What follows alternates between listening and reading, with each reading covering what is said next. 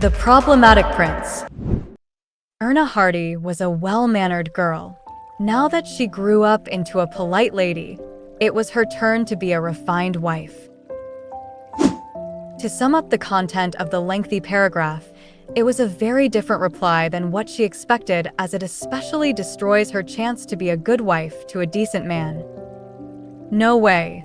Erna's eyes, which had been looking down at a letter for a long time, were full of determination as she said to herself, "This is ridiculous." Even on second thought, the conclusion was the same. Standing up from her seat, Erna walked up to the window. It was an afternoon when the dazzling rays of the spring sun were pouring in, but it felt depressing. Opening the panes with a squeaky sound, she sat on the frame, holding her knees close to her chest. Located high above the ground, the village's landscape could be seen from the mansion of the Badens. Erna's gaze, briefly pausing on the single chair lying on one side of the garden, slowly wandered over to the gentle slope of the orchard, streams and hills covered with yellow cherries. The world was not interested in one man's misfortune. It obviously made her uncomfortable.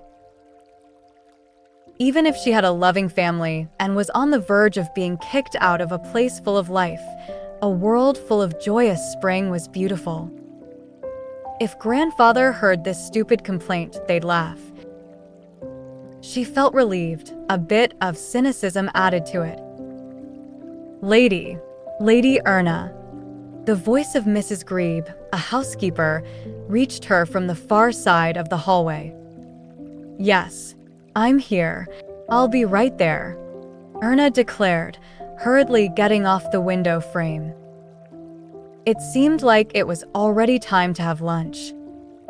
Her disorganized clothes were tidied. She was fine. While heading to the dining room on the first floor, she murmured as if memorizing a spell. The ridiculous letter was hidden deep inside the drawer so that it could not be seen. "It's okay. Everything is going to be fine." "Have you seen a lawyer, Erna?" Baroness Baden, who had been rambling about today's weather and new sculptures, came up with it only after she finished eating. No, Grandma. "Not yet," Erna answered in a stern tone. She tried to stay calm, but her eyes showed an indescribable nervousness. "I'll make sure to meet one before this week ends." Sunlight that was penetrating through the glass of the window was falling on Erna, lighting up her neck and waist. Her heart was hammering loudly, her lips were drying up, and her fingers were curling up into a fist. Fortunately, the Baroness nodded without further questioning. "Yes, you should. I wish I could find a way." A gentle sigh permeated into the air of an overly still room. Erna looked up at her grandma as she stared at her hands on her knees. She had become old and frail in a month. She had lost her husband overnight and would hand over all her little assets to a relative who was no better than others. So how could Erna tell the truth? Her lips were stubbornly sealed, not to reveal the truth. Actually, she met a lawyer earlier. The answer that came was no different from what Erna already knew. Having no son, Baron Baden's property was to be inherited by his nephew. Erna had long known that such ridiculous laws existed was upsetting and unfair, but if there was no way to change the law, they had to come up with a countermeasure. It was about time that Erna began to raise money by increasing her work little by little, so that she could buy this house in a fair manner again one day, but that one day arrived too early, and the money she collected was not enough. Unfortunately, that is how the inheritance law works, Miss Hardy. The lawyer consistently responded insincerely whenever Erna begged for a different way. For now, it would be best to explain the situation to Mrs. Baden and ask for mercy. That afternoon, Erna wrote to Thomas Baden. She had to do it, unable to find a suitable lawyer. And today, Thomas Baden's reply turned a faint-hearted repentance into utter despair and anger. "Everything will be fine, Grandma. Don't worry too much." Erna, who lied, gave a smile to reassure her grandmother and got up from the table before putting on an apron. She was very skilled at helping Mrs. Grebe, who arrived slowly, to organize the table. Everything was not fine. While scrubbing the dishes, Erna accepted the truth that she could no longer avoid. It was not an exaggeration to say that the estate of Baron Baden, a fallen aristocrat, was now only this house in the countryside.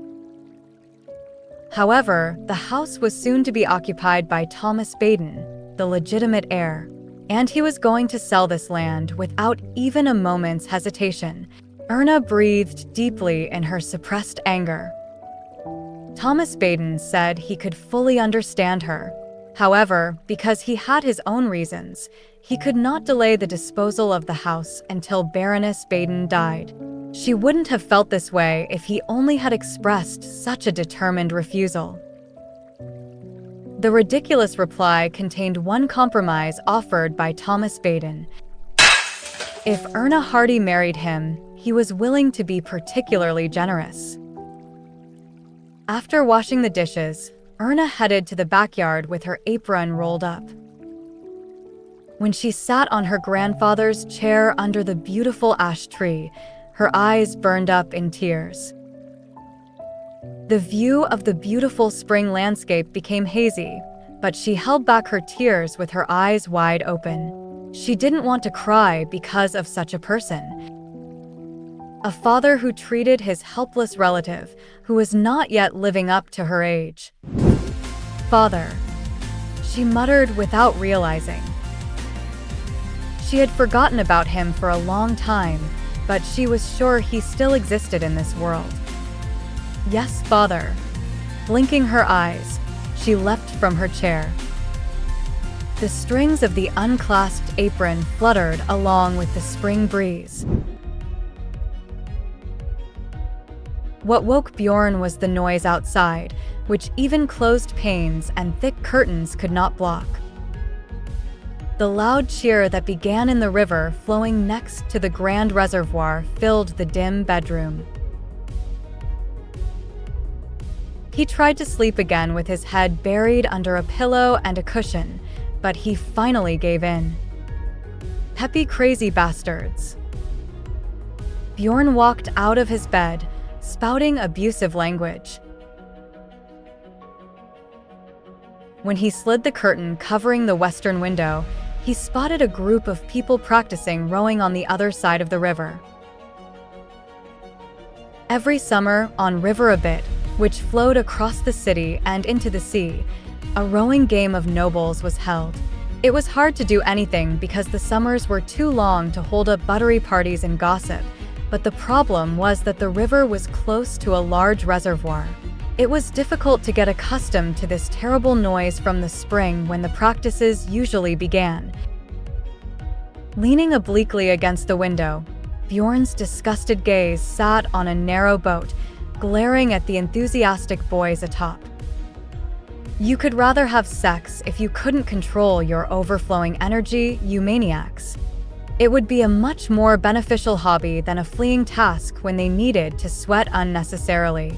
In the worst-case scenario, they could even leave at least one child to make a minor contribution to the rise in the power of the kingdom's growth. Of course, it would be a headache in personal history, but the tragedy of the uncontrolled fools was none of his business." Taking a sip of warm water from the table, Bjorn turned around, running his fingers through his messy hair. He rang the bell that called his butler, Greg. Greg, who was well aware of the reason for the bell ringing at noon, rushed to report before his master asked. The number of the teams participating this year increased, which made it a little noisier. Chuckling at the tragic news, Bjorn added, "They're very enthusiastic about Leonid Denister about winning the championship and a bunch of lunatics being bridesmaids. Would you like to move your bedroom?" "Nah, it's fine." "Then I'll prepare the meal. Just fruits." To the balcony. Bjorn, leaving a short order, entered the bathroom.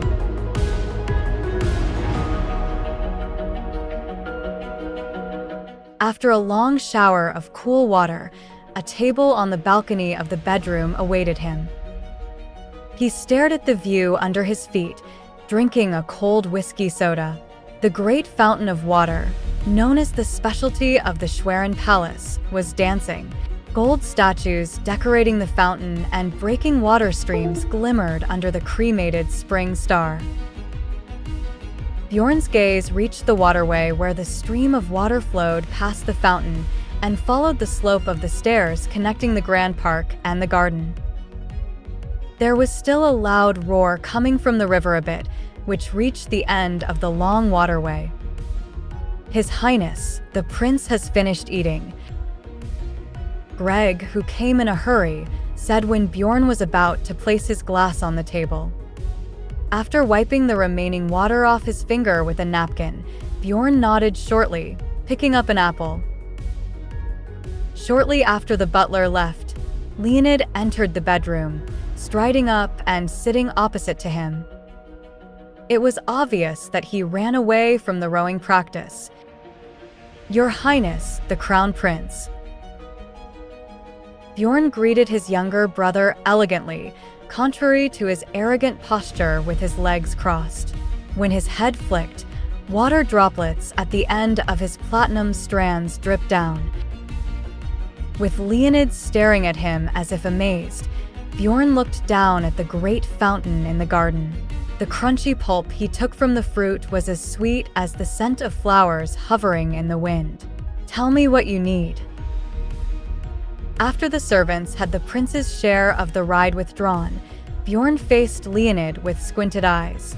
Schwerin, where the Grand Duke's palace was located, was a resort city where nobles of Lechen visited to spend the summer.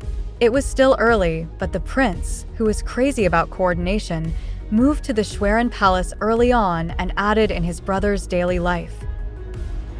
With a light sigh, Leonid replied by dropping the newspaper he had brought on the table.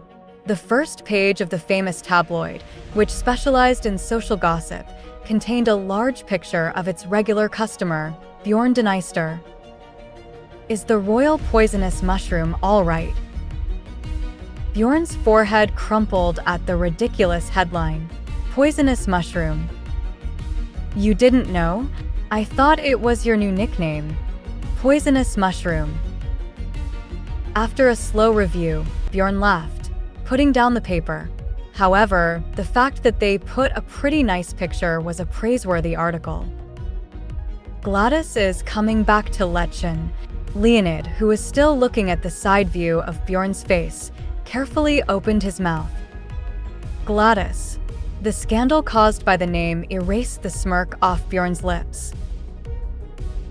The tabloid's article, which he read thoroughly, also contained the news about Gladys Hartford, the Princess of Lars, who decided to spend the summer in Lechen. A beautiful princess who was once loved by all of Lechen, but the return of the unfortunate woman, who was betrayed by her husband and lost her child, was indeed a gossip that people could go crazy about. With her ex-husband, who was once a prince but was now strategized as the poisonous mushroom, a more plausible picture would be created. "Are you going to appeal, Bjorn?" "Let's see." Bjorn's attitude was serious enough to make Leonid laugh. Bjorn, who stopped taking a bite off the apple, wiped the juice from his fingers while leaning back on the chair. The eyes that did not contain much emotion were just calm. Spring. It was a good season for poisonous mushrooms to grow. The train to Schwerin entered the platform on time. It was around the time when the blue light of dawn had dissipated and the morning had just begun to arise. Erna, who was standing in a posture as stiff as a stick, walked up to the front of the carriage. The rural station, where the first train had just arrived, was quiet. After a few passengers hurried to board, Erna was the only person left on the platform. "Hey, miss, aren't you going to ride?" The blunt question posed by the station master awakened Erna, who had been in a daze. Yes." Erna turned her eyes from looking around anxiously and faced the station master. Her hand that gripped the trunk with all her might began to tremble slightly. "You must have found the letter by now." Erna's eyes, recalling the past incident, deepened. She couldn't bring herself to tell her grandmother that she was going to meet her father. It was because she knew well that her stubborn grandmother, the Baron of Baden, would rather be left out on the streets than seek help from her son-in-law, whom she regarded as an enemy. Erna, who had been struggling, eventually left behind a letter explaining the situation and took the path not quite ladylike. "Father." As she repeated the strange name that gave her a foreign feeling, my heart beat faster. Their last meeting was at her mother's funeral, so it has been 11 years since she had been there. She knew that he was no different from a stranger. No, he was inferior to others, but for now, he was Erna's last hope. Maybe she'll get hit at his doorstep. Erna grabbed the trunk and took a deep breath, then raised her head to face the train standing in front of her. A heavy black iron gleamed menacingly in the morning sun. "If you don't ride..." "Oh no." Erna hurriedly shook her head and shouted. Her blue eyes gleamed with determination. "I'll ride, I will ride. Love fate." Recalling that sentence that was the keynote of her life, Erna took a trembling step. This world doesn't care about a person's misfortune, so one's life must be managed by one's own strength.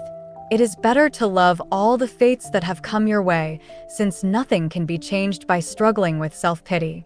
If you love, you will work hard, and doing your best is better than resignation in any case. If it was a given fate to hang on to even a glimmer of hope, Erna was going to love that fate as well. In any case, Viscount Hardy was Erna Hardy's father, a person who has the duty to take responsibility for his child, but a person who has neglected that duty for a long time. But even now, that person has to fulfill that duty. Leaving behind the station master with a fierce expression, Erna hurriedly got on the train. Following the urgent gesture, the hem of her fine floral muslin dress fluttered. After leaving her hometown holding her mother's hand, after 14 years, Erna was returning back. It was the beginning of a long journey. Bjorn put down the teacup slowly. In a flawless and elegant movement, he made a languid posture, crossing his long legs more prominently.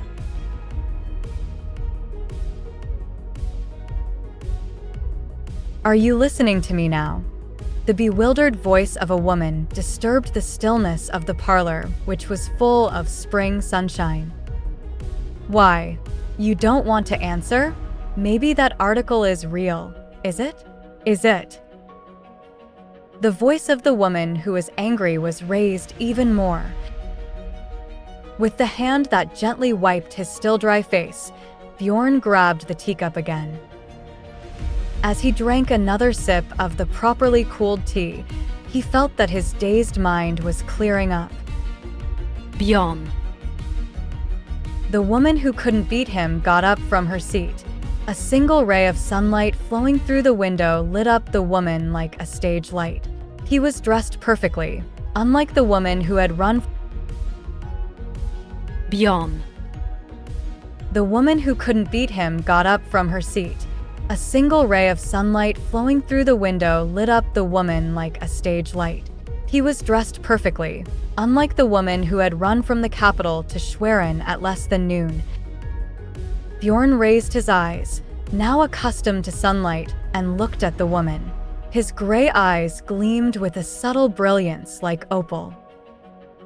It was around dawn when he returned home, and after a bright morning he took a shower and threw himself on the bed. So at least it's midnight for Bjorn. That means it was never a good time to wake up like this.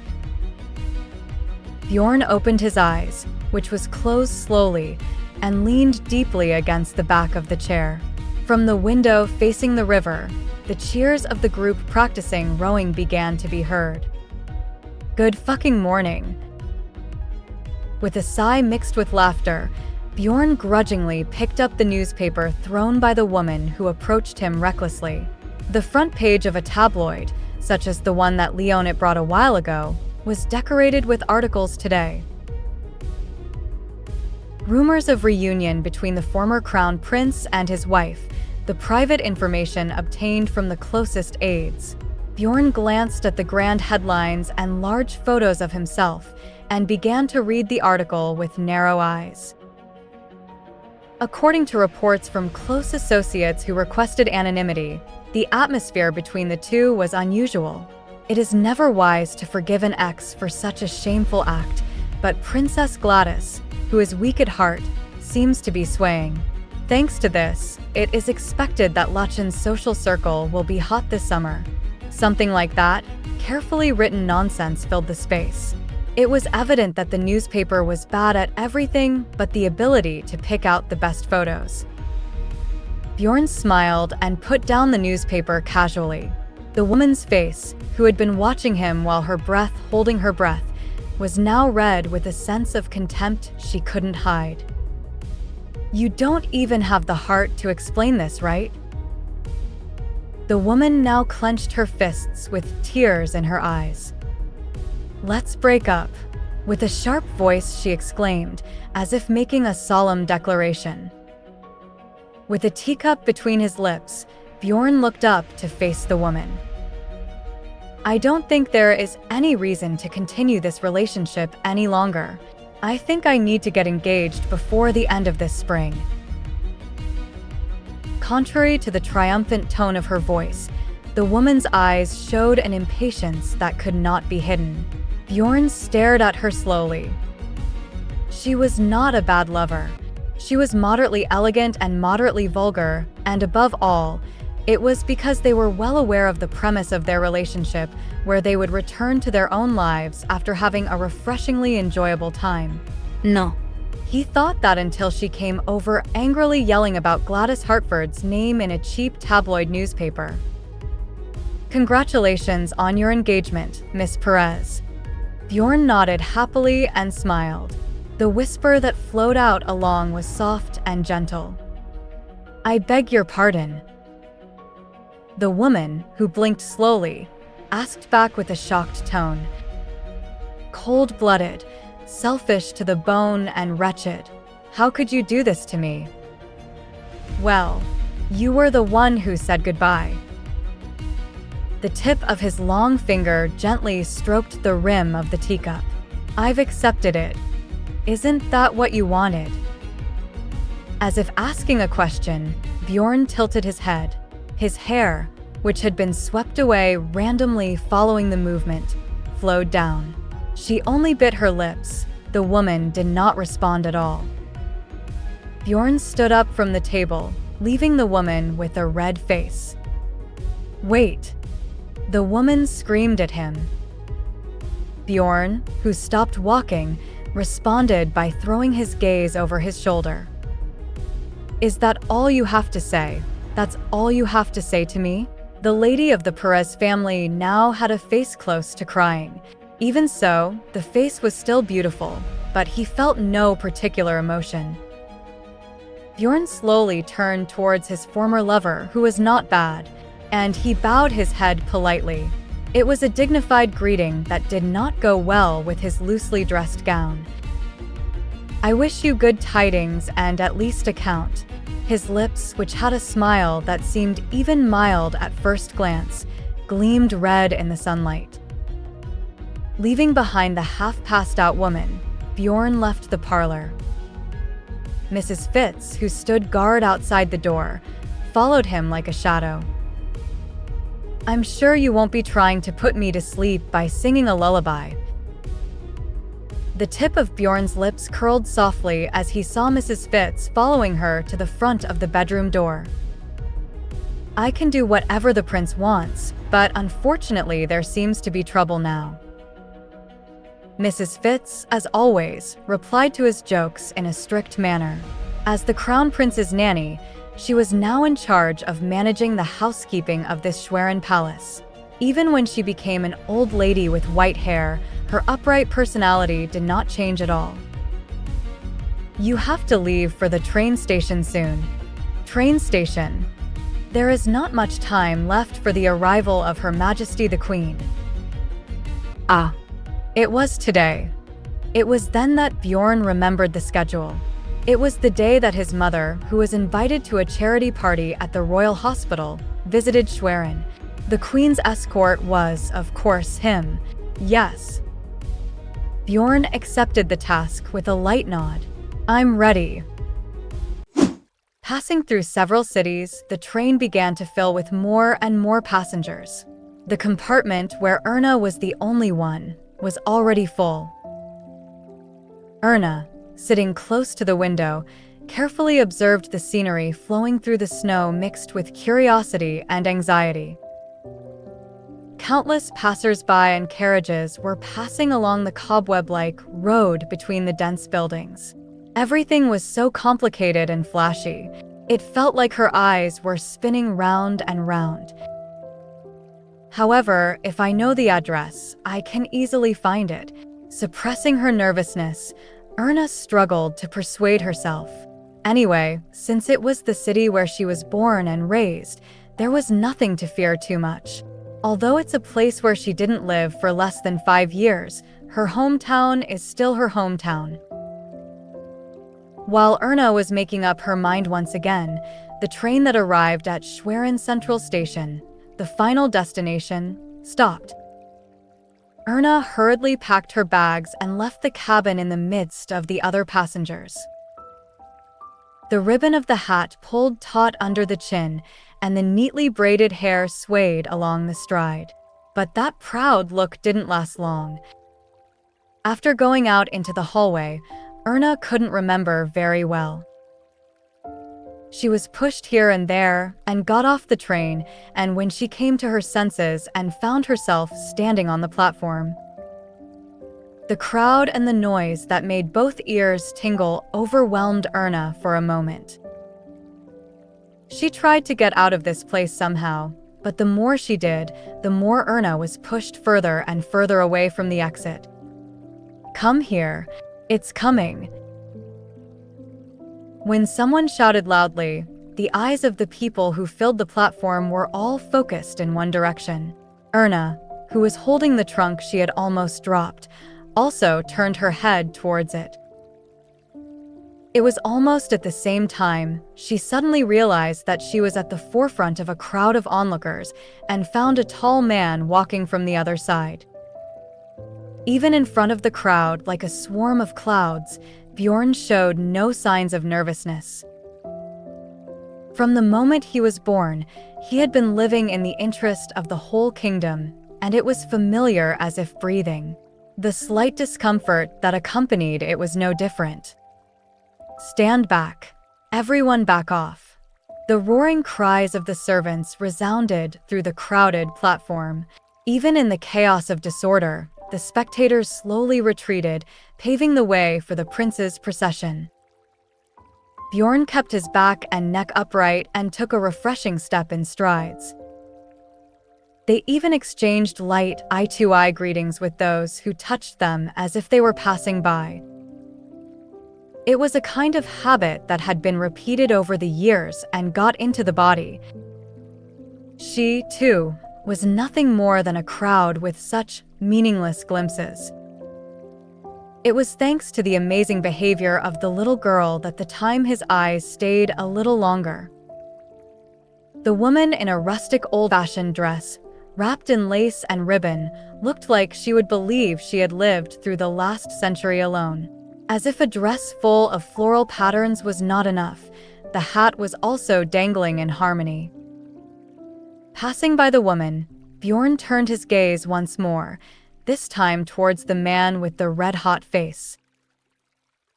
The man, who had been blaming the royal prodigal son with a strong point, staggered backwards. But Bjorn gave him a fair smile as well. Even in the midst of the chaos of criticism and admiration, he looked as if he had just gone out for an afternoon stroll. Capturing and throwing away meaningless faces, Bjorn proceeded leisurely toward the train that had just entered the platform. Knowing the address didn't help much. Unfortunately, Erna only found out after getting lost and exhausted from wandering. The clear darkness was slowly falling over the city as the sun had set. Erna staggered towards the fountain in the center of the square on Terra Boulevard. It felt like she could lie down like this, but she didn't forget to open the handkerchief before sitting down on the railing. For today, Erna wore the clothes she loved the most. It was a muslin dress that her grandmother gave her as a birthday present last year. Now, she didn't want to show my father well, but she needed to have proper manners and dignity like a lady. It was impossible to get those clothes dirty. Calmly and gracefully, like a lady anytime, anywhere. It was a life motto that her grandmother had kept for the rest of her life, and it was also a legacy she wanted to pass down to her granddaughter. Although she inherited the surname of Hardy, Erna Hardy, the unmistakable lady of the Baden family, had an obligation to uphold its value. While Erna was meticulously adjusting her outfit, the gas lamp in the square lit up. After finishing his work, the streetlight keeper got on his bike again and left for the next area. After a while, Erna got up again and packed her luggage after being immersed in the strange sight she had seen for the first time in her life. The pain in her swollen feet and legs disappeared spontaneously when she thought that she had to find a house before the night got deeper. With the sound of footsteps, Erna walked along the street dyed with the light of gas lamps. It was beautiful enough to make her forget the fearful and dreary feelings for a while at night, where petals falling in the wind fluttered like snow. Wow! Erna raised her head as she exclaimed like an innocent child. A white full moon could be seen through the branches. Last night, it was like the moon floating in the night sky. She looked through the window after tossing and turning because she could hardly sleep. The relief given by that natural fact was unexpectedly quite large. After holding her breath, Erna started walking down the road with a little more courage. And soon, she found the house in the address she had been repeating like an earnest prayer. An old-fashioned mansion at the western end of Terra Boulevard, the very hardy garrel that once used to be her home. Before ringing the doorbell, Erna adjusted her dress once more. She kept head posture straight and kept her smile as soft and sociable as possible. She didn't know how she would look, but it was, at least, good by Erna's standards. It's okay. Deceiving herself with a lie that she thought was already a lie, Erna reached out her trembling hand towards the doorbell. I really don't understand you. The chirping woman's voice pierced through the melodies of the upbeat chamber music. At that moment, Bjorn opened his eyes that had been slowly closed. Unlike Louise, who was excited, Bjorn's eyes looking at her sister were dry. You say Gladis is coming back. Don't you know what this means? Well, it's going to be a pretty unlucky summer, or something like that. The blunt answer, which was thrown away with a bright smile, sounded even more poignant due to his sluggish tone of drowsiness. Oh my gosh, how could brothers speak of Gladis like that? Gladis, whom my brother hurt and threw away. Louise was furious, as if it were herself who was insulted. Even with such a sister by his side, Bjorn calmed. It's not a bad spring weekend. except for Princess Louise, who whizzes around like an angry bee. Brother, please, correct the mistake now. Louise now began to speak in a tone that seemed to appease even a child. Louise, who was also Gladis's friend, supported Bjorn's marriage more fervently than anyone else. After a tumultuous divorce, she turned into a more ferocious critic than anyone else. Of course, it's not the kind of fault that can be forgiven, but if Gladis forgives, I'm sure the two of the Duchess of Haina. Bjorn cut off his sister's words. Unlike his smiling lips, his eyes and tone were calm enough to give a sense of ingenuity. It seems that the Duke is looking for his wife, but how about returning to your husband's side? Bjorn blinked and pointed to the Duke of Haina, who was sneaking through the crowds of ladies beyond the hall. The terrace leading to the garden was crowded with men coming out to smoke cigars. Bjorn. Here. Seeing a familiar face beckoning, Bjorn turned towards it. The crowd that normally should have been engrossed in a nonsensical discussion was quiet today. Some of the dogs were sipping their drinks with somber faces that looked like they were about to burst into tears at any moment. The investment failed, said Peter, who held out a glass filled with amber brandy. Bjorn leaned at an angle to the railing and took a glass of wine. Investment? I invested in foreign bonds, but it was a scam or something.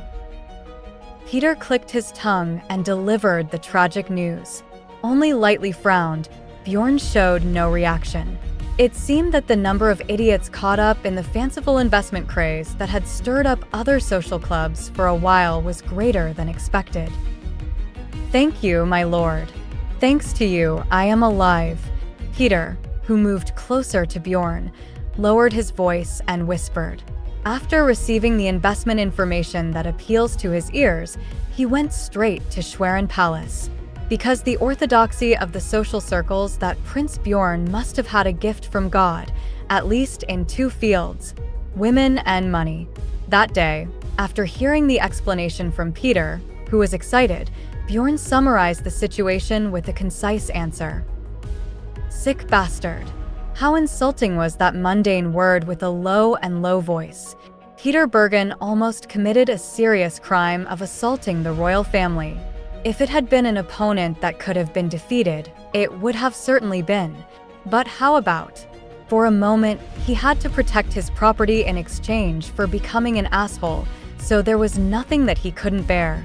Besides, didn't he see a pretty big profit by investing in a steel company with the information he got from beating Bjorn? Just thinking about it made Peter feel like he could fall in love with that unlucky prince. How much did Bjorn earn as he earned that level of income, who only barely tasted it after entering the water?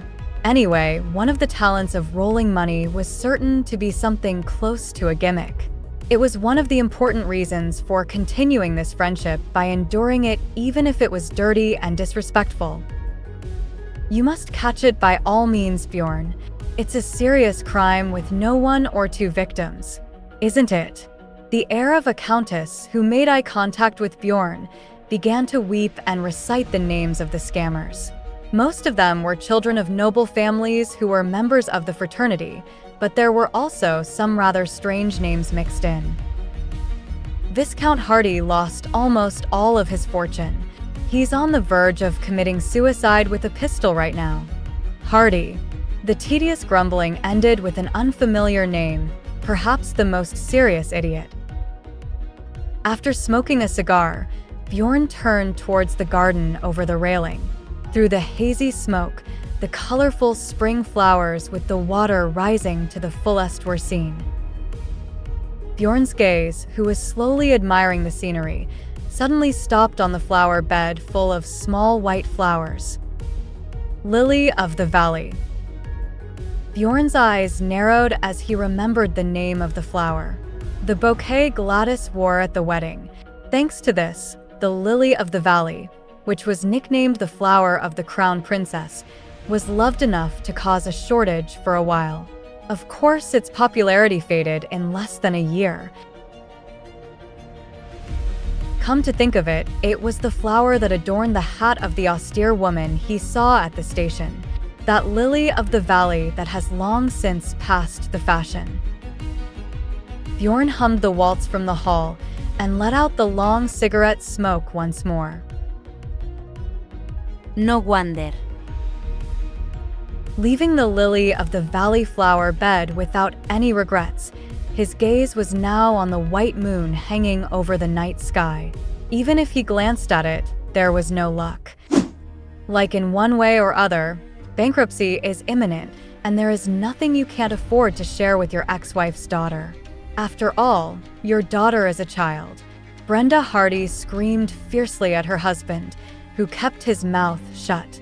Last night, she was so stunned that her mind, which had only been dazed, was starting to fill with belated anger. Walter Hardy was silent, only tilting his glass. "Are you listening to me now? Husband."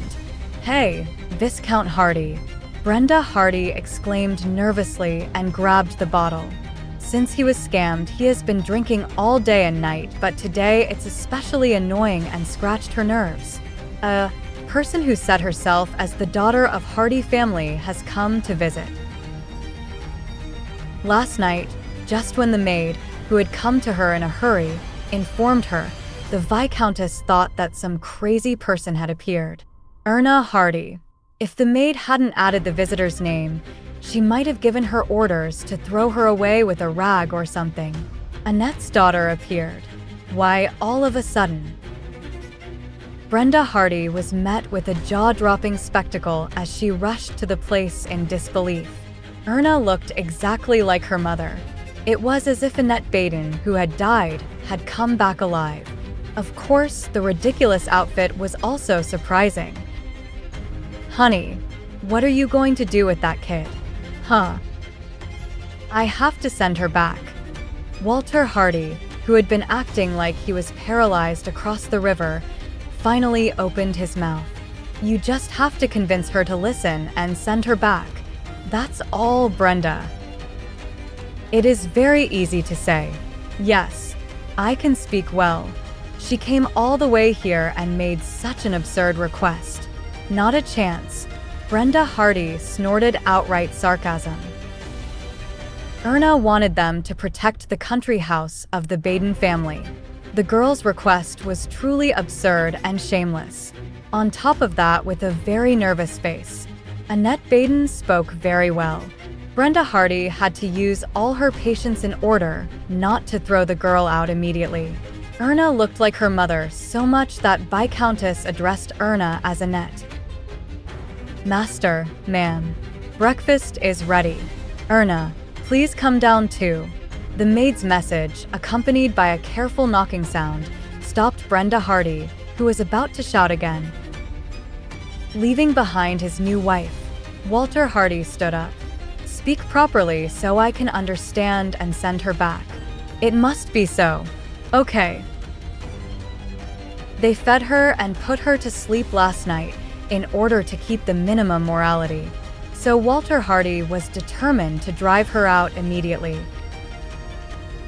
Anyways, he had no intention of adding a daughter who was acting like a debtor in a troubled situation. Obviously, this was his intention. Until he met Erna, who was quietly waiting in the breakfast room. When his eyes met, Erna hurriedly stood up from her seat. The morning sun coming in through the large window facing the garden was pouring down on her. Maybe it was because he was very drunk last night. It felt like he was seeing her for the first time. "Hello, father." Erna, who blinked her big eyes while holding her breath, came to say hello. It was a very clear and soft voice. Father." With her head tilted slightly, Erna clasped her hands, which were trembling nervously. Even the appearance of a small and slender body and dense facial features. She was a child who perfectly resembled her mother. It seemed that the only traces he left were brown hair at best. Walter Hardy, who swallowed dry saliva, looked at his daughter with a more tenacious gaze. Even in an absurd outfit, she's such a pretty child. If she's properly decorated, she would be quite a beauty. To be honest, she might not be far behind from Princess Gladis, in terms of beauty, whom the whole country revered with fuss. When the thought reached that point, Walter Hardy let out a brief exclamation without realizing it. It felt as if a large fortune that had been completely forgotten had rolled in. "Let's have our meal first." He said something completely different from his promise and looked at his wife standing next to him with a very serious look. "What are we going to do now?" Brenda Hardy, who opened her axes like eyes, licked her lips and scolded him, but he didn't budge. "Let's talk a little bit more, honey. I think it will be a very important story." The Grand Duke's carriage returned only after the bright morning. At least in this Schwerin palace, it was a scene of everyday life, nothing special. "Good morning, Mrs. Fitz." To Mrs. Fitz, who had a strict expression on her face, Bjorn gave a carefree greeting as usual. The faint smell of alcohol wafting through the fresh morning air deepened the wrinkles on Mrs. Fitz's forehead. "You are coming home very early, Prince." Despite her thorny answer, Bjorn only smiled softly. Bjorn, who showed his head bowed to the people in line, began to walk across the hall in stride. It was difficult to find traces of last night, which must have been not very healthy, anywhere in that straight and elegant posture. Mrs. Fitz sighed silently and followed after Bjorn. The invitation came from the royal palace. Mrs. Fitz, who was reporting on the relentless flow of invitations to social gatherings, added in an empowering voice. Bjorn, who had just reached the bedroom door, glanced over his shoulder and looked at her. "At the palace? Why?" This year's founding international ball contained the king's orders to attend and fulfill the duties of Grand Duke Schwerin no matter what. He said that if the prince did not attend, he would hold all the employees of the Grand Duke's residence responsible. Doesn't this sound more like a threat than an invitation? Bjorn opened the door with a dry smile. His red eyes and his slow gait showed a feeling of fatigue that did not match the lively morning atmosphere. Every May, the founding ceremony of Lachen is held. The royal ball, which marked the beginning of the year, was a grand event that drew the attention of all social circles. There were not a few stupid nobles who were preparing for a full year for that day. After the abdication of the throne, Bjorn was no longer present. It seemed that the will of the elders of the royal family had changed when they saw that the absence of participation, which had been tolerated, was brought into question again. The reason is probably Gladis. It must be the name that gets a lot of attention these days. Bjorn slowly took off his jacket and untied his tie while the maids who followed put up the thick curtains to block the sunlight. "Do you have any ladies you like?" Towards the end of the Royal Hospital's charity party, her mother asked him. "I don't think you'll think that one divorce is not enough." Bjorn responded with a moderately light and witty joke. His mother's eyes, looking at him slowly, deepened with an unconcealable concern. The reason the invitation suddenly flew in was probably this. Bjorn took off his shirt haphazardly and threw himself on the bed as if collapsing. The maids, who closed the last curtain, retreated with minimal footsteps. Bjorn, who was silently staring at the ceiling, quickly closed his eyes. The sound of regular breathing began to seep into the dark and quiet bedroom. "Don't think about it anymore." The answer to the question she asked after squeezing out all her courage came after 4 days. If that was the only answer today, Erna was going to give up cleanly. It's impossible for her to sit down like an uninvited guest for so long. It was difficult to bear because she was worried about her grandmother, who would be worried because of her granddaughter, who left just one letter and left as if she was running away at night. "Would I feel better if I went for a walk?" Erna thought deeply and soon changed her mind. When she thought of yesterday afternoon when she went out for a walk because she couldn't stand the frustration, her hands were still trembling. A man she met in the plaza kept talking to her and chased after her, so Erna had to run away frantically. Miss Erna. You do it again, miss.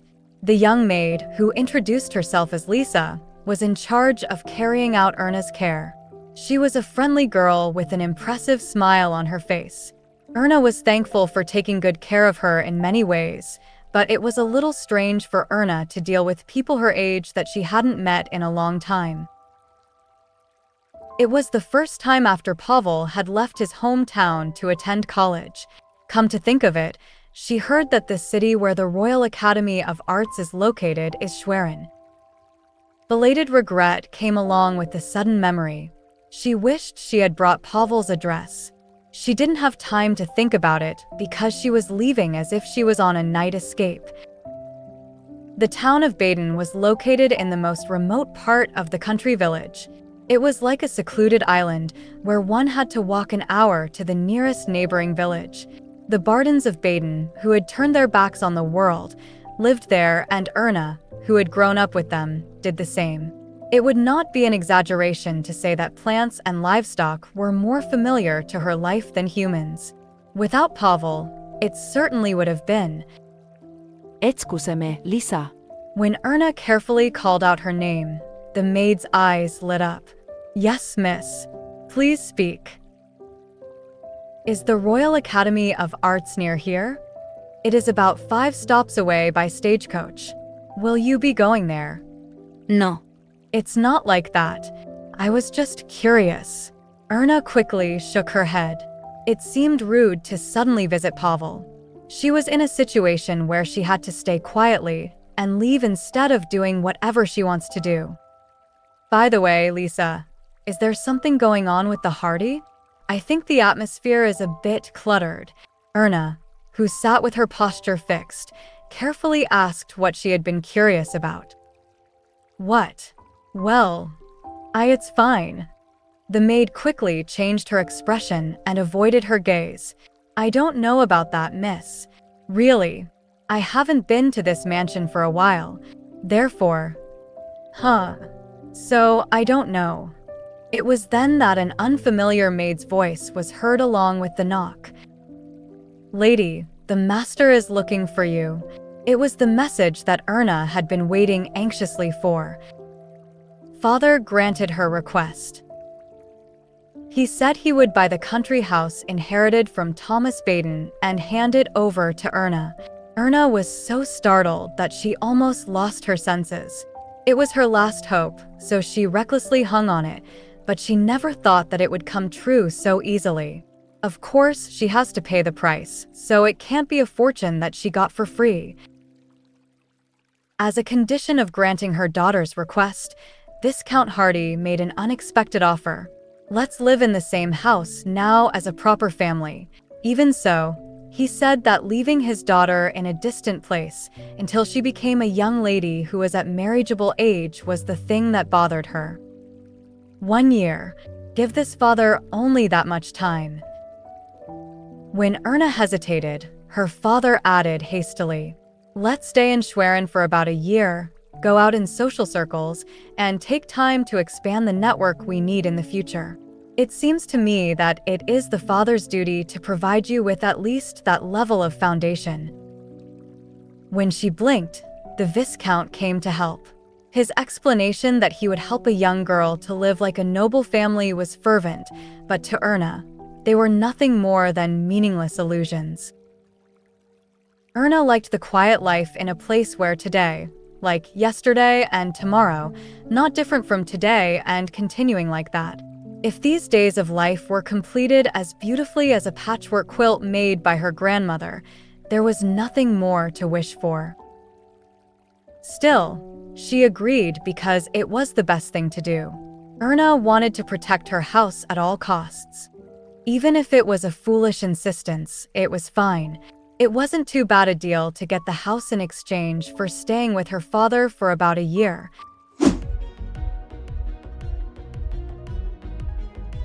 The conversations of the drinking party returned to horse racing. The children of prestigious families, who are members of the social club, met each other, so whenever they talked, they were half crazy and spoke enthusiastically. When the story of the winner of the last horse race came out, a mixture of envy and jealousy focused on Bjorn. The stallion owned by the Grand Duke was winning the kingdom's various horse races. In fact, the horse doesn't even show up well on the racetrack. Bjorn, if you are not interested in horse racing, how about selling it? Even if you pay a huge price, there will be people waiting in line. First of all, I will line up for you. Then I'll give you 1.5 times what that bastard is asking for. Everyone was excited and waited for Bjorn's answer. I have no interest in horse racing. Bjorn put down the emptied glass of wine at once and responded calmly. Everyone's eyes were now gleaming with anticipation. They couldn't hide. I'm not going to sell it though. You are not interested, so why? Because it's mine. At Bjorn's blunt reply, sighs erupted from everywhere. All sorts of conciliation and persuasion followed, but Bjorn, as always, just listened indifferently. You're a prince who doesn't even listen to what other people say. Peter shook his head and smirked. What's the logic of not selling it because it's yours even if it's not interesting? Anyway, you are a pervert. While grumbling with a grimace, Peter was quite friendly and filled the empty glass.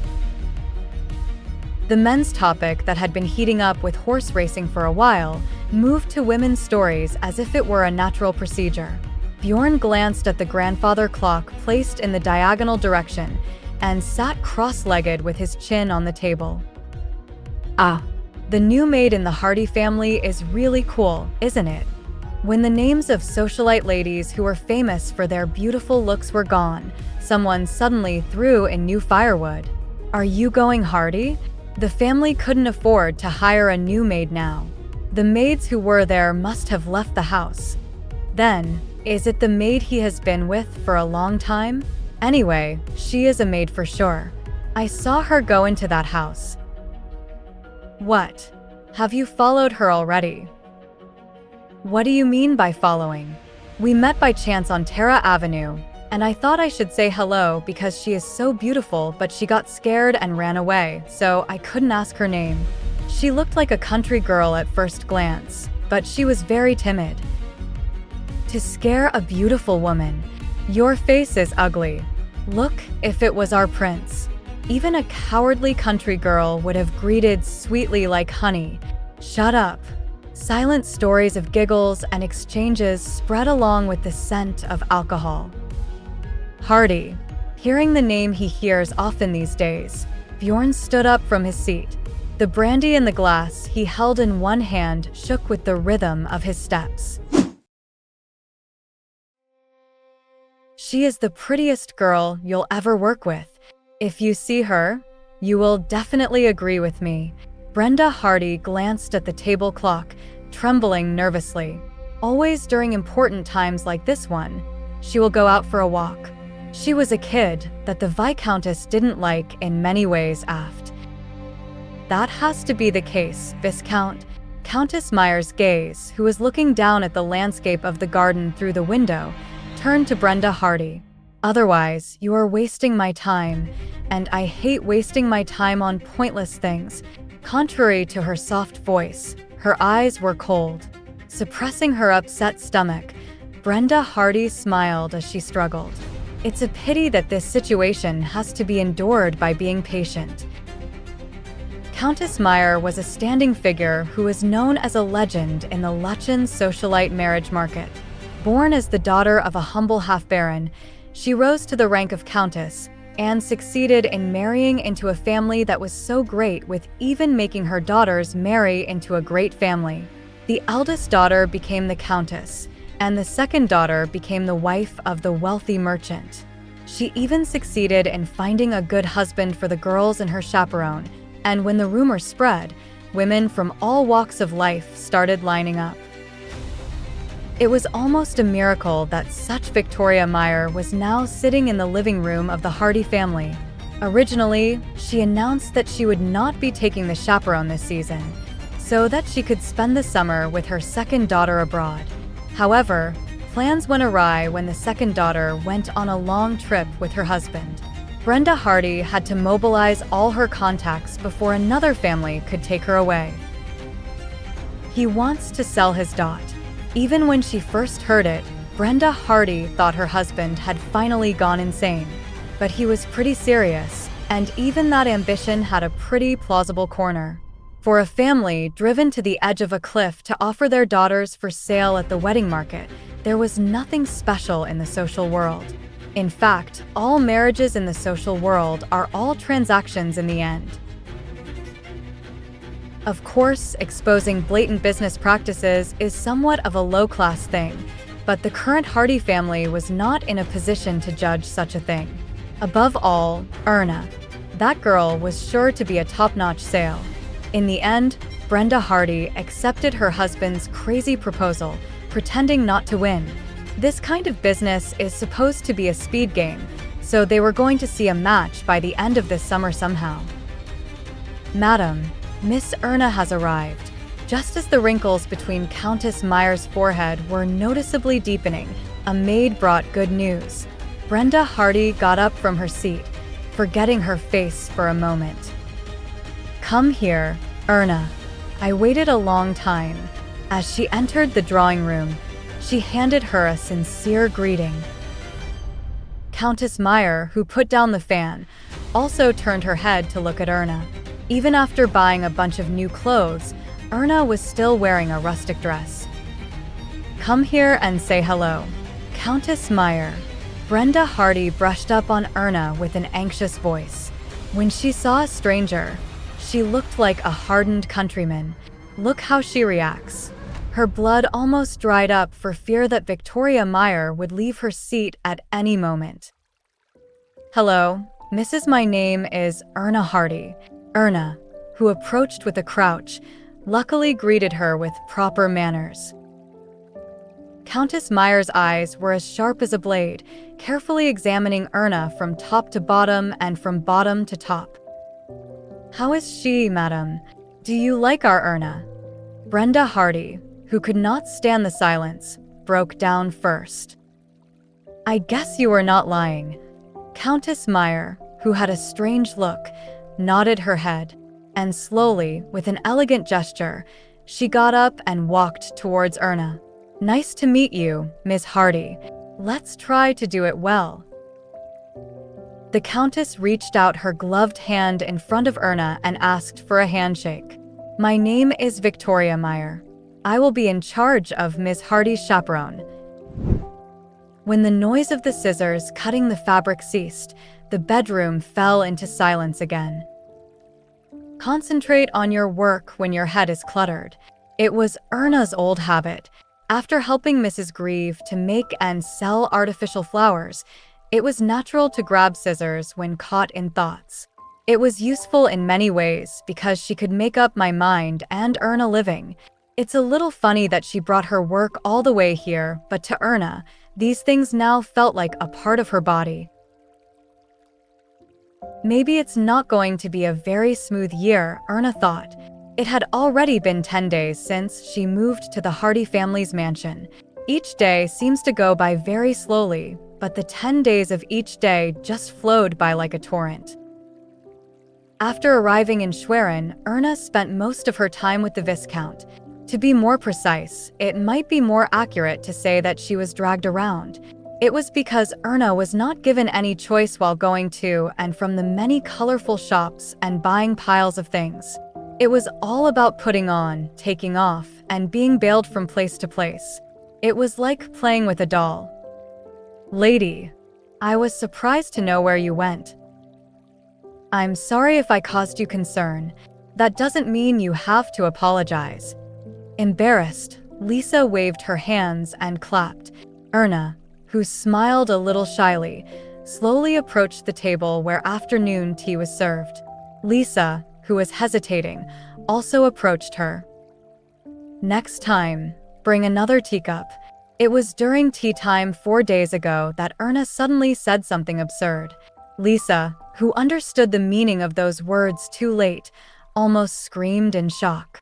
"Don't do this to me, miss. If that's the case, you will get in trouble." "Why? I've been having tea time with Mrs. Grieve in the Baden family." No matter how hard she tried to explain, Erna only tilted her head with a blank face like now. "Who is Mrs. Grieve?" Lisa lowered her voice and asked nervously. "The housekeeper of the Baden." Erna, who held her breath at the same time, responded in earnest.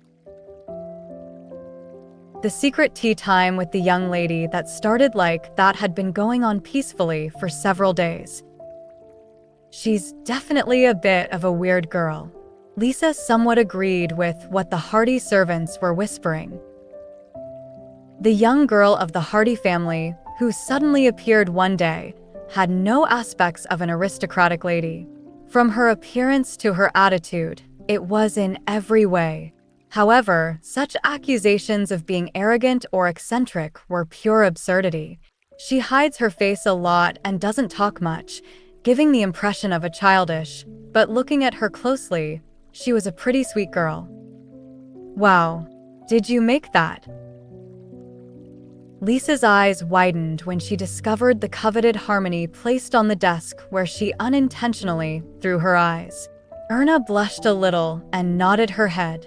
The shadow of her long eyelashes, which swayed with each slow blink, was like a butterfly flapping her wings. "So pretty. You're really good at it.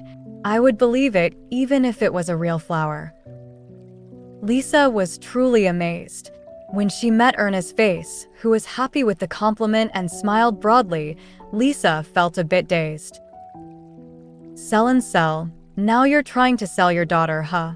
When Viscount Hardy suddenly wanted to bring the daughter of his ex-wife, who had left home, into this house, the employers often murmured such accusations. Obviously, they will sell for a pretty high price, so that's good enough. No matter what they sell, isn't it good for all of us that this family is still alive? Some even secretly attacked the owner. With the young lady like this, Lisa seemed to be able to understand the meaning of those bad words. Does this lady know about this? A question that suddenly came to mind disturbed Lisa. It was at that time that Erna, who had come to her side at some point, suddenly brought out harmony. "Are you going to give it to me?" When asked in disbelief, Erna nodded her head slightly. "No, miss. I didn't mean it that way. I'm just pretty. I'll give you a present. It will be pretty if you put it on your hat. It can also be used as a brooch." In Lisa's perplexed hand, Erna gave the harmony directly. Lisa, unable to refuse the sincerity, decided to accept the gift, pretending not to win. At that moment, Erna smiled in relief. She was a pretty girl smiling like a flower she had made. "Shall we go for a walk? Schwerin must still be very unfamiliar and awkward, but in return for the gift, I will show you a lot of good places." Lisa jumped up from her seat with a renewed enthusiasm. Erna looked up at her with her round eyes. "Maybe I'm causing trouble?" "I can't. It is my job to take good care of her." Lisa, who smiled brightly, quickly brought Erna's parasol and hat. "Come on out, miss." Schwerin was a large city second to the capital. The nobility usually had their mansions in the southern part of the city, where the Schwerin Palace, the royal summer residence, was also located. From densely packed high-end shopping districts and hotels to luxurious theaters, it was a bustling downtown boasting the splendor of a resort town where famous nobles of the kingdom come to enjoy the summer season. A little further north, there is a huge port that connects to the ocean, so Schwerin has been a city where commerce and finance have developed since ancient times. Erna listened to Lisa's exasperated chatter and took a slow pace. It was something she knew from reading books, but when she looked at this city with her own two eyes, everything felt new. "That hotel is the best hotel in Schwerin." Lisa paused for a moment and pointed to the hotel located at the intersection of 3 avenues. The restaurant and tea room over there are very popular among the ladies here. See you next time, miss." Before Erna could even reply, Lisa quickly added. Erna nodded her head gently, as she liked to see her face full of anticipation. It was then that a tall man caught her eye. The man who came out of the entrance of the hotel walked with a wide stride. The woman standing next to me didn't care what she said to me and just hurried my way. Behind these two men followed suitably spaced users. Seeing the attention of passers-by all at once, he seemed to be a fairly famous figure. "Oh no, miss." Erna, possessed by a strange feeling of dizziness, turned to face the man, and Lisa grabbed her arm. "Yes, miss. It's nice to see. I know that feeling well, but I still can't. I can't use it." Lisa frowned, and now her tongue clenched. Tilt her head at the unfamiliar words, Erna shifted her gaze to the blonde man again. The wagon carrying him and the woman soon disappeared over the other side of the highway. Because it's never going to happen. Lisa took a deep breath and stopped in front of Erna. "Who is that person?" "That? You don't even need to know that. Don't know. Do you have a bad reputation? Ugh. Tell me, what are you doing?" Lisa shook her head and grabbed Erna's shoulder. "Remember, miss. Not him, that one then." "Well, that's right, a poisonous mushroom," Lisa shouted with her eyes twinkling. Even though he said absurd words, he had a more serious expression. "Remember, miss, if you eat it, you die." Only a long time later did I understand that warning. The breakthrough started with the dress. It was the dress for Erna Hardy's debutante to be worn at the royal palace. Brenda Hardy looked at Erna's dress with a slightly perplexed look. In terms of being pure white, she faithfully followed the tradition of debutante, but the appearance was not at all docile. How deep was the neckline? It was a scene where she would make her debut by showing half of her shoulders and breasts to the whole social world. Anyway, she's an unusual woman. Brenda Hardy mumbled with a sigh. It was Countess Meyer who suggested such a dress. Her opinion about how a more modest, that is, an ordinary debutante dress, would be completely ignored. It would be great to see a young girl making her debut when she turned 20, wearing the same dresses as her younger siblings. She was angry all the way to the tip of her head, but since it was the truth, it was hard to find words to refute.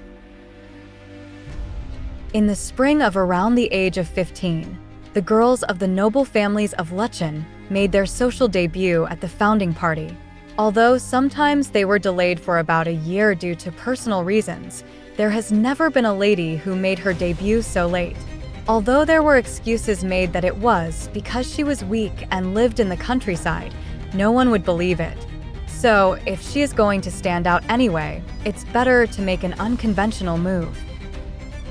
Brenda Hardy, who had hardened her heart, rang the bell on the table. The maid, who had left for her errand, soon returned with a young maid who served Erna. For Erna, you have a job that you have to take responsibility for. Can you do it? Yes, ma'am. Just leave it to me. The maid with a nervous face answered loudly. All right, that's a great attitude. Nice to see. With only a smile on her lips, Brenda Hardy slowly got up and walked towards the maid. Let me put this dress on Erna. If you don't bring Erna in this outfit before the departure time, you'll be fired. Bjorn woke up earlier than usual. Yes, it was noon, which was far from the usual wake-up time, but for him it was like an early morning. It is good, my prince. Thanks to this, the servants of the Grand Duke's residence were able to avoid the tragedy of being rebuked by His Majesty the King. Mrs. Fitz made an unusual joke to Bjorn, who had just come out of the bathroom. There was also a gentle smile on her face, which seldom showed emotion.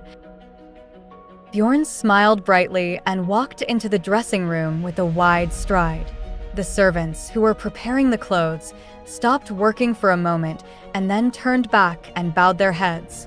There was no more smile left on Bjorn's face as he responded to the greeting with a light nod. As Bjorn, who had changed clothes, stood in front of the mirror, the attendants began to move busily. The sunlight shining through the window became brighter as they went out with the complicated and colorful formal attire. Bjorn looked at the golden dust floating in the light with narrowed eyes. Even if at least one troublesome prince doesn't show up, tonight's ball will go on without any problems. Bjorn was well aware that his father's threats were just bluffs. The revered King Philip III of Luchen, his benevolent father, could not do such a thing like put a sword to his throat. Nevertheless, he decided to attend. The price of having everything equipped and enjoying a smooth life is a law that must be paid. Maintaining the minimum amount of responsibility that was different from bondage. It was the proper line of life he had been keeping as a Dniester. "It's done, Prince," the deacon, who adjusted the shape of the last veil, said slowly. Bjorn caught a glimpse of his own reflection in the mirror and turned around. Just by gently pulling up the corners of his lips, his face changed in an instant. Bjorn began to take a refreshing step towards the central porch of the Grand Duke's residence, where the carriage was waiting. The faces of the attendants who followed were lit with the light of admiration and joy that they had recovered after much effort. "It's all because of you. Because of you." As the palace began to appear across the street, Brenda Hardy burst into anger. Viscount Hardy, who barely sighed, glared at his wife as if embarrassed. "What? Now do you want to blame me and say that I am responsible for other people's wagon accidents? If you hadn't left our townhouse in the capital with bank debt, we wouldn't have entered the palace in such an unsightly manner on the day of the prom." Viscount Hardy, who was tired of his wife's voice who was raising her voice without losing, couldn't resist any more and shut his lips firmly. In the midst of the commotion, Erna only looked out of the window with a half-dazed face. Schwerin was a city adjacent to the capital, Bern. It was said that it was not too far to go by wagon, but their arrival had been very delayed more than expected due to the accident. It was obviously a big deal that the ball had already started, but to Erna, even that fact seemed like a distant world. It would have been better if the road had not been opened forever. Erna looked down with eyes that were about to cry. To arrive at the royal palace wearing such a shameful dress. She felt like jumping off the carriage. As soon as Erna saw the dress, she resolutely refused. If it wasn't for Lisa, who cried and begged her not to go back to the countryside, saying that she would be kicked out as of today if she didn't wear this dress, she would never have worn such vulgar thing. Erna, who could not go to the ball as if she was naked, and could not let the innocent maid out, offered a compromise of her own. It was to cover the shoulders with a lace shawl. Although not very pleased, the Viscount, fortunately, took a step back and gave in to her. "You have to do well with what you learned, Erna. Do you understand?" As the carriage passed the grand entrance of the palace, Viscount Hardy insisted on it. "Learn. What did you learn?" Erna tried to retrieve her memory somehow, but it didn't work out as she wanted. Erna's two hands clutching the lace shawl wrapped around her shoulders were trembling as if they had convulsed. "Viscountess, what the hell is this?" Countess Meyer exclaimed nervously when she saw the Hardy family rushing up the stairs. It was after the royal couple had already arrived and the introduction of the young girls who were debuting this season had ended. It turned out like this because of a wagon accident. Are we really late? What is this shawl? I'm sorry, madam. This was the best we could manage. Brenda Hardy, who was paying attention, quickly made excuses. At best, Erna had her upper body covered with a shawl, hiding the purpose of the beautiful dress. I wouldn't have been able to get this kid in the wagon without a shawl. You couldn't imagine how stubborn she was, making lousy excuses. Countess Meyer shook her head nervously, grabbed Erna's wrist first, and hurriedly started climbing the stairs. She couldn't handle this little, weak girl. Brenda Hardy's incompetence made her shake with anger. "Countess, give me a little bit of time. Hey, Miss Hardy. His Majesty the King is already here. How much more time do you need?" Erna sighed and begged, but Countess Meyer did not waver. Anyway, it was impossible to get rid of this kid's rustiness in that short amount of time. Rather, the odds of winning are higher if the appearance of an innocent country girl is presented as a charm. "Please tell me." She gave orders to the servants guarding the front of the banquet hall. The heavy door engraved with the white wolf crest, which symbolizes the Dniester royal family, slowly opened and dazzling lights and noises poured out. The house of Viscount Hardy arrives. Following the servant's loud voice, the eyes of the nobles who filled the spacious hall were focused on them all at once. At that moment, Victoria Meyer had a gut feeling that this side would benefit far more from appearing like this than being introduced as one of the many young ladies. This crisis turned into an opportunity. Countess Meyer, who exchanged glances with the Viscount Hardy, who followed them in a hurry, took the shawl from Erna, who froze like a statue. Erna, who realized this too late, struggled to capture it, but it was nothing more than a gesture to no avail. "Let's go, Miss Hardy." Countess Meyer pushed Erna's back with all her might with a cold command. The beautiful prize she was given this season was tossed aimlessly into the dazzling light. She couldn't breathe well. That was all Erna could barely think of. Even when she was just standing silently, her heart was pounding like it was going to explode and her breath caught up in her throat. Erna, who barely supported her shaking legs and took a step, came to a stop again after a while. It was because she remembered what she looked like. Erna looked around as if asking for help, but all that caught her eye were unfamiliar faces and dizzying lights. After a while, it faded like a painting which got smeared. What should I do? Erna looked around once more, trembling helplessly like a prey thrown into a den of wild beasts. It was then that the servant's cry could be heard, announcing the arrival of a new guest, amid the murmur of onlookers. Prince Bjorn is entering. The ripple caused by that name swept the entire banquet hall in an instant. The Viscount Hardy and Countess Meyer, who followed Erna while keeping their distance intentionally, looked back with bewildered faces. They never dreamed that there would be guests who had not arrived yet, even more so that it would be Prince Bjorn. They retreated first. The red carpet rode from the entrance of the banquet hall to the opposite end, to the stage where the king and queen sat side by side, now belonged to Prince Bjorn. No. They just knew that until they found Erna, the troublesome brat they had forgotten for a while. "Oh my God, look at that child." Brenda Hardy clasped her husband's arm with a pale blue face.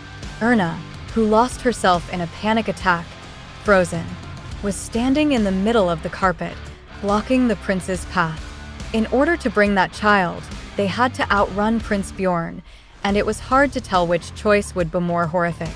Meanwhile, the distance between the prince and Erna was getting smaller and smaller. Erna turned around at the shadow cast over her. "What the hell is this?" Bjorn's head tilted slightly as he looked down at the woman who was doing something absurd. When he first saw that woman, he didn't think much of it. Of course, she will back down, move away, and if he passed by like that, she would be just one of the countless others. He hoped that the woman he did not know would disappear from before him. Bjorn lowered his gaze, which had been wandering aimlessly in the air. But a strange woman was still standing in his way. Not knowing what to do, she was just trembling like a young beast driven to a hunting ground. When Bjorn, who had no desire to participate in this skit anymore, took a step, the woman's body, who had been gasping as if strangled, staggered. Even as he sighed, Bjorn nimbly supported the woman. It is not his business to talk about today's affairs, but the rumor that the Grand Duke even stunned a woman in the royal palace would be absurd. Breath. Bjorn whispered lowly to the woman who was turning blue. Slowly raising her head, the woman looked surprised, as if she had only seen him for the first time. The tears in his red eyes seemed to stand out even more because of the lack of blood on her face. Breath. Like a child learning an unfamiliar word, the woman repeated his words over and over again. Her small lips were also as red as tears. Breathe, breathe. Bjorn lowered his voice a little and whispered slowly. The woman nodded her head and then took a proper breath. She was still shaking, but fortunately she seemed to have escaped the danger of losing consciousness. Breath. The woman mumbled the words he had heard over and over again, steadily taking deep breaths and exhaling repeatedly. The white shoulders that shook with the rhythm were absurdly small and thin. Breathe, breathe. Bjorn lowered his voice a little and whispered slowly. The woman nodded her head and then took a proper breath. She was still shaking, but fortunately she seemed to have escaped the danger of losing consciousness. Breath. The woman mumbled the words he had heard over and over again, steadily taking deep breaths and exhaling repeatedly. The white shoulders that shook with the rhythm were absurdly small and thin. After some breathing had stabilized, the woman hurriedly backed away from him. On her face, which had been blank all along, suddenly, something worthy of being called an emotion came to mind. Shame and vigilance. It was not the attitude the person responsible for making a fuss in the way of others would see. I am so sorry, Prince. A middle-aged woman who was watching her approached with slow steps and supported the woman. Bjorn's gaze, who glanced at her, quickly turned to the little woman again. She was trying to cover her shoulders, décolleté, and cleavage somehow, but that meaningless effort only drew more attention. She mimicked a young lady once again in the subject that appears in a dress like that. A crooked smile caught the corners of Bjorn's lips as he glanced at the woman. Her face, which had been parched like a corpse, was gradually burning red. Carefully raising her head, when her eyes met him, the woman was startled and even stepped backwards. Now, even her ears were dyed bright red. I sincerely apologize, Prince. Miss Hardy was very nervous and made a big mistake. The moment she recognized her with her bowed head raised, Bjorn understood the full story of this absurd commotion. It was Victoria Meyer, the very woman who is the best broker in the Lechen marriage market. Miss Hardy, how are you? Countess Meyer, who had been walking around the banquet hall, approached Erna. Erna reflexively grabbed her shawl and raised her head. Her eyes, filled with resentment, were quite daring. You're a girl with more of a personality, it seems. The other girls were busy enjoying their dance, but Erna sat still on this corner bench. Many of the young men who came to apply for the dance were turned away without even managing to make eye contact with Erna properly. How about dancing at least one song? It's a debutante.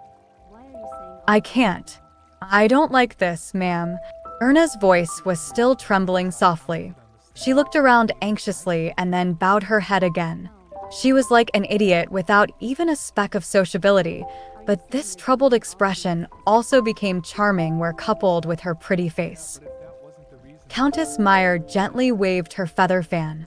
The ugly shawl bothered her, but she decided to leave it alone because if she took it again, she would rip even the curtains of the royal palace to cover herself. She had already shown everything she needed to show, so the dress had fully served its purpose. Lift your head. Countess Meyer lifted Erna's chin with the tip of the folded fan. It is basic manners to look into the eyes of the other person when having a conversation. Madam, please. He did quite well in front of Prince Bjorn. Did you completely forget about that? Contrary to her gentle smile, her voice was cold. Prince. Erna, who had been contemplating for a moment, involuntarily closed her body, clenching her lips.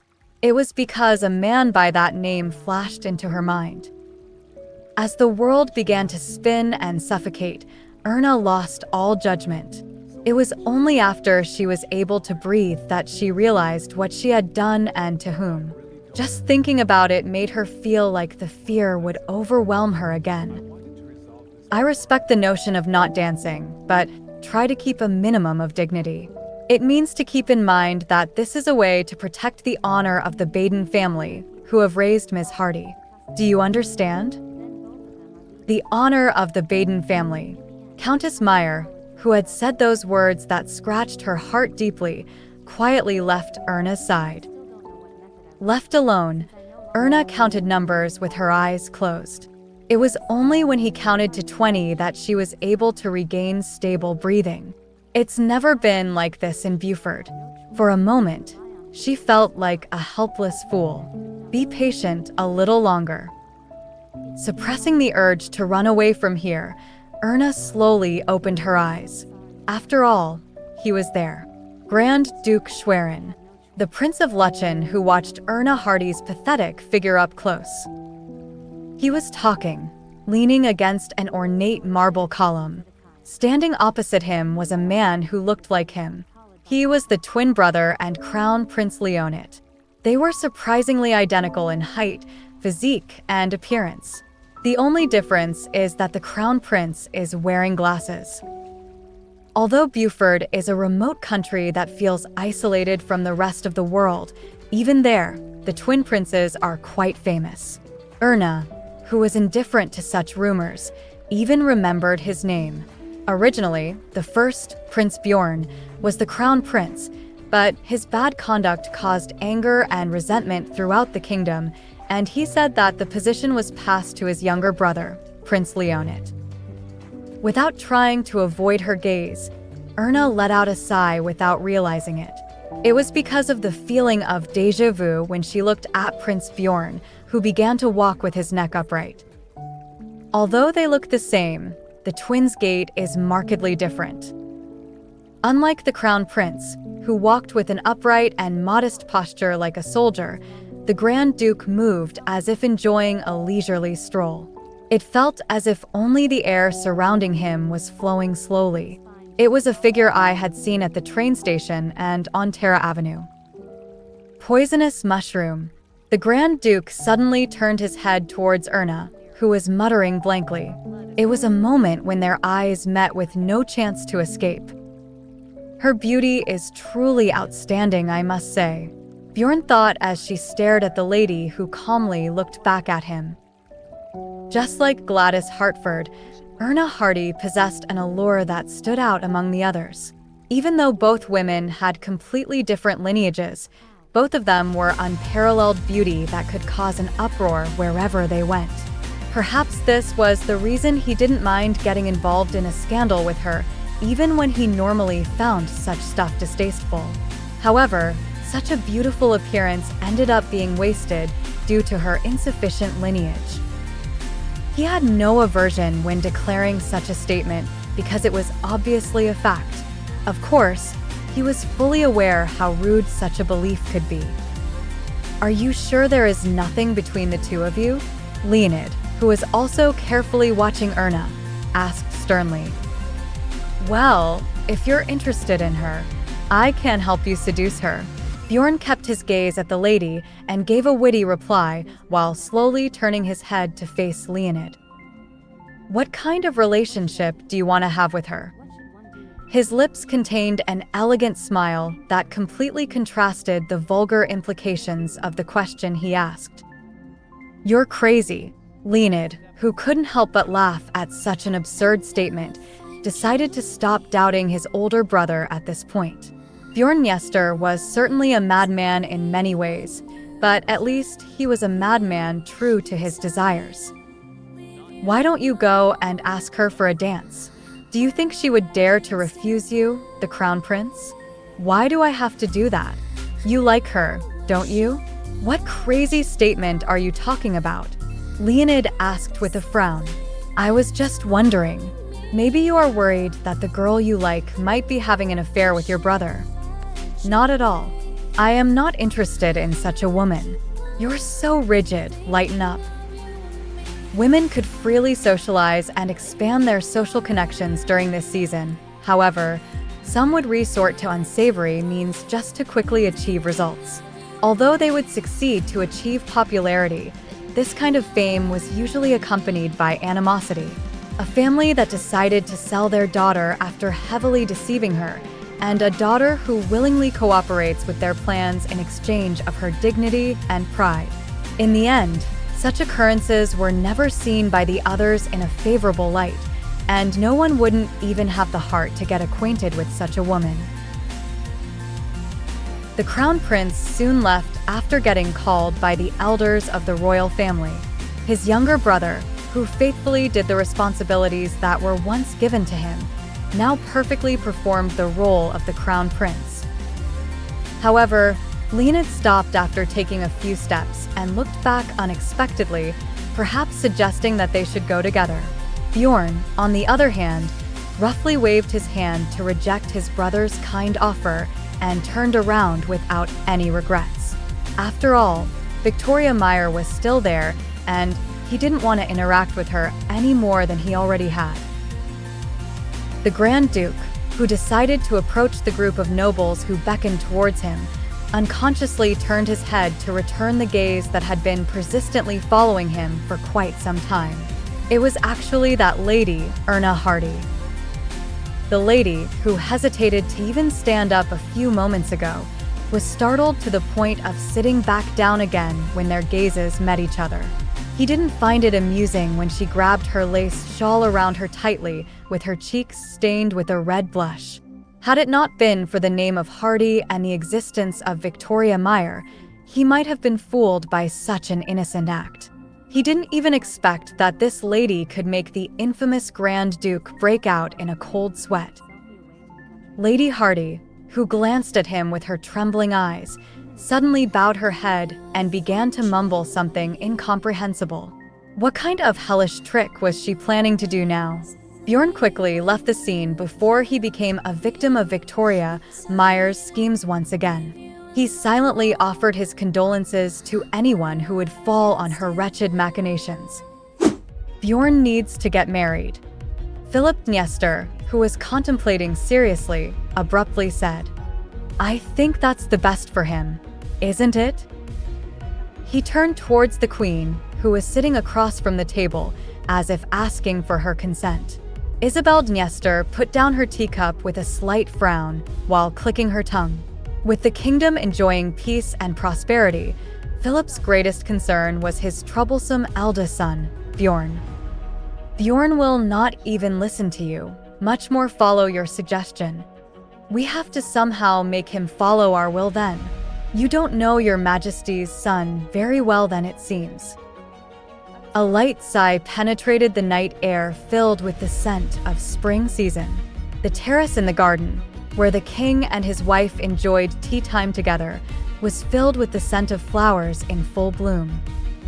I even secretly asked him if there was any girl he likes, but he resolutely denied having any. He even asked me if one divorce is not enough.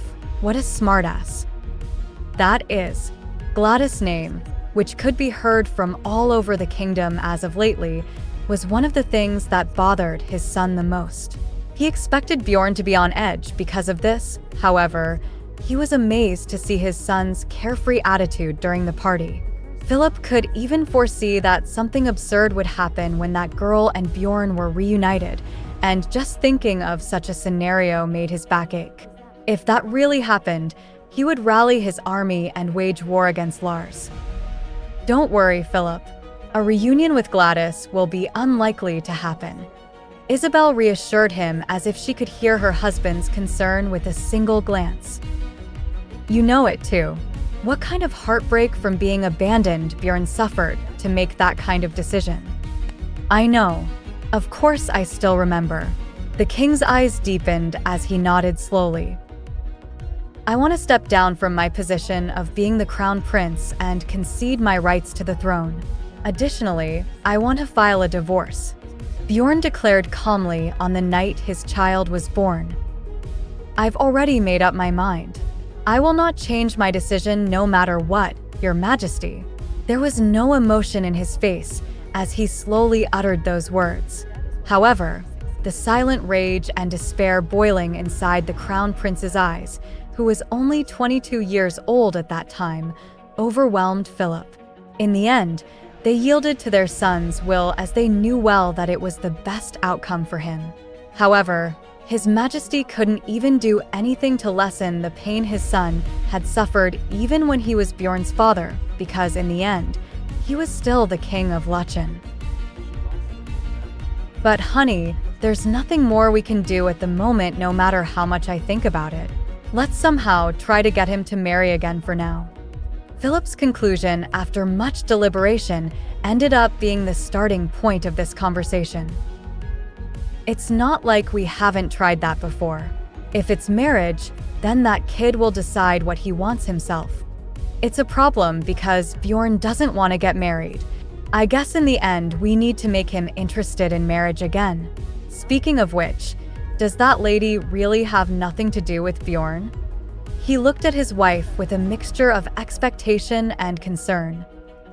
Leonid asked his brother a few times, and it seems he is not interested in her. Is that so? Do you really like that lady of the Hardy family? It's not like that, but I welcome any lady that can move Bjorn's heart, as long as she's a better lady than that Gladis, of course. There was a faint hint of anger that could not be hidden in his voice as he mentioned Gladis' name. Come to think of it, it is time for us to move to the summer palace soon. Let's pay more attention to him this summer season. It sure will be nice to finally see Bjorn have a happy family before the end of the year. I agree. She thought such sentiments were a dream that wasn't very likely to come true, but Isabel still happily nodded her head when such thoughts came to her mind. There was nothing else that could give such hope to her pitiful husband who was only worried about his eldest son every day other than seeing Bjorn finally live happily with someone who loves him dearly. I hope that he will find happiness soon. Erna, Erna, Erna. The Grand Duke felt like that was the only name he could hear recently whenever he went after that cursed debutante ball. Much more so when he encountered male nobles who were infamous for their debauchery. It's been a few days since I sent flowers to Lady Hardy and there is still no response. Did the maid possibly misplace the card I sent with it? A guest has visited and is now waiting for you. Mrs. Fitz breathed deeply and continued speaking with apprehension. Well, it is Princess Gladis. She is currently waiting for you in the library. Her added statement stopped Bjorn. I'm sorry, Prince. I know. He cut off Mrs. Fitz's words, which were insignificant for his current situation. There was hardly any emotion in his eyes. A cup of tea, please. Make it strong. To Mrs. Fitz, who followed with a worried face, Bjorn gave a calm command. Unlike his lips that were softly curved in a calm smile, his cold eyes did not contain any hint of emotion. As you wish, Your Highness. Swallowing the words she wanted to say, she took a step back and hurriedly went away to fulfill what she was ordered. Bjorn, on the other hand, soon disappeared after passing through the door of the study. Greetings, Princess. Bjorn greeted his unexpected guest calmly while keeping eye contact, his lips curved slightly in a relaxed smile. Gladis, who was nervously fiddling with her clasped hands while waiting, raised her head with an expression of surprise. It has been a while. Lady Hartford finally remembered her manners and greeted back with difficulty. It was a stupid, worthless greeting that she practiced countless of times while she was inside the carriage on the way here. The Grand Duke, however, didn't bother to continue the conversation and just stared at her. "I'm sorry for my sudden visit without any prior notice. It's a big mistake on my part. Still, I think it would be better to meet here in private rather than outside." Her voice trembled so much that she couldn't even finish her apology properly, but Bjorn continued to be silent. Clear drops of tears started to pool in her eyes, and her soft lips were bitten in frustration. The gap between the Bjorn in her memory and the Bjorn in front of her was so glaringly obvious. The man that she remembered in the past still had hints of childishness and immaturity within him, but now, her shoulders couldn't stop from shuddering from his intimidating and mature aura that he currently possessed. Together with his face that now appeared sharper and his lean but toned body that couldn't be hidden by his attire, the current Bjorn Njester was someone that she couldn't even recognize. In the end, Gladis couldn't look at him any longer and bowed her head down in shame. She was wondering why her vision was getting blurry until thick tears finally fell on the back of her trembling hands. Bjorn, however, just continued watching this scene of a pretty lady crying beautifully without any changes on his expression. Not long after, Mrs. Fitz finally arrived with refreshments at hand and saw such a view. If it was anyone else that didn't have any idea about the history of the two ex-lovers, they would have condemned Bjorn for being heartless. Unfortunately, it was her, the former crown prince's nanny, so she completely ignored Gladis, set the tea table up, and left right away. Indifferently looking at the woman who was once his wife, the Grand Duke leisurely grabbed the teacup in front of him. Gladis, on the other hand, continued to weep pitifully even after the sugar cubes thrown into the teacup lost their shape. "I guess it's good to know that nothing has changed." He let out a silent exhale that resembled a sigh. The scene in front of him brought out a memory from long ago when she received the news of their divorce. Gladys Hartford's only reaction of weeping in the same way as she was crying now. It's still the same boring reaction. "I remember we have cleanly broken off any relationship between us, Princess." His eyes, which reflected the sparkling river and the forest beyond the window, narrowed little by little. "I gave what I was supposed to give, and I already got what I was supposed to receive. Isn't that right, Gladys?" "Bjorn, Just tell me what you want already." He cut her off with a voice void of any emotion. "I guess it has been a long time that you have already forgotten my almost non-existent patience?" Im sora. "I still remember." Gladys, who barely stopped sobbing, replied with difficulty. "Because of me. For what happened. I'm so sorry." I'm sorry. Bjorn leaned back deep in his chair and just stared at her. The lady in front of him was still as beautiful as before. Nonetheless, the fact that such a mesmerizing appearance failed to provoke any emotion in him was in the end no different from before. "And so?" he asked with a smile back on his lips. "There is no way you would have visited Lechen just to say such a thing. Did the King of Lars give you an order in the end? Now that all the problems are gone, he hopes you will once again get along well with your ex-husband?" "It's not just for that reason." Gladys pulled out a handkerchief and wiped away her tears, then raised her head once again. "I really wanted to apologize, so I gathered all of my courage to do so. Because I feel sorry for you all this time. For what I did." "You must have misunderstood something, Princess." Bjorn slowly lowered his eyes, feeling a suffocating and foreign emotion for the first time. "The deal we had was pretty fair. In terms of profit and loss, we might have even benefited on the contrary. But I am moved to tears because my ex-wife is so worried about me." She, however, didn't really harbor any negative feelings about their divorce. Their relationship didn't have any pure feelings such as love right from the start, and 4 long years had already passed. Any sort of attachment had already disappeared between them. In the end, this dirty feeling that was plaguing his chest, if he had to define it, would just be annoyance. Bjorn, whose gaze was at the table's smooth surface, gently pushed the teacup with the tip of his long finger towards the edge. The sound of breaking glass soon shook the stifling stillness of the study. He slowly rang a bell without any remorse, even with the now speechless Gladis in front of him, and not long after, a middle-aged maid came into the study. Princess Hartford began to sob once again as the Grand Duke's gaze passed through the sparkling shards of the broken teacup and stopped at the face of the bewildered maid. "Clean it up," he ordered with a light smile on his face, then proceeded to leave the study.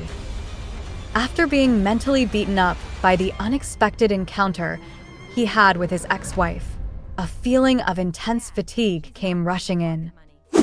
In the end, I should still apologize, right? Erna raised another question full of caution. She felt sorry for the mistakes she had made to His Highness during the ball and wanted to personally apologize. In the end, she couldn't find a suitable opportunity as he was always surrounded by a lot of people and Erna never had the courage to approach him. "What do you mean by apologizing? You don't have to do that, miss," Lisa answered more adamantly after she returned from her trip to the kitchen. Perhaps the result would still be the same even if he was alone. Just making eye contact with His Highness reminded her of that day, which made her heart sink even more. How could she face His Highness personally with such a shameful memory haunting her? No matter how hard she tried, she would always end up running away in a hurry when she finally came to her senses. During those times, that embarrassing debutante dress also came to her mind without fail. Together with His Highness' calm gaze who casually glanced at her exposed body, she couldn't help but to feel like she would die of embarrassment. What a vulgar place the metropolis really was.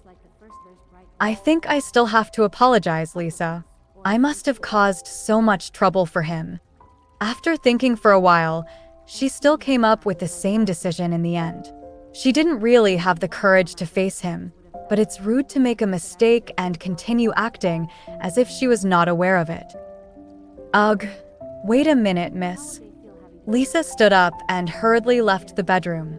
After a while, she returned carrying a large box in her arms. "It's a present for you, but you have to return them after reading. If you want them, I'll give some to you, but they're shared items that the maids tirelessly saved up for unfortunately," Lisa seriously explained to the bewildered Erna. "Is this for me? Why?" "You must study. I've collected and studied various news and gossip when I'm not busy. I now know all sorts of stories." The maid held out the magazine at the top of the box in front of her. It was a weekly magazine with an in-depth article about the poisonous mushroom prince, Prince Bjorn. Erna, in the end, had no choice but to accept it. After flipping through a few pages, a page filled with holes appeared in front of her.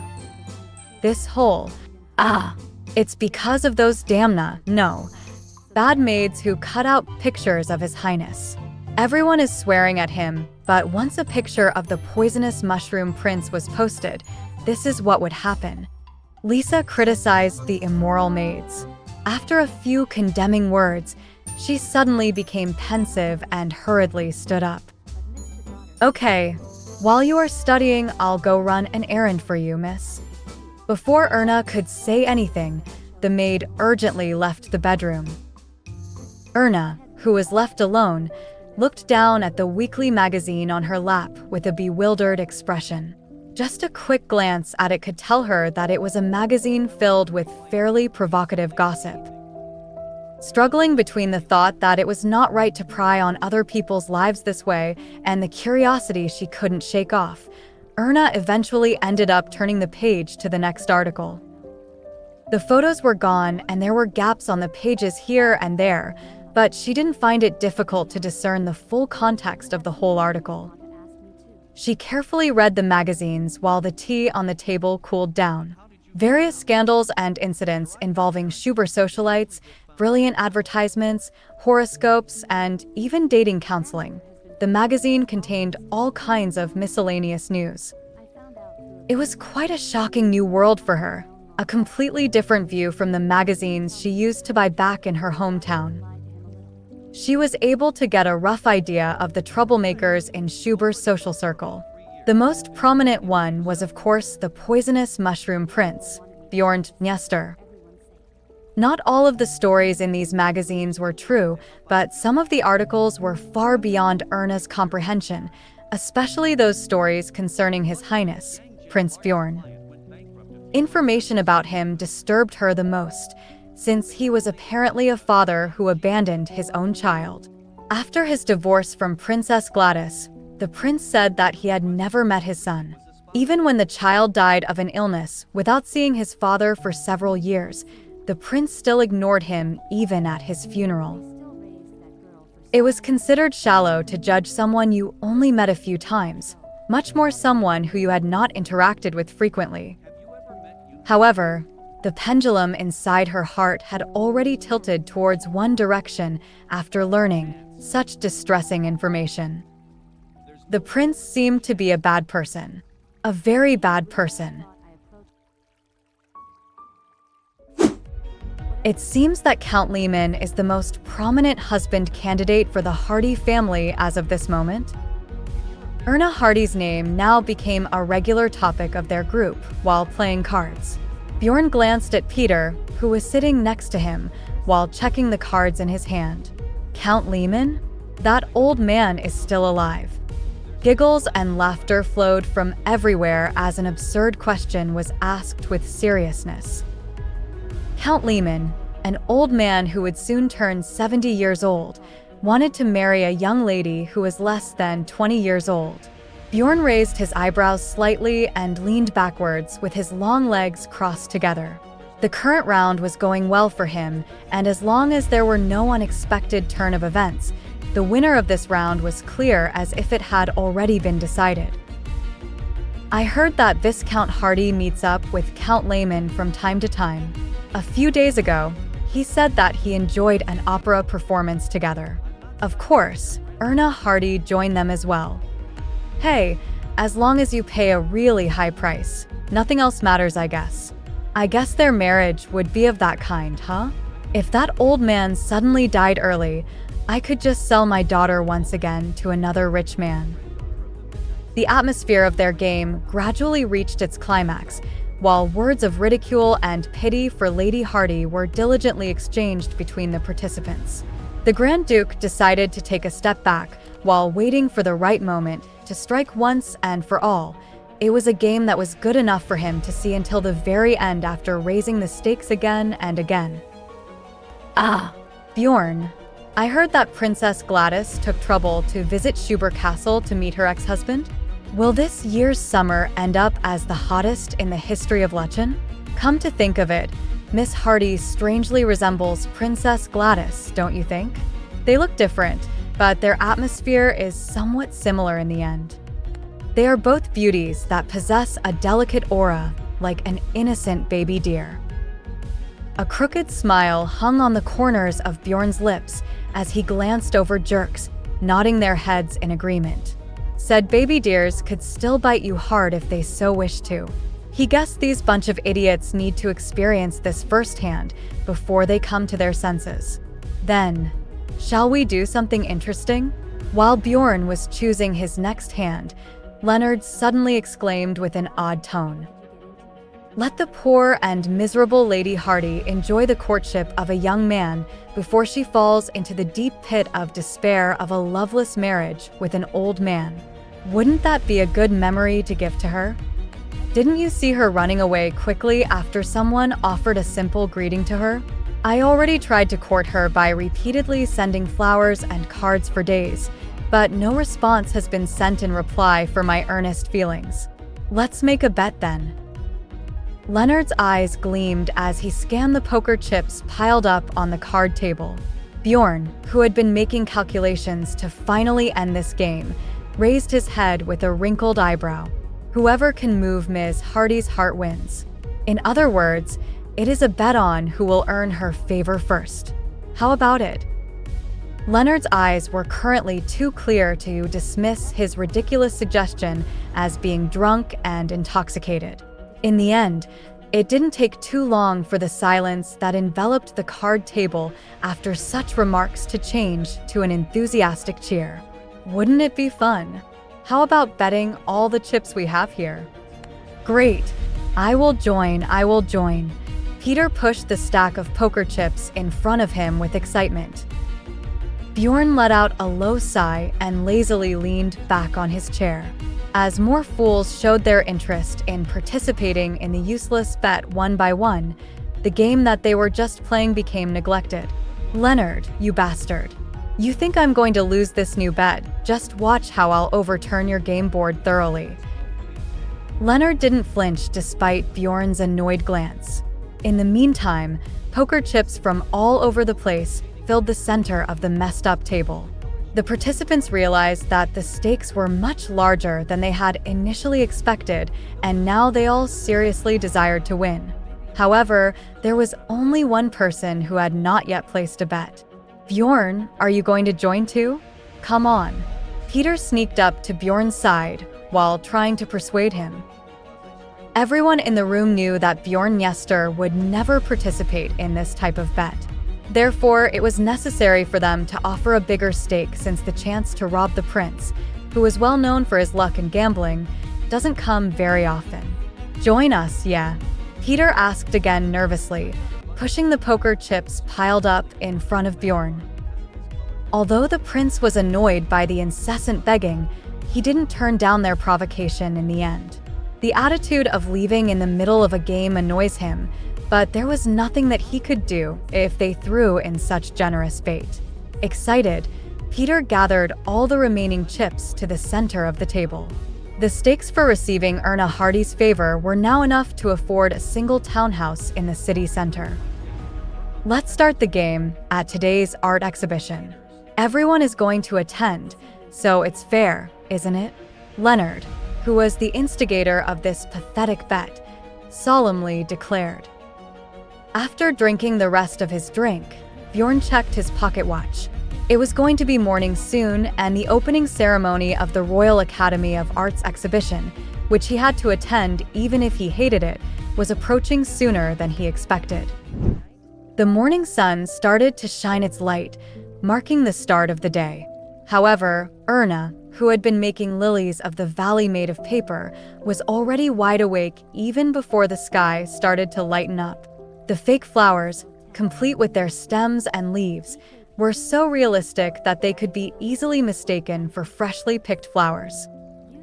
She proudly looked at the flowers that bloomed with the help of her own hands like magic. The more delicate a flower and their petals were, the more valuable it became. Because of this reason, fake flowers of the lily of the valley became one of the most expensive ones. It was her favorite flower, and it was also the one she could make well. It would be great if I could find a place to sell this. She looked at the carefully crafted flowers with regretful eyes. Was there any way for me to sell artificial flowers directly to the stores? Erna stared at the completed flowers while seriously contemplating. I can do whatever I want here, so all I need to do is find a store that can sell these. If that's too difficult, how about I send the finished flowers back to Beaufort? But if the postage costs are too much, I guess I can personally deliver them to Beaufort and visit everyone at least once every season. A light knocking sound rang out when Erna reached such a conclusion. It was her maid, Lisa, who came inside with a large box in hand. Inside was a new dress and hat for her to wear. This dress is pretty decent, isn't it, my lady? Lisa smiled as she showed off the blue dress she pulled out of the box, as if she was trying to appease a child, and Erna smiled and nodded her head in agreement.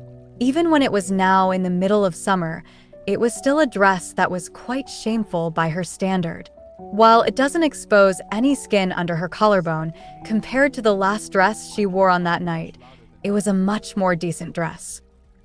Why did you bring a new set of clothes? Didn't you know? You have to attend the art exhibition's opening ceremony today. Erna and Lisa stared at each other, eyes widened in surprise for different reasons. The art exhibition? Me? Yes. It's a famous exhibition that is held every summer at the Royal Academy of Arts. Lisa was delighted as if it was her own business and flipped the dress again in front of Erna. The Royal Academy of Arts. A smile slowly began to spread across Erna's lips, who had been excitedly repeating those words. It was thanks to the nostalgic name of her only friend, Pavel, that was connected with that place. Maybe I can meet Pavel. With that hope, Erna started her day with more energy than usual. After breakfast, she dressed up and was led by the Viscount into the carriage. Even the landscape of an unfamiliar city did not feel as threatening as usual.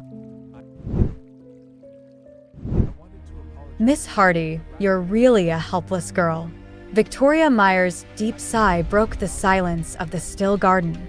Erna, on the other hand, was sitting on a bench as if she would collapse at any moment with how hard she was gasping for breath. It was a bit pitiful and pathetic to see her chasing after her breath after only walking for a bit. Isn't it time for you to get used to it? How long do you plan on showing such a pathetic side of yours? I'm sorry. I'll do my best, Countess. Miss Hardy could have used her looks with just a small smile, and a little bit of flattery and different types of men would be on her beck and call. Seeing Erna, who couldn't even properly do such an easy and simple task, made Countess Meyer's chest suffer from searing pain of regret. She had seen many young girls who were unfamiliar and had difficulties with socializing, but Erna Hardy was the first one who hated it so much that she would even have trouble breathing when talking to strangers. Countess Meyer thought that maybe she could endure it quite well today, but the symptoms started once again when the son of Count Bergen spoke to her. If she hadn't been quick to support this little lady and take her out to the garden, Erna would have become a spectacle for everyone to see today. I didn't do that on purpose. Countess, I know. Victoria cut off Erna's sentence while stroking her flabby forehead. It wouldn't have mattered for you to act like this if you were only a simple young lady. However, because of your circumstances, it is a tragedy for me and Ms. Hardy if you continue acting like this. Yes. Lady Hardy raised her head and looked at the Countess with her wet eyes. The reputation of being a beauty comparable to Princess Gladis was deliberately created by the Hardy family, but it was also an objective fact that couldn't be refuted in the end. Listen to me well, Ms. Hardy. This matter doesn't only concern you, it's also a matter regarding my honor on the line. A deep sigh escaped Victoria's lips as she looked at the innocent-looking lady in front of her. Ever since her plans went wrong at the beginning, she regretted that she might have made a mistake in taking this job, but in the end, it was already too late for her to quit. She wouldn't sit still and let the Hardy family's daughter pour muddy water over her splendid achievements. Once the time for the pre-ceremonies to begin arrived, Victoria Meyer hurriedly stood up from her seat. I'll go inside first. You can follow me inside once you manage to calm down. Do you understand? Lady Hardy, who looked up at Victoria as if urging her to leave quickly, nodded her head vigorously. Taking another deep breath for the nth time today, Countess Meyer hurriedly left the garden. Erna squeezed her cold hands tightly, rubbing them together and warming them up with her breath from time to time. The choking pain in her chest had now subsided, but she did not dare to return to the place where countless eyes were staring at her. It's going to be okay. She struggled to sit upright while repeatedly reassuring herself with a familiar lie. She took out a handkerchief and wiped her face gently and carefully organized her messy clothes. It was then that she caught a glimpse of a familiar person at the end of the trail where she unintentionally turned her head. Pavel? she muttered with a blank face, while the tall man, on the other hand, disappeared into the depths of the garden. Red hair, a large physique, and a familiar back. It was clearly the figure of Pavel Lore that she clearly remembered. Pavel. She hurriedly called out the familiar name and stood up from her seat. The sound of hasty footsteps running along the paved pathway began to shake the languid atmosphere of the garden in the middle of summer. A woman's voice calling out an unfamiliar name woke up Bjorn from his nap. The voice, which had become clearer as the time passed, suddenly disappeared as soon as he opened his eyes. All that was left was the soft rustling of the leaves from the lush tree above his head and the sound of running water from a nearby small fountain. After letting out a soft sigh, he indifferently closed his eyes before all of the sudden, the unknown woman's voice could be heard once again. Pavel. With a voice resembling a clear chirp of a small bird, the woman called out someone's name. Pavel. Small dotted patterns, which were made by the sunlight streaming through the leaves, fluttered over Bjorn's face as he whispered the unknown name with his eyes closed. In the meantime, the unknown woman's voice had become much closer. Listening to her voice, he could tell that she was a very delicate and cheerful lady. He begrudgingly opened his eyes again, as if resigning to his fate. It was a petite lady in a blue dress. Erna Hardy. The cursed name abruptly came to his mind. At the same time, the said lady, who had been looking around, fell down from the bench all of the sudden. As if she had not yet noticed him lying on the opposite bench, Erna looked down at her toes with a sullen face. The shoes that crept out under the hem of her dress were as small as those of a doll. Bjorn, still lying on the bench, watched her closely. For a long time, she gasped for breath as she ran somewhere in such a hurry. His gaze, which passed through the ribbon that decorated the front of her dress and towards her long brown hair that swayed along her steps, stopped on her soft lips that were slightly opened. At that moment, she suddenly raised her head. Erna, who was looking at Bjorn with eyes widened in surprise, suddenly stood up straight with a belated scream. The Duke watched the fascinating scene with interest, as Lady Hardy acted as if she had met a criminal when she was the one who broke into someone else's hiding place. Sorry. I'm sorry. She apologized apprehensively with a voice that was barely squeezed out. The feather decorations on her hat, which fluttered due to her gesture of keeping her head down, made him smile unknowingly. I'm sorry. I am so sorry, Your Highness. Erna, who repeatedly apologized while bowing, hurriedly turned around and started to run away from him once again. Bjorn silently stared at her fleeing back with a smile and finally decided to sit up. He found Lady Hardy, who always ran away at the mere sight of him, quite amusing. However, he also found it annoying at the same time. Why the hell does she run away every time she sees me? Did I do anything to her? Strictly speaking, I should be the one running away with how I suffered all this time because of her. Did she come to this remote garden corner to enjoy a secret rendezvous with her lover?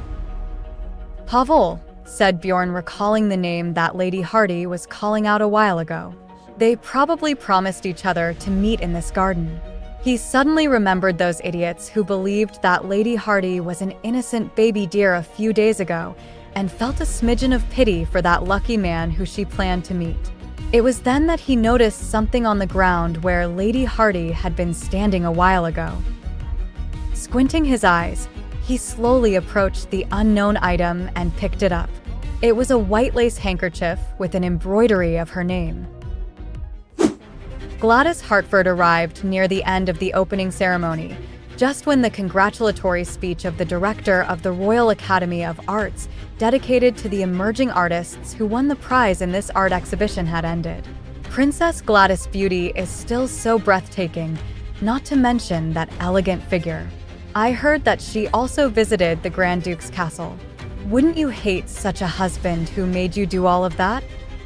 Still, they were once a couple and also had a child between them. How easy could it be to cut off their relationship completely? Without such a tragic incident, Princess Gladis would certainly have become a queen that is as great as Her Majesty. The more I think about it, the more I couldn't understand the Grand Duke. Why the hell did he commit such a horrendous thing with a wife like that? Even his rights to the throne were even stripped off in the end. The low whispers were quickly exchanged among the guests, their voices harmonizing with the music that the band had begun to play.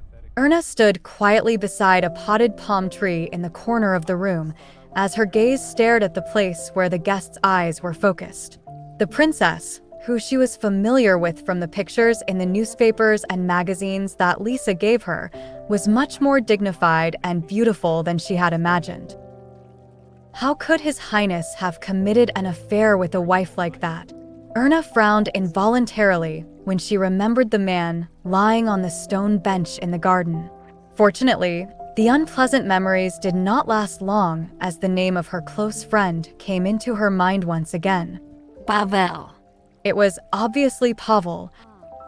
She chased after him frantically, but in the end, she only managed to see the back of her dear friend whom she missed.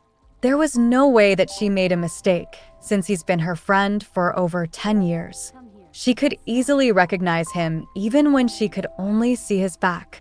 Erna raised her eyes cautiously and looked around once again. Her heart began to race with hope that maybe she could finally meet Pavel here. However, it didn't take long for that excitement and hope to turn into fear. In her mind, she couldn't help but feel that the eyes of the guests were peeking at her. She suddenly felt her chest tightened up with apprehension, making it difficult for her to properly breathe. Erna clasped her trembling hands and stood closer to the palm tree that was taller than her in an attempt to hide her small figure behind the tree's leaves. There are no humans here, only animals and plants. She seriously thought of the absurd advice Countess Meyer had given her. The slender young ladies became weasels running in the woods. The old gentleman with a sloppy face was an angry goose, and that woman in a dark green dress with a bright red ribbon was a yew tree that bore fruit. The absurd imagination soon unexpectedly brought her a sense of stability. Even though her body was still shaking and sweating, she was able to avoid the pain of not being able to breathe due to panic. Finally able to breathe even for a bit, she finally noticed the commotion within the crowd of guests. Prince Bjorn was now standing at the entrance of the hall, and Princess Gladis, who was greeting the crown prince, also became aware of the Grand Duke's presence shortly thereafter. Prince Bjorn stopped for a moment and stared at Princess Gladis with narrowed eyes, and entered the hall shortly after. Erna became part of the onlookers as she gazed at his dignified figure with bated breath. A wolf, staring at the prince who leisurely crossed the hall with unhurried steps. Such a thought came into her mind unexpectedly. He is certainly a man who reminded me of that graceful beast, I guess. A beautiful and majestic white wolf, just like the one in the crest of the Dniester royal family. Bjorn looked at Gladis as he took a slow step forward. It wasn't difficult for him to figure out what the current situation and his ex-wife's intentions were. It seems that he was too carefree. He thought she already understood what he wanted after their last conversation. I guess she's still very obvious and typical. Even with apparent nervousness on her face, Gladis still showed hope when she caught a glimpse of him. Such a situation made him laugh. To say that her return to Luchen was not the will of King Lars seemed sincere, if he was idiotic enough. Originally, she was someone who was so pure that lying was something that she couldn't do. However, that pure and innocent princess taught the Grand Duke certain truths that were more despicable and irresponsible than lies. Examining his father, mother, and Leonid's stiff expressions, Bjorn arrived in the middle of the hall. the sunlight streaming in through the floor-to-ceiling windows and the dazzling light of the chandelier enveloped his upright and dignified figure. Her relationship with Princess Hartford was quite a fair deal for both of them, and they ended it up in a clean and concise manner. This view of his still hadn't changed. However, it was a different story if Gladis wanted to start a new game. He had no intention of letting himself suffer, especially if the cause was Gladis Hartford herself. Suddenly, a certain lady caught his attention. The Grand Duke shifted his gaze to Erna, who was hiding next to a potted palm tree. His lips, that were tightly closed in a straight line, curled up softly as he remembered the handkerchief that was inside his pocket. Such an obvious and boring old trick. That lady's intention was so obviously clear to him. Seeing that she was so good at committing embarrassing schemes, it seemed that this Lady Hardy was also as obvious and typical as a certain princess that he knows well. Then, there is no other game piece that is as advantageous as her. Finally reaching a clear conclusion internally, Bjorn took a step without hesitation. He slowly approached the place where Gladis stood, when suddenly, he turned around to another direction, which caused the agitated crowd to break into a commotion. Erna, realizing that something bad was gonna happen soon, took a step back, but the prince quickly narrowed the gap that she had meaninglessly created. There was no reason for him to hesitate if Lady Hardy was his current winning hand, both in the bet that he made with his peers and in the game he was playing with Gladis. Give what you could give and you would receive what you deserve. That was how gambling works. Not to mention, he was also someone whom others could make an easy and clean transaction to. It was agreed that the bet starting point was today's exhibition, and the day of the final battle was the day of the rowing competition. Bjorn closed the gap between Erna with the last few steps as he carefully recalled the contents of the bet that they made.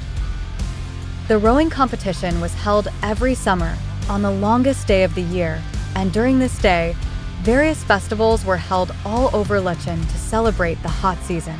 It wouldn't be an exaggeration to say that it was the highlight of the summer for socialites. It was the largest and most colorful event celebrated for that season. The highlight of the Schwerin Summer Festival was the fireworks display on the Abbot River during the night of the end of summer. There was always a scarcity of boats in the city during the event, thanks to the multiple young lovers who believed in the childish myth that seeing the fireworks on a boat together ensures a long-lasting relationship between the couple.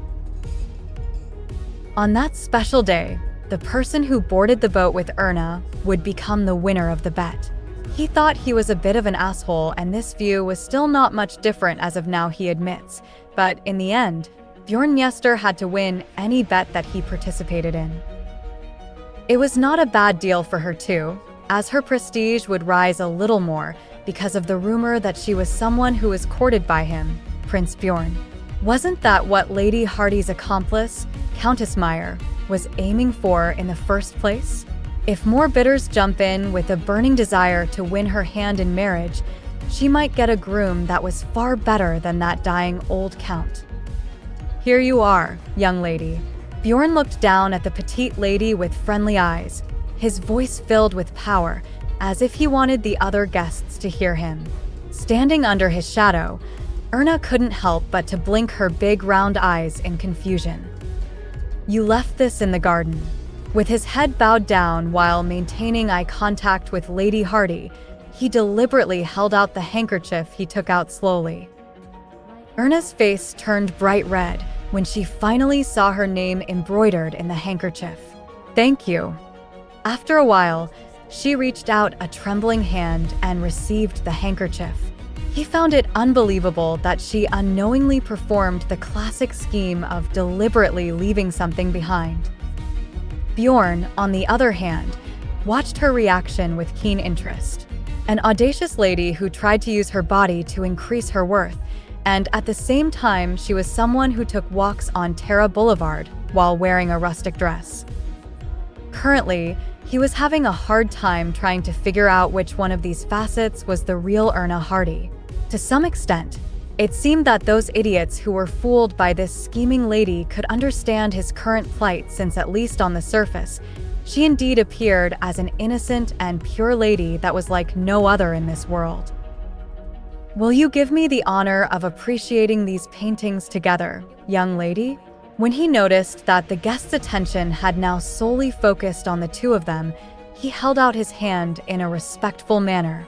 Erna, who was just looking for a chance to escape a while ago, was startled to the point that her face paled from shock.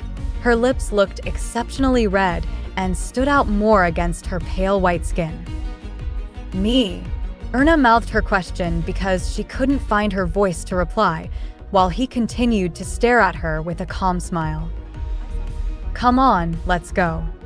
He took the lady's motionless hand and put it on his arm. "Since you want to take advantage of me so much, you can use me now as much as you want. You wouldn't be able to find such a neat and fair transaction." Bjorn escorted Erna affectionately and proceeded to tour the gallery.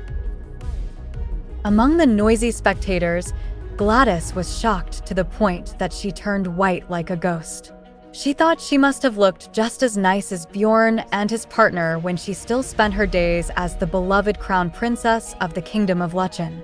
He found out later that the story about his affair had spread throughout the city before nighttime even arrived.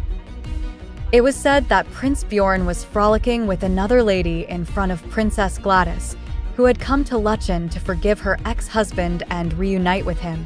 Additionally, the other lady was actually Erna Hardy, the very woman who was soon to be married off for the sake of money. Of course, no matter what speculations and accusations were thrown at him, he didn't care and completely ignored these rumors. No rumor was disturbing enough to faze him other than the talk of an apparent reunion with Gladis. Bjorn put strength into the hand that was holding Erna's arm that was resisting weakly.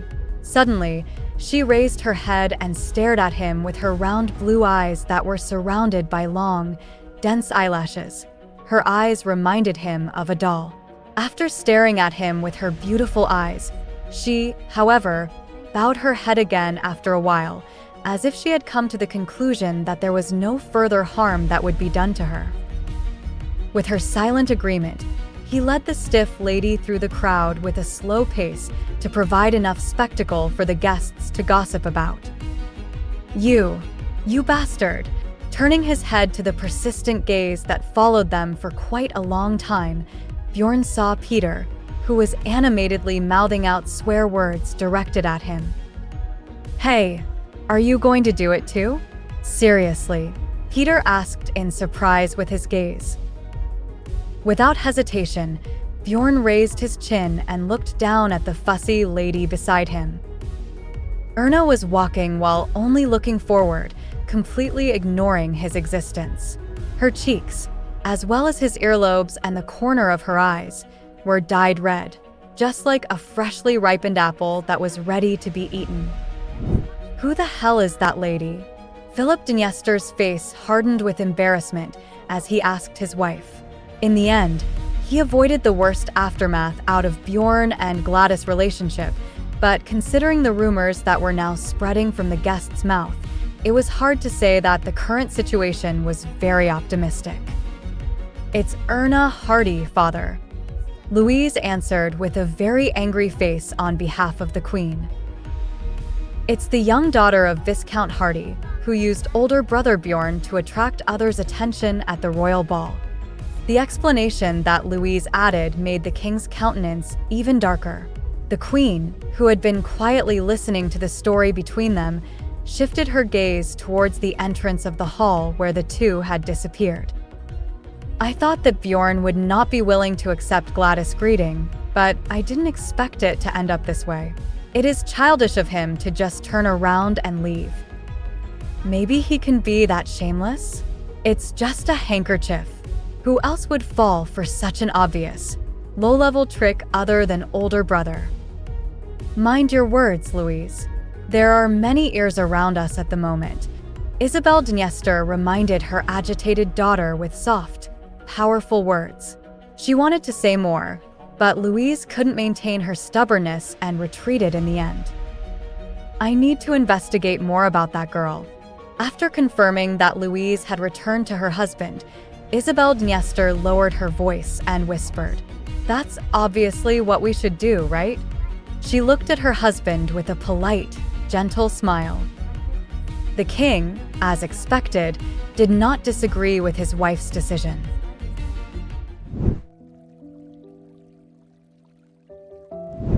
"Please go back first, Your Highness." Erna barely opened her mouth after arriving at the last exhibition room. It was a pretty bold statement, as it was her first sentence that she willingly told him ever since they started walking together. In the end, she still uttered these words even when she found it difficult to talk to her current partner. Bjorn looked down at the petite lady who had been looking at the painting in front of him just a while ago. Erna, on the other hand, was now staring back at him with her neck upright. Unlike those times when she ran away in fear, her eyes were firm and full of determination. "Now that you have seen all the paintings, you should go back inside first, Your Highness. I will stay here a little longer." As if concerned that he would not understand, she repeated her statement slowly once again. "Why?" The Grand Duke's gaze stopped at her blue eyes that strangely stimulated his nerves. His eyes traveled towards her chest, then to the nape of her neck, where blue blood vessels were reflected beneath her translucent pale skin. All this time, Erna did not avert her eyes and also maintained her gaze at him. "Are there any paintings left for me to see alone?" No. "I don't mean that." "Then?" "You asked to see the paintings together. Now that we have seen all the paintings on display, I think my role is over."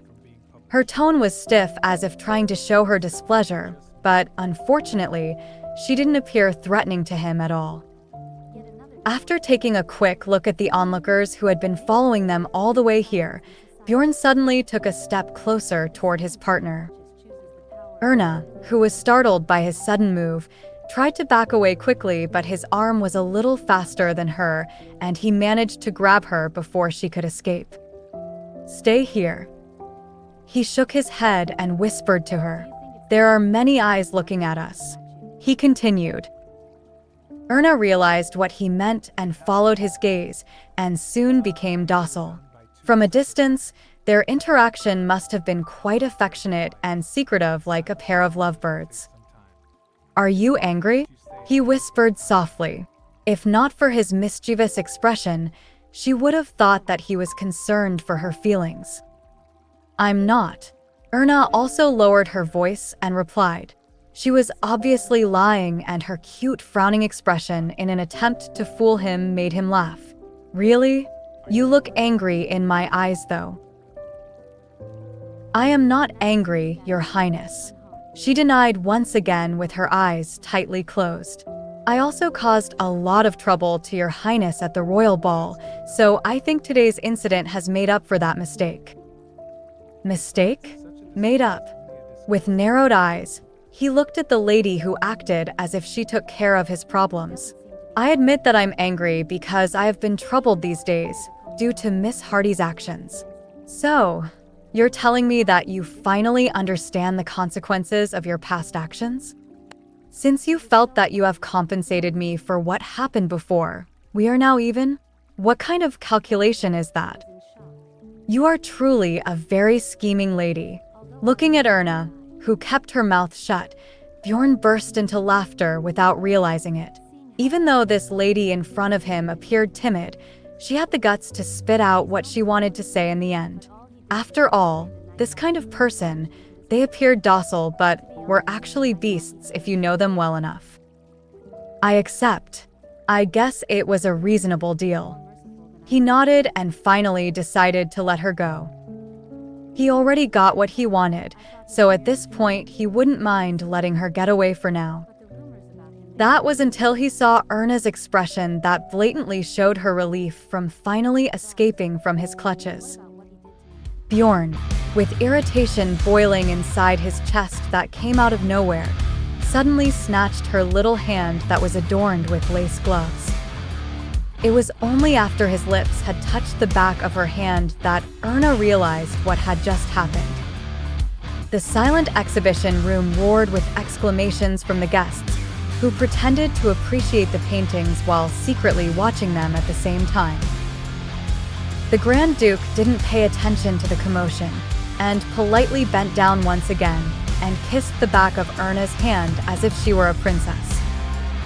"Then I look forward to seeing you once again, Miss Hardy." He finally left after leaving a sweet goodbye as if she was his lover. Seeing Erna's bright red face while staring at him in shock, his chest finally felt a lot lighter. Bjorn left the exhibition room without any regrets, and as expected, Peter and his companions were waiting for him in the hallway. "What did you say to her? Are you planning to meet again?" "I'm not interested, my ass. And yet here you are getting the upper hand," Peter said mockingly, while following behind Bjorn, who continued walking down the hallway slowly without saying a single word in reply. "Are you really gonna join us? You have already stolen so much money from us. Is it too much of a loss for you to let us win?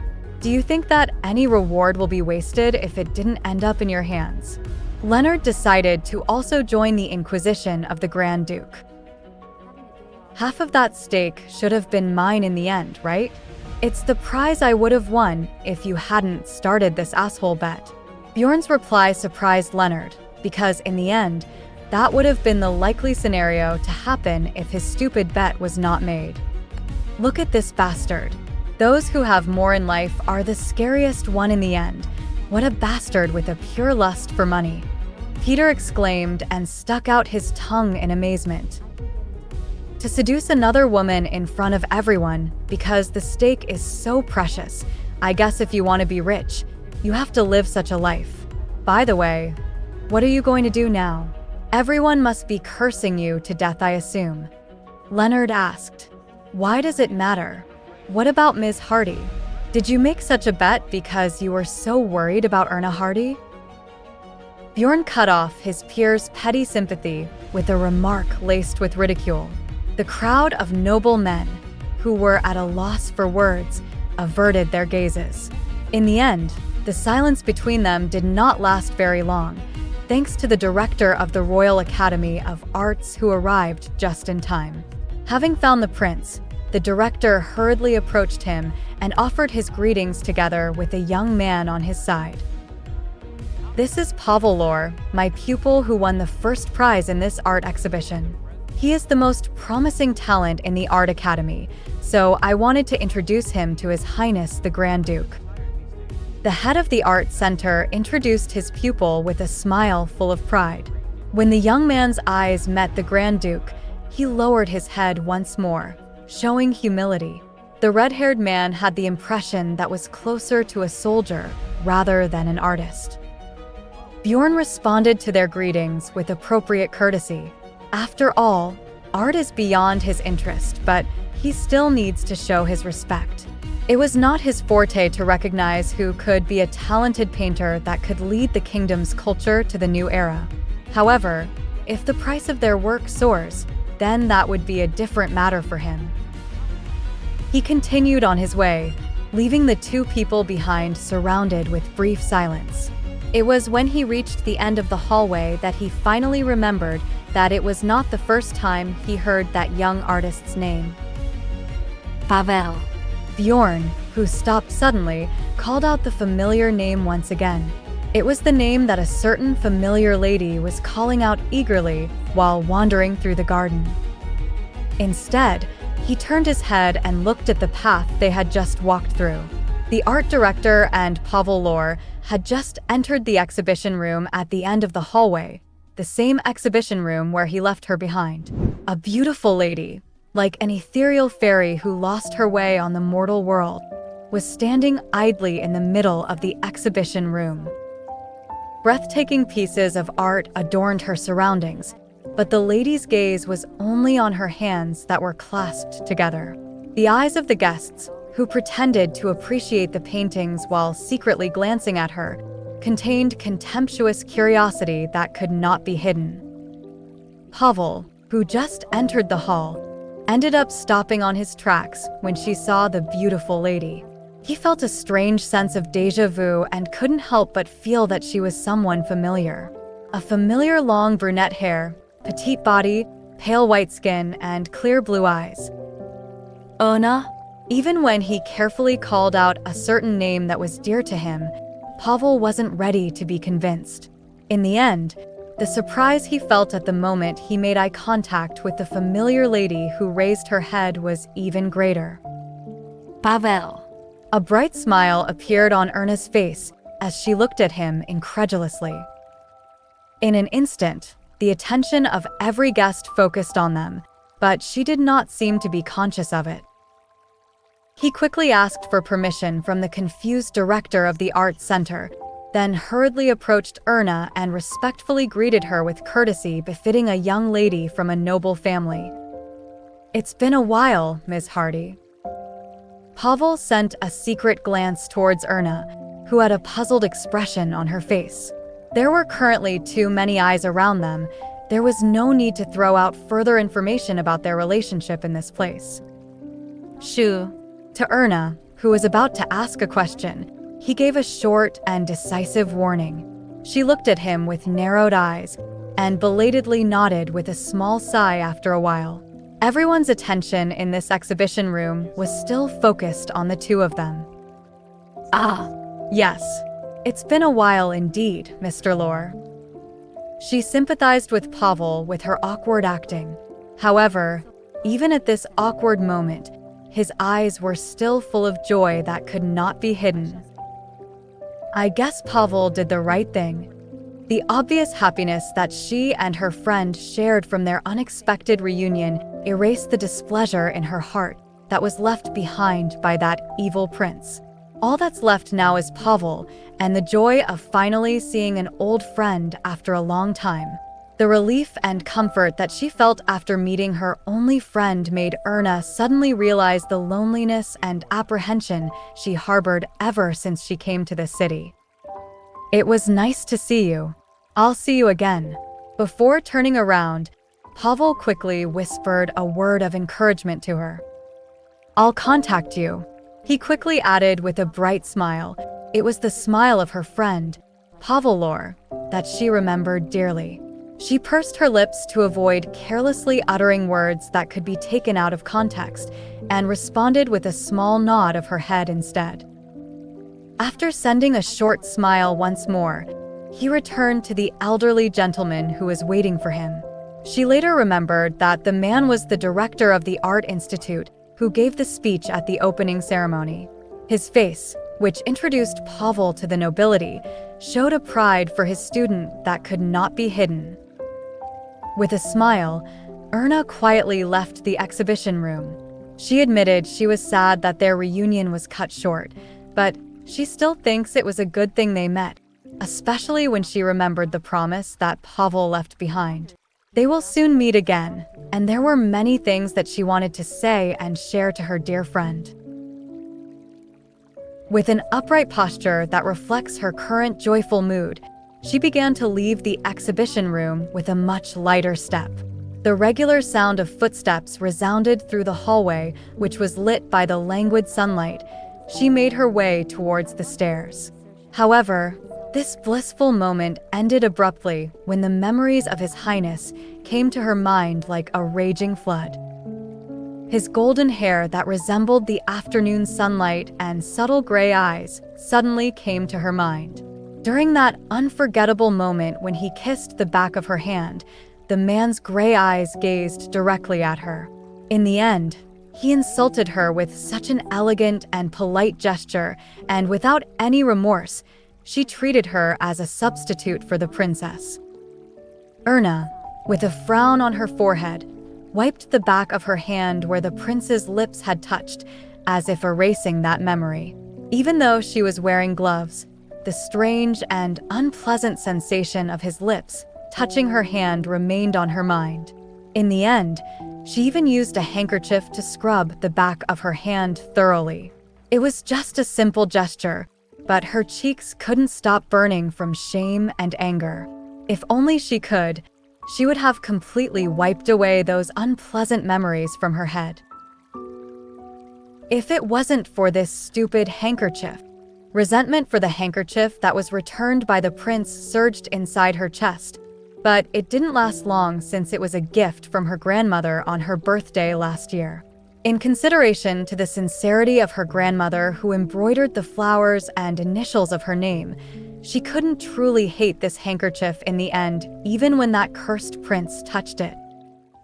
Days had passed after the art exhibit ended, but the shameful memories that the prince left behind came frequently and tormented Erna. It always appeared on her mind without regard to the situation, when the sun was shining, when she saw her face in the mirror, or even when she sneezed just like now. Ah, She let out a light sigh as she looked down at the ink stains made by the pen she had dropped. Lisa, who witnessed what happened, got up and opened the window of the bedroom. As the gentle summer night's wind blew, the thick scent of flowers that filled the room was lessened to an extent. Oh my, how absurd this is. Those noblemen must have picked up all the flowers in Schubert and gave all of them to my lady. Lisa clicked her tongue and looked at the amazing scenery of her lady's bedroom.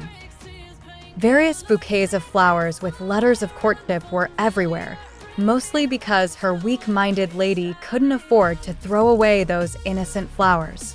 Additionally, Lady Erna made an effort to send replies of refusal to every pathetic letter. This was the reason why her master, who would always go to bed early unless she was dragged to attend a party, was often awake until late at night these past days.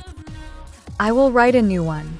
Erna removed the stained letter and set it down on the reading table. Lisa, who watched the young lady write a sincere reply of refusal again and again, let out another deep sigh. Aren't these prodigal sons illiterate? Why are they so tenacious and persistent even after being rejected? Lisa openly grumbled with an upset mood.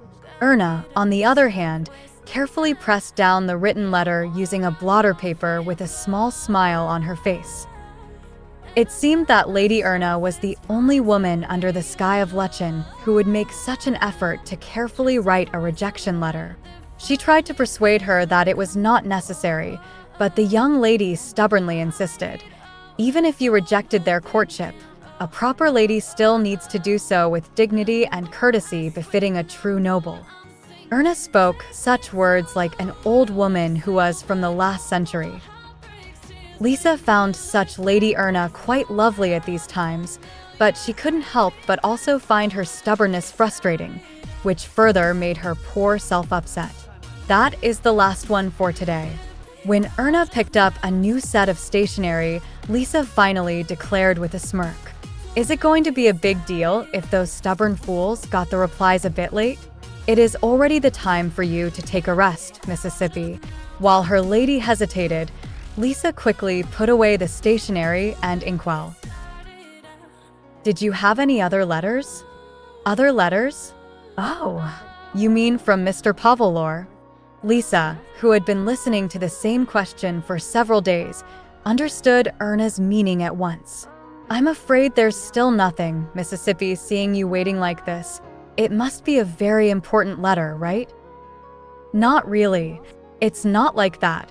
Erna smiled awkwardly and shook her head. Fortunately, Lisa didn't ask any further questions. It's already been 4 days. Did something happen to Pavel? Erna, who had been anxiously wandering around the room, did not get in bed until midnight.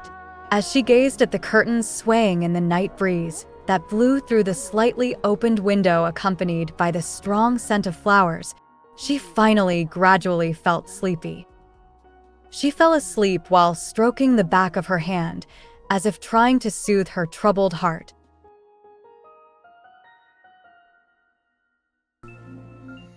A lively bachelor party at a noble's club ended naturally, as the participants lost their consciousness one by one due to too much alcohol. Even the main character of the party, who was struggling to keep himself upright, ended up collapsing on the table. In the end, only Bjorn was left. "Hey, groom!" With the hand that just put down a glass of wine, Bjorn hit the forehead of the groom. The force of his hit rang out quite loudly, but the victim still showed no sign of waking up. "I won." "I don't know. Just take it," the drunk groom mumbled in an indistinct voice. Bjorn groaned and got up. He wasn't in good shape because he was also quite drunk, but it wasn't enough for him to join the ugly crowd that was scattered around. With his dry mouth moistened with cold water, he picked up his lute lying in the center of the table and turned around. It was the tradition at every bachelor party called Stag Night. The last conscious survivor would receive a golden trophy in the shape of an antler. Bjorn couldn't remember how many stag antlers he now had in his home. The funny thing was that he even got the trophy at his own bachelor party. He wanted to throw it away because it was a very unfortunate trophy, but it was a piece meticulously made by a skilled craftsman from the same workshop, so it was such a waste to throw it away. Thanks to that, the antlers that survived till this day must have been buried somewhere as a decoration in the Schubert Palace. He staggered as he left the club full of ugly guests that were either weeping out of the blue or toppling down over and over again. He could have ordered a carriage to bring him home, but it was still too early for the coachman to drive the carriage when dawn hadn't even arrived yet. Erna, who fell asleep only late at night, woke up much earlier than usual because of a nightmare that haunted her dreams. She couldn't remember what the dream was about when she woke up, but the memory of being chased by something and the fear she felt still remained clear in her heart. In the end, she quickly got up and sat on her bed. Turning the lamp on the bedside table, the warm light diluted the darkness, helping her see the table clock that showed that it was still less than 4 o'clock. Staring blankly at nothing for a while, Erna gave up on going back to sleep and decided to get out of bed. After getting dressed and tidying up the bed, the dawn began to arrive gradually. Erna stood in front of the window for quite some time and turned around as if trying to control her weakening heart. Suddenly, the thought of going for a walk appeared on her mind as the pale morning light seeped through the gaps in the curtains. Finally deciding on what she wanted to do, she began to move diligently. She braided her long hair, put on a bonnet, and brought out her gloves. Staring at the gloves on her hand, the memory of a certain prince who had done a terrible thing to her most cherished gloves appeared in her mind, making her feel resentful once again. With her hand that was clad in unadorned gloves, she habitually rubbed the back of her hand. Erna, who finally finished her preparations after attaching a large flower pinned to her shawl, sneaked out of the bedroom quietly. The Viscount said it would be unwise for a noble lady to walk outside the house without a maid, but she felt that it was still too early to wake Lisa up.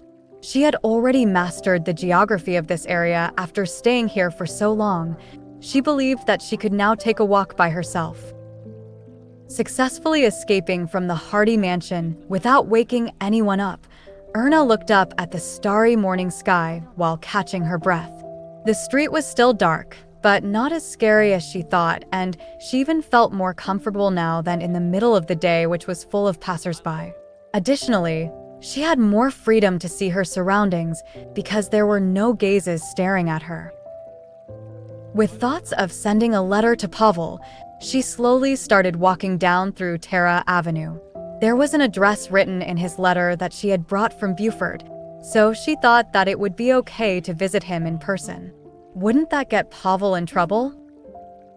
When she remembered her only friend, who kept his distance while being conscious of people's gaze for her sake, her troubled heart felt relieved somehow. It was then that she suddenly became aware of a bum lying down the street. Erna, who had unintentionally turned her gaze toward the clock tower, let out a small scream. In the distance, she could see a man lying on the railing of the large fountain at the center of the square. She looked around the empty square and began to approach the fountain cautiously. She could now see him better with their distance shortened. He was a tall man with a head full of blonde hair with his arms mostly covering his face, which made her unable to completely see his features. Additionally, she could see a strange-looking golden object rolling around at his feet. "Hey, are you okay? Can you hear me?" Standing a step away from the man, she asked nervously. The man, however, didn't even move. "Are you sick? Are you hurt? Should I call the police?" When she finally took the one last step towards him, the man lowered the arm that was covering his face. Fortunately, he didn't seem to be dead, making Erna sigh from relief. However, she quickly regretted her choice, which was swept away by unnecessary worries and sympathy when she met the man's gaze that was now staring at her. The unconscious vagrant lying down was the very man he never wanted to meet, Prince Bjorn. Erna hurriedly backed away, but Bjorn's movements of grabbing her wrist were a little faster as usual. "Erna Hardy?" He sighed and slowly called her name. Only then did she understand why the prince was lying in the square like this. A strong smell of alcohol that could give her a headache was wafting from his body. Just smelling it was enough to make her intoxicated. "Why is Miss Hardy here?" he asked, groaning while still holding Erna's wrist. "Put my hand down, or else I will scream. I asked you why you are here." As she struggled to pull her wrist out, his grip only grew stronger. "This is the square, not the prince's estate. I could go anywhere I want." "I guess that makes sense." He nodded while slowly getting up to sit down on the ledge of the fountain. When he saw her bright red face standing in front of him, he unexpectedly burst out laughing. The stars shone above his head when his consciousness clouded, and now Erna Hardy was here in front of him. For a while, he thought that he was just hallucinating. With the time so early that the sun was still rising up and in a place outside like here, it was impossible to meet Lady Hardy. However, the Erna in front of him was definitely the real Erna, and he suddenly felt the situation unbearably funny. "Let me go." As he struggled to regain consciousness, she roared once more. "If you need help, I will call someone. So please, let go of my hand." "Hey, Miss Hardy, do you really want to sell yourself to me?" Bjorn, who was exhaling slowly with his head bowed down, asked in a low-pitched voice. "I beg your pardon?" Erna, who had been fussing while waving her arms, became calm at the moment she heard his question. "If you want to make a deal with me, you have to bargain first, you know." "How much?" His gray eyes, that were unusually clear despite him being drunk, gleamed in the faintly bright dawn light. "I understand this conversation is just plain rude and unpleasant. Please let me go now." "Let me go." She couldn't speak properly and only let out a moan-like sigh. "Tell me how much it is." With his eyes closed, he softly asked. For the first time, she realized that all senses could be paralyzed due to too much anger thanks to the prince's insults. She should have poured out some curse words, but no voice came out of her throat as her mind went blank and the pain in her wrist slowly faded away. "I don't want to have this insulting conversation with you anymore. Please stop." Erna barely managed to speak after a while. Bjorn, who was gazing at the distant sky, slowly lowered his gaze and met with her gaze once again. His eyes held an indifferent look. "So, what if you don't like my words? You should know when enough is enough. Aren't you being too rude?" She screamed in a rage. "So, you're telling me you know how not to cross the line?" He calmly asked her with his lips in an obvious smirk. For a moment, the words she wanted to say got stuck at her throat, making her unable to answer his question. How could such a messy prodigal son become the crown prince of this country at one point? She was shocked by that fact to the point of making her dizzy. Meanwhile, Bjorn, who wanted to say something again, slowly closed his eyes. When Erna felt something strange, it was only after his already staggering body had tilted sideways.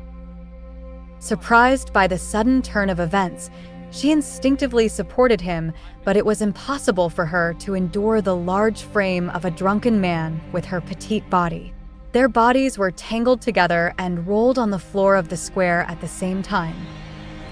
Half conscious due to the fall, Erna realized that she was now lying on the cold stone floor only after the bright dawn sky came into her eyes. Additionally, the cursed prince was lying on top of her. The breath he exhaled tickled her neck, and his tight body was very hot and rigid, making her feel threatened. Sadash, please save me. Help me. Barely coming to her senses, she screamed with all her might and started to struggle. However, no matter how much he pushed, the unconscious Grand Duke wouldn't even budge just a bit. Suddenly, the sound of footsteps approaching from afar could be heard. Go away. Let go. Erna slapped the prince's shoulder and back with her clenched fist, but Bjorn, who wanted to open his eyes for a moment, lowered his head once again. Even in the midst of this unfortunate incident, the prince did not let go of her wrist, and as his hot, soft lips brushed the nape of her neck, her face crumpled slowly as if she was going to burst into tears soon. Meanwhile, the footsteps of the approaching people became more and more clear. Let go of me. Please let go. Her desperate movements pushed the hem of the dress up to her knees, but she didn't have the energy to worry about it for now. She turned her head in fear, trying to find anything to help her out of this predicament. Picking up the golden object that had fallen near was an instinctive choice, as there was no rational judgment left in her head other than the desperate feeling that she had to do something. Help me. She struggled as she swung the trophy she was now holding. With a scream that grew sharper, Erna started slamming Bjorn's back with the trophy without mercy. At the same time that Bjorn opened his eyes to the pain that had grown to overcome his drunkenness, the sound of footsteps from those who approached where they were suddenly stopped. Your Highness. Surprised by the absurd sight, the Grand Duke's driver and attendant shouted. With a frown on his face, the Grand Duke let out a groan and turned around. As he flopped down on the ground, Erna could finally stand up while tightly holding his trophy she used to beat him in her hand. Seeing her current state with barely focused eyes, a new smile spilled from Bjorn's lips. Erna, who refused the help of the attendant, took a breath and stepped back. Tears seemed to fill her eyes, but she did not cry since crying was something she was fed up with. Instead, she shot a gaze filled with hatred back at him. While the coachman and the attendant raised his tired body upright, Erna quickly turned around and started to run away from him once again. The sound of her heels from her frantic running echoed throughout the stillness of dawn. Are you okay, Your Highness? The attendant, who was looking at him with a strange gaze, asked stammeringly. Bjorn, however, closed his eyes slowly without answering. When he opened his eyes again, Erna had already gone to the other side of the square. The ribbon tied to the end of her braided hair fluttered as if it was a pair of wings trying to lift her petite body. The last thing he saw before losing consciousness again was the golden antler still in Erna Hardy's grasp.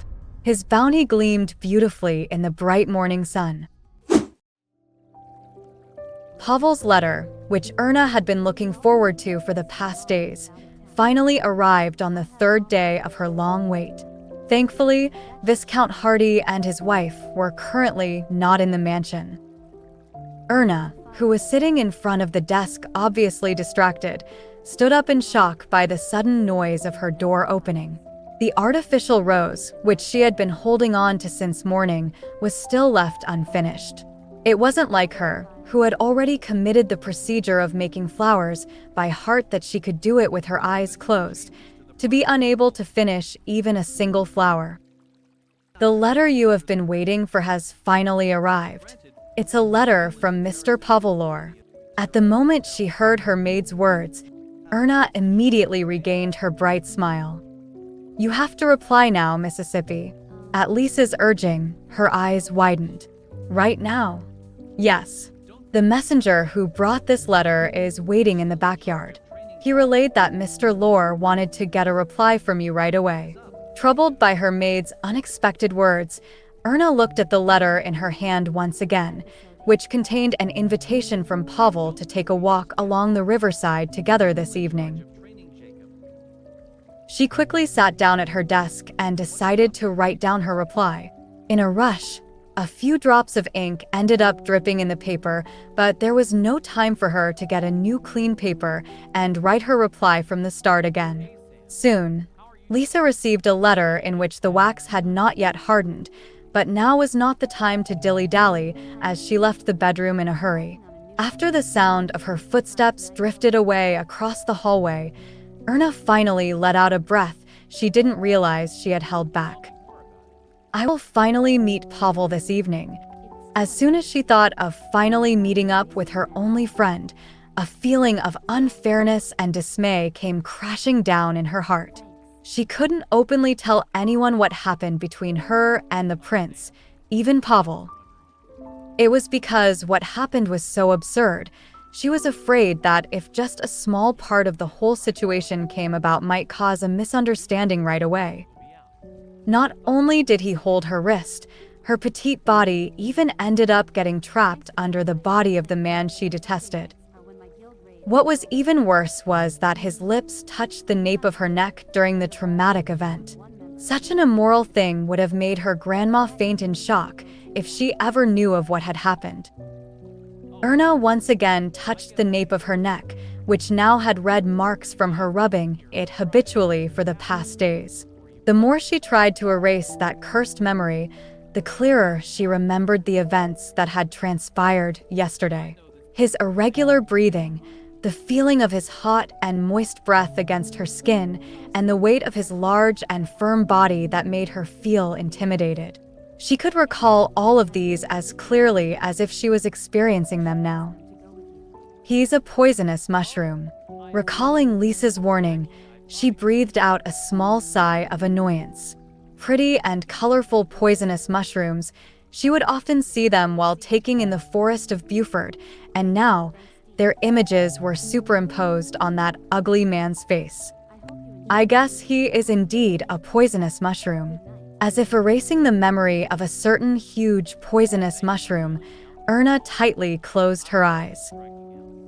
I hope dinner will arrive soon. Let's meet Pavel so I can finally open up my troubled heart and feel refreshed.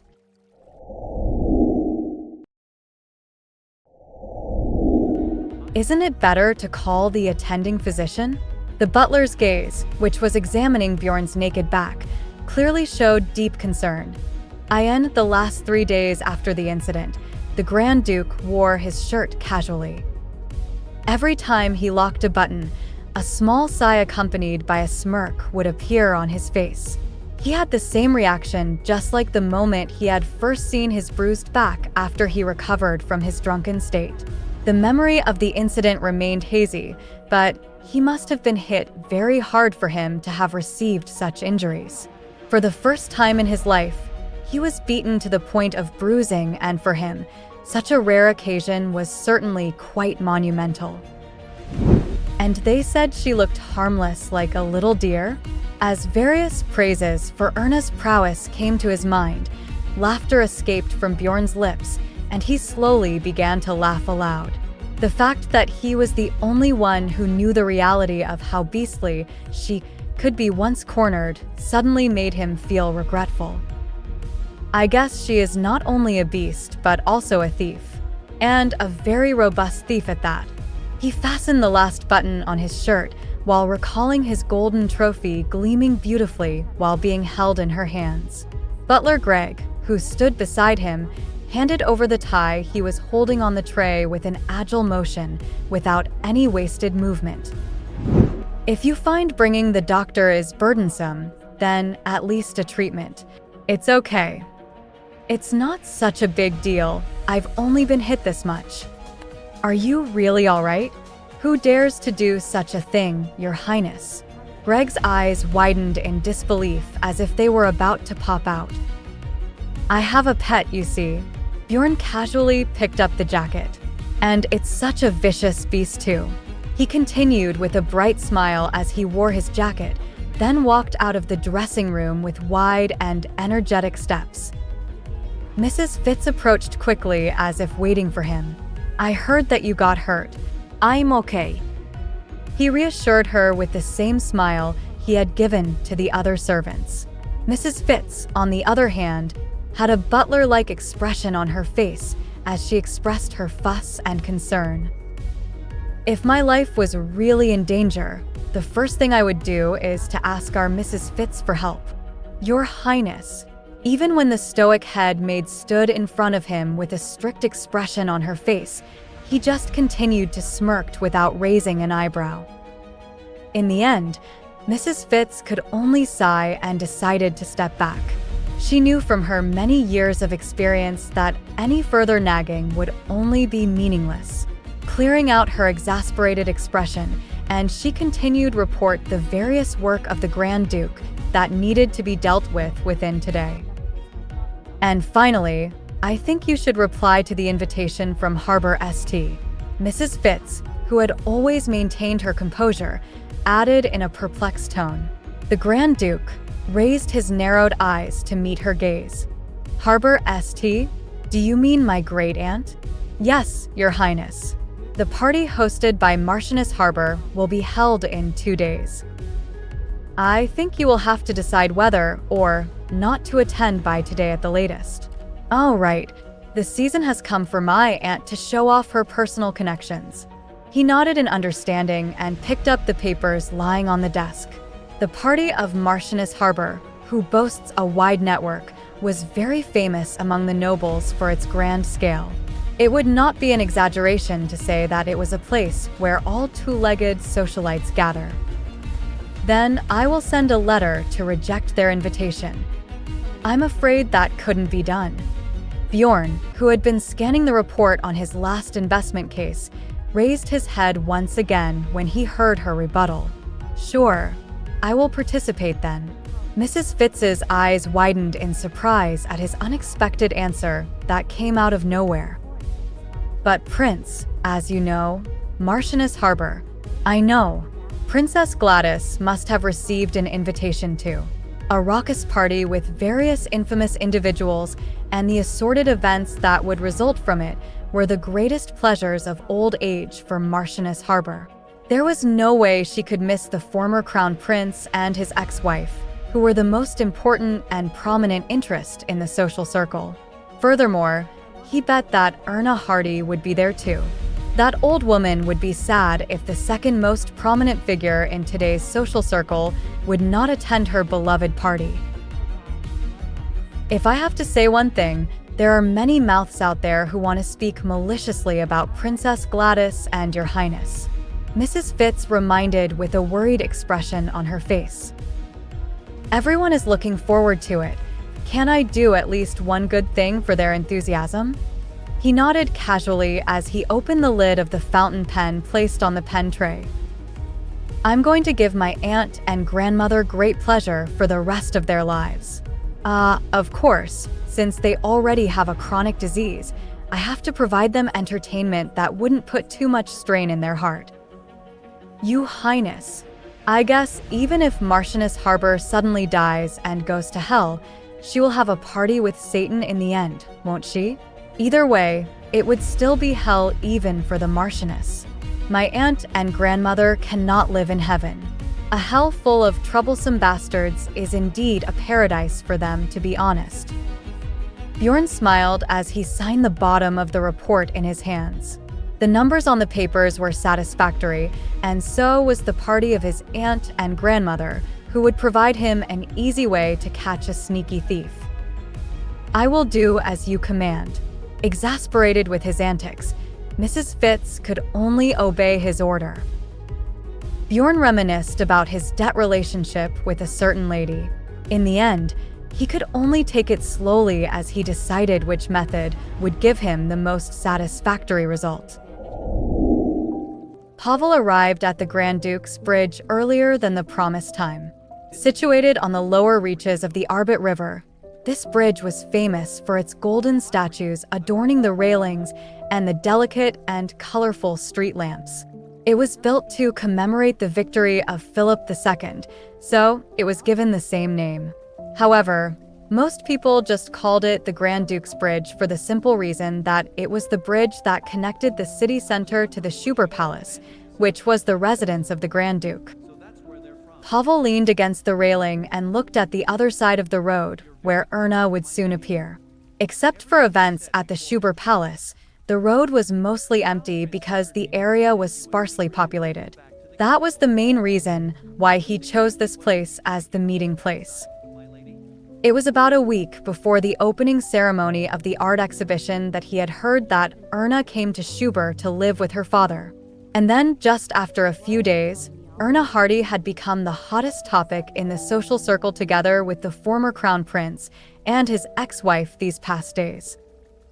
The rumors about his dear friend that he heard through his friends from the upper class were all maliciously perverted, and she was also known as a snobbish lady who was clueless regarding the marriage business.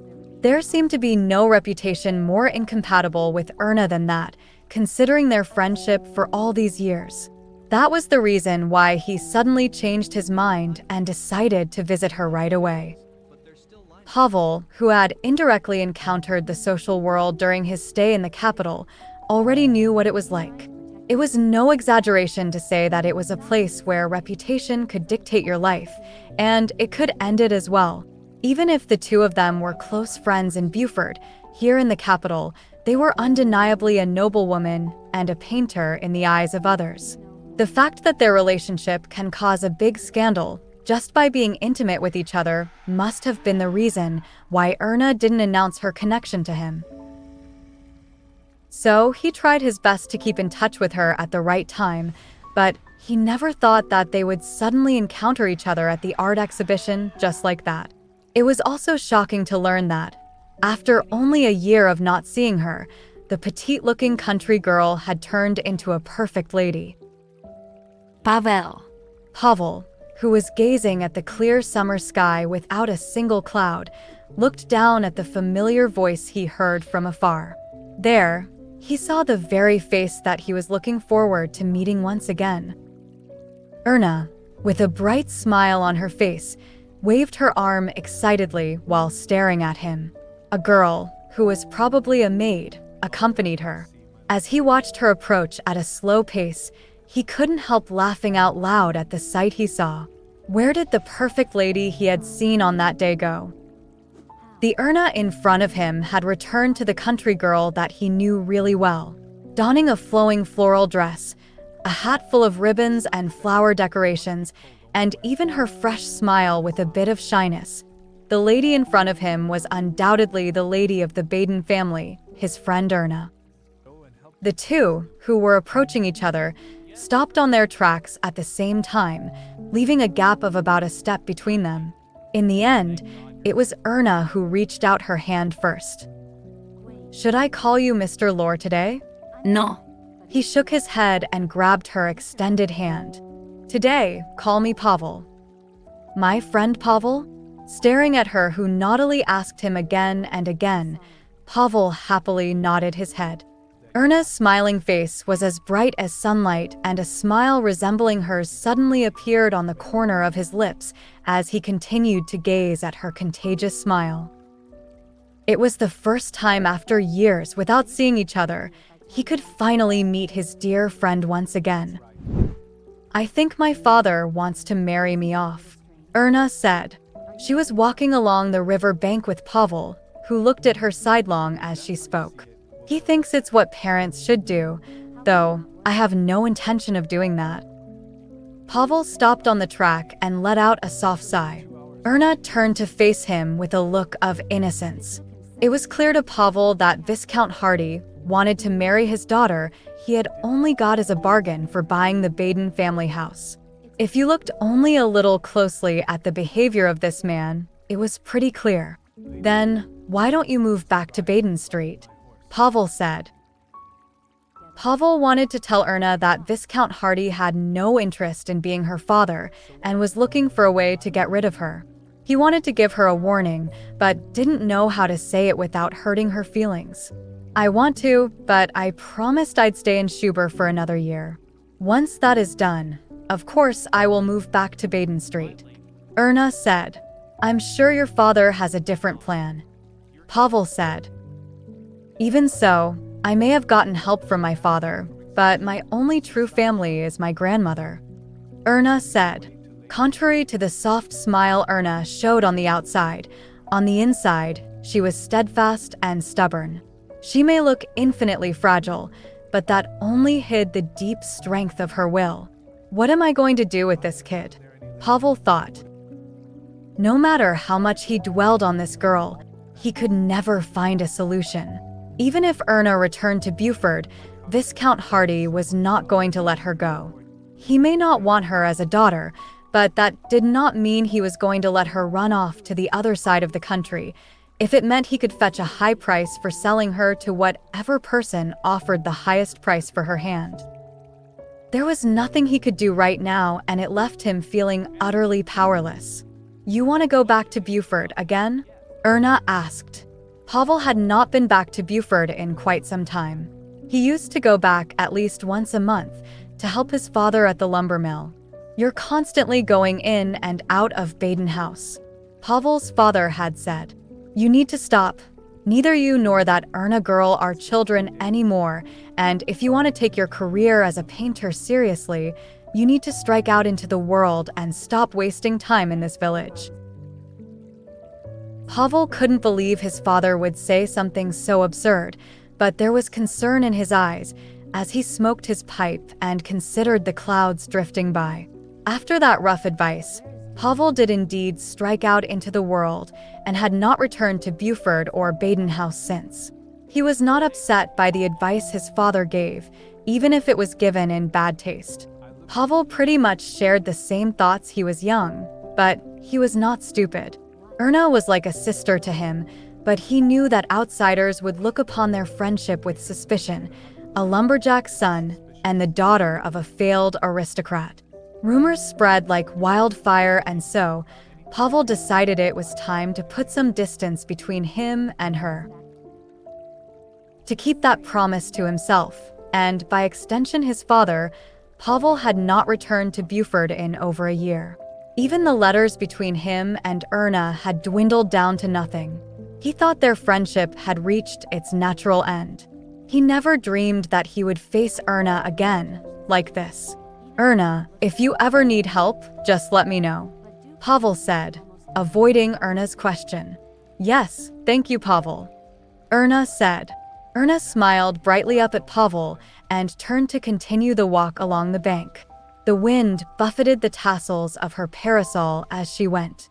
The flowers and ribbons of her wide-brimmed hat bobbed as she walked. The lace of her loose dress swayed in such a manner that Pavel thought she was a giant flower herself. His pulse skipped a beat without warning, and he gasped.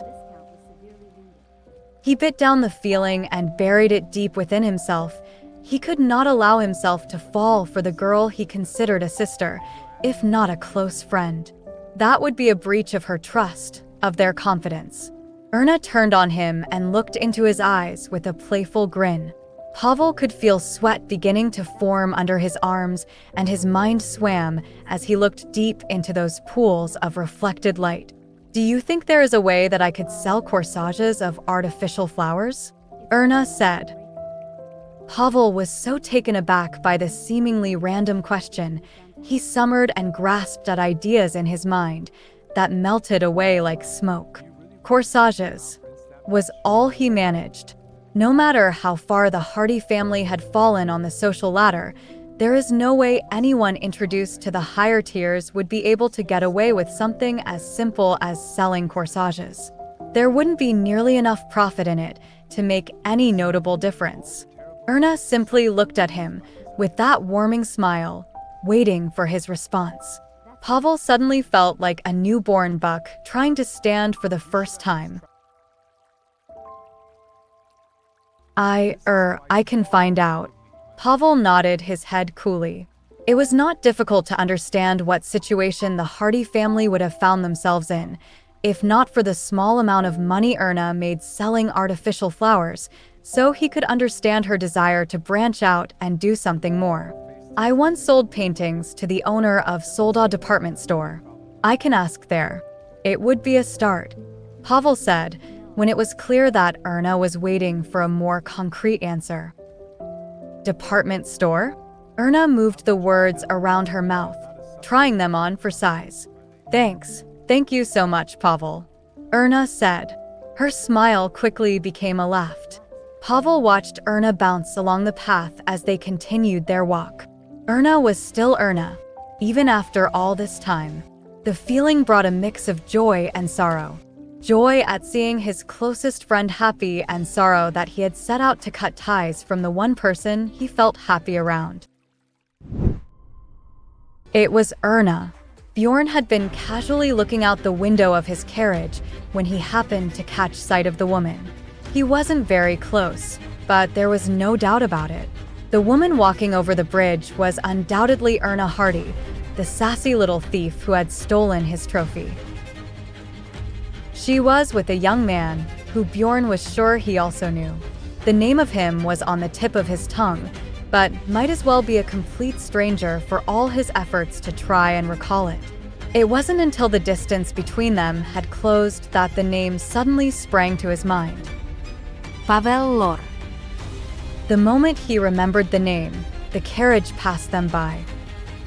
Bjorn ducked his head away from the window and back into the gloom of the carriage. The image of the woman remained in his mind, and her smile, like the river Arbit with the sun beating down upon it and casting scales of light across its surface. She was a naughty little minx that liked to entice lords to her with the promise of betrothal, all the while dating that lowly art academy student. She was indeed worthy to be called the successor of Gladis Hartford. They were definitely dating. Bjorn came to this conclusion. It was a feeling that came with the mourning of all the hapless young nobles that fell for her succubus smile and innocent face. Erna and Pavel broke from a friendly embrace and made an appointment to meet up again next week at the latest. Same time, same place. Pavel stood on the bridge and watched Erna slow drift out of view. Once she was gone, he found himself reminiscing of when they first met. It had been a late spring afternoon, full of April showers which had turned the paths into a quagmire of puddles. "You want to go back up there again?" Pavel could hear his father saying in the echoes of the memory. It was painful to hear it now, but he understood his father's concern. A high-born girl hanging round a miller's son. She was like a little sister to him, and there was nothing that was going to happen between them, but it seemed like no one else understood that. Pavel waved to Erna as she slowly moved away. She was still the awkward little girl, waving like she did on their first meeting, and he still felt like that little boy, waving back. Bjorn did not arrive to the party until after it had already begun. He was the only guest to come from Schubert Palace, even though the others had been given an invite. Leonid and Louise decided not to come, which was no surprise to Bjorn. The pair were not very fond of the social gatherings of the Marchioness of the harbor. "Oh, Bjorn, come here," the Marchioness called out when she saw him. "Today, please don't make any problems. I know what a little rascal you are." The Marchioness gave Bjorn a playful wink. "I hope you will live up to my expectations." Bjorn gave a non-committal grunt and returned a playful smile. If there was anyone who wanted the party to end safely, it was the Marchioness of the harbor, the hostess of the gathering. Bjorn had no intention of causing trouble. The Marchioness was drawn away by other arrivals before Bjorn got caught up in idle chit-chat, so he stationed himself at the buffet table and scanned the faces in the room. There were the familiar faces that always seemed to make every social gathering going. There were a couple faces he did not recognize, probably out-of-towners vaticinating in the city, and then there was her. Bjorn caught her soft, warm smile within a crowd of young men vying for her attention. Erna Hardy. She was standing next to the window in the corner of the room, no doubt to restrict the avenue of attack from the young suitors. They seemed to flock to her without relay and try to strike up a conversation. They did not last long, as Erna's defensive posture saw them off, and the suitors would skulk off with their tails between their legs to lick their wounded egos. The prince is approaching.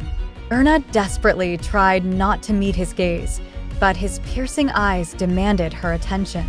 She shrunk away deeper into the corner of the corner and realized she was alone now.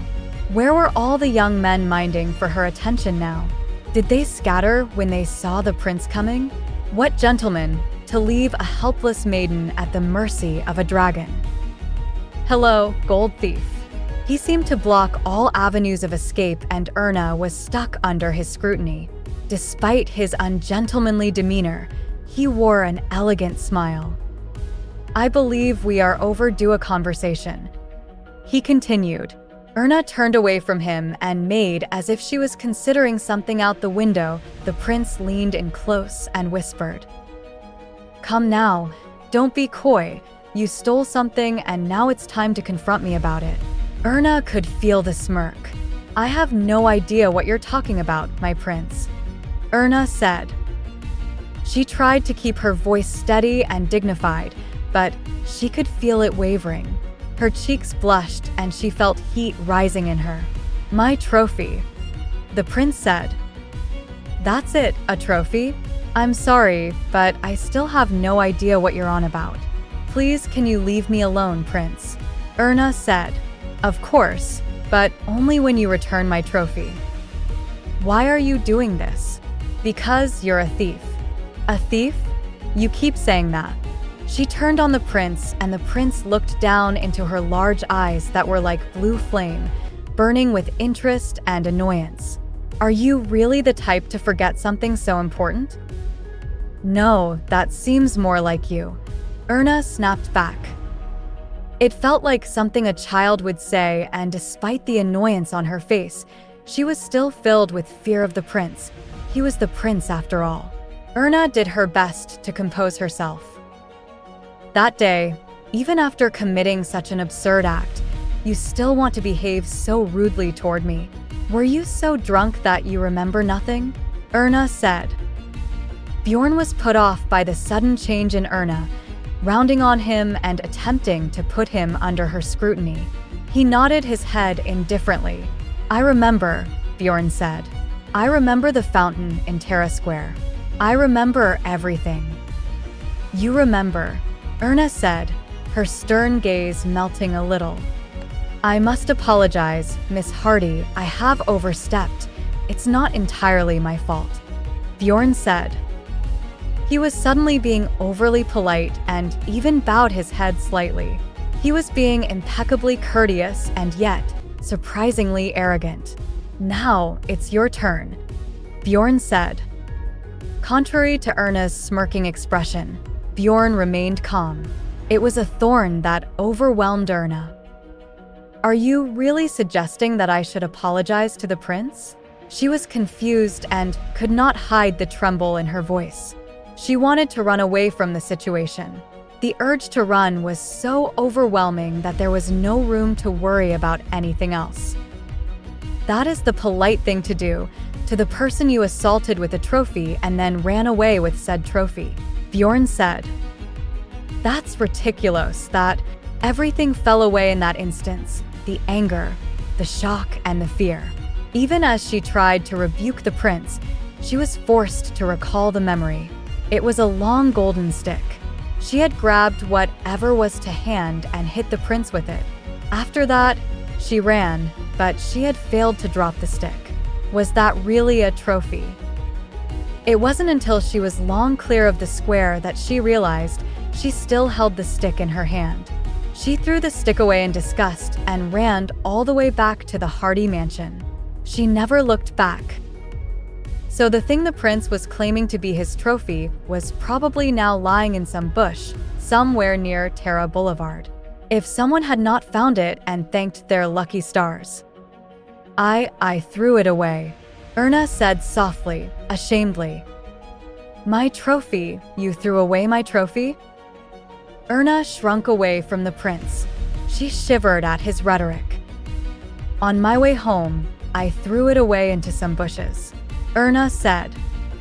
The straight flush that had stolen the golden antlers looked about ready to weep.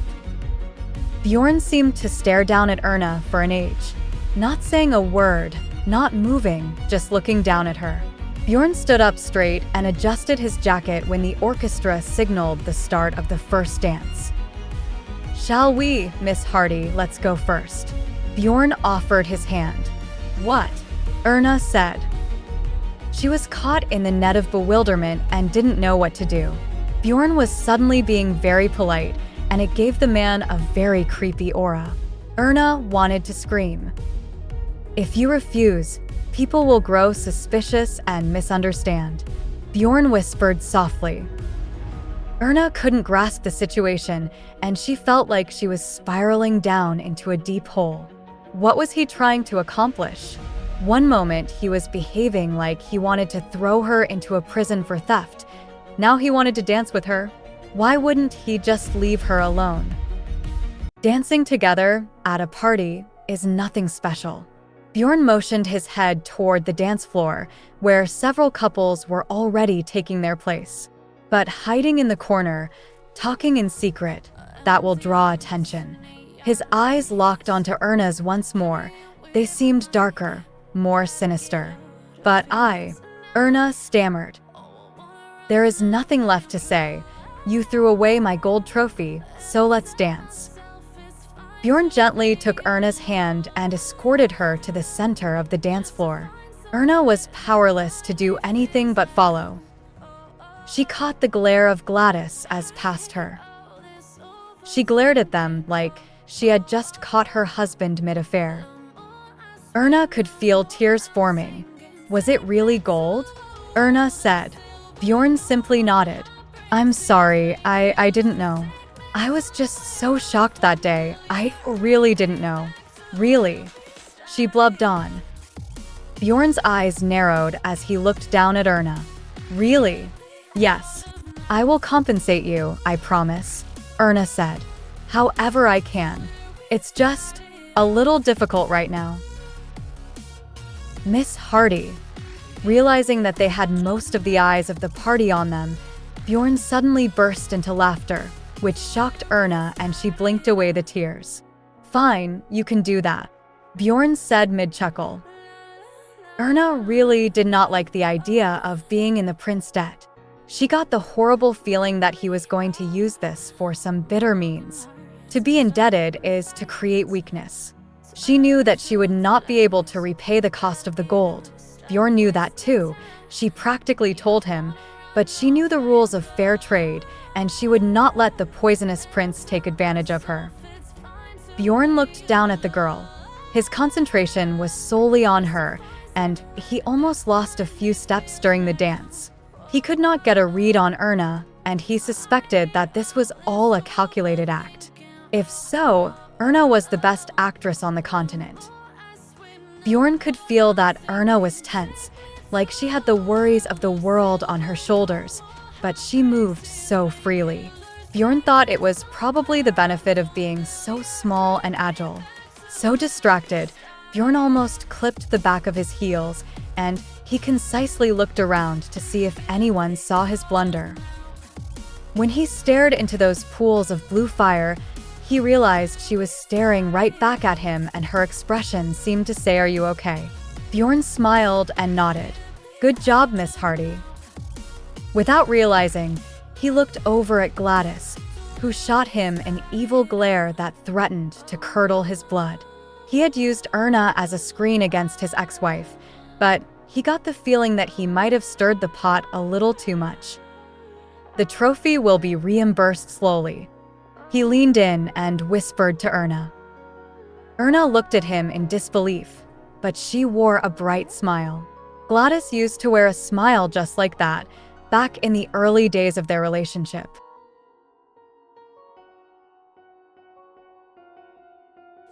"Aren't you already in a relationship?"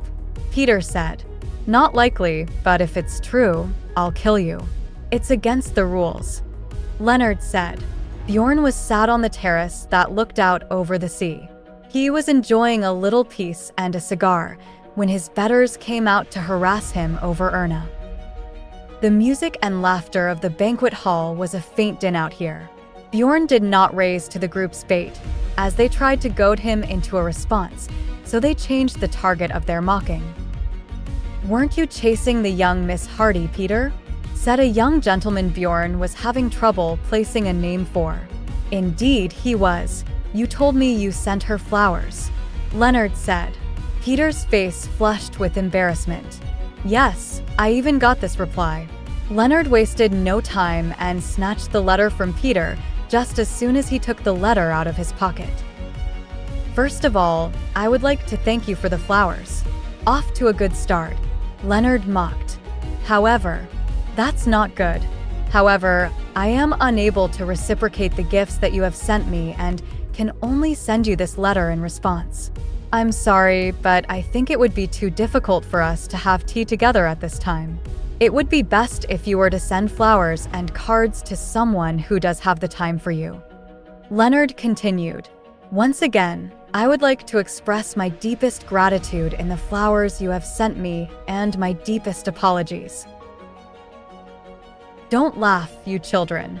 All relationships start out like this. The gander chasing the goose. It's how we know the feelings are real," Peter declared.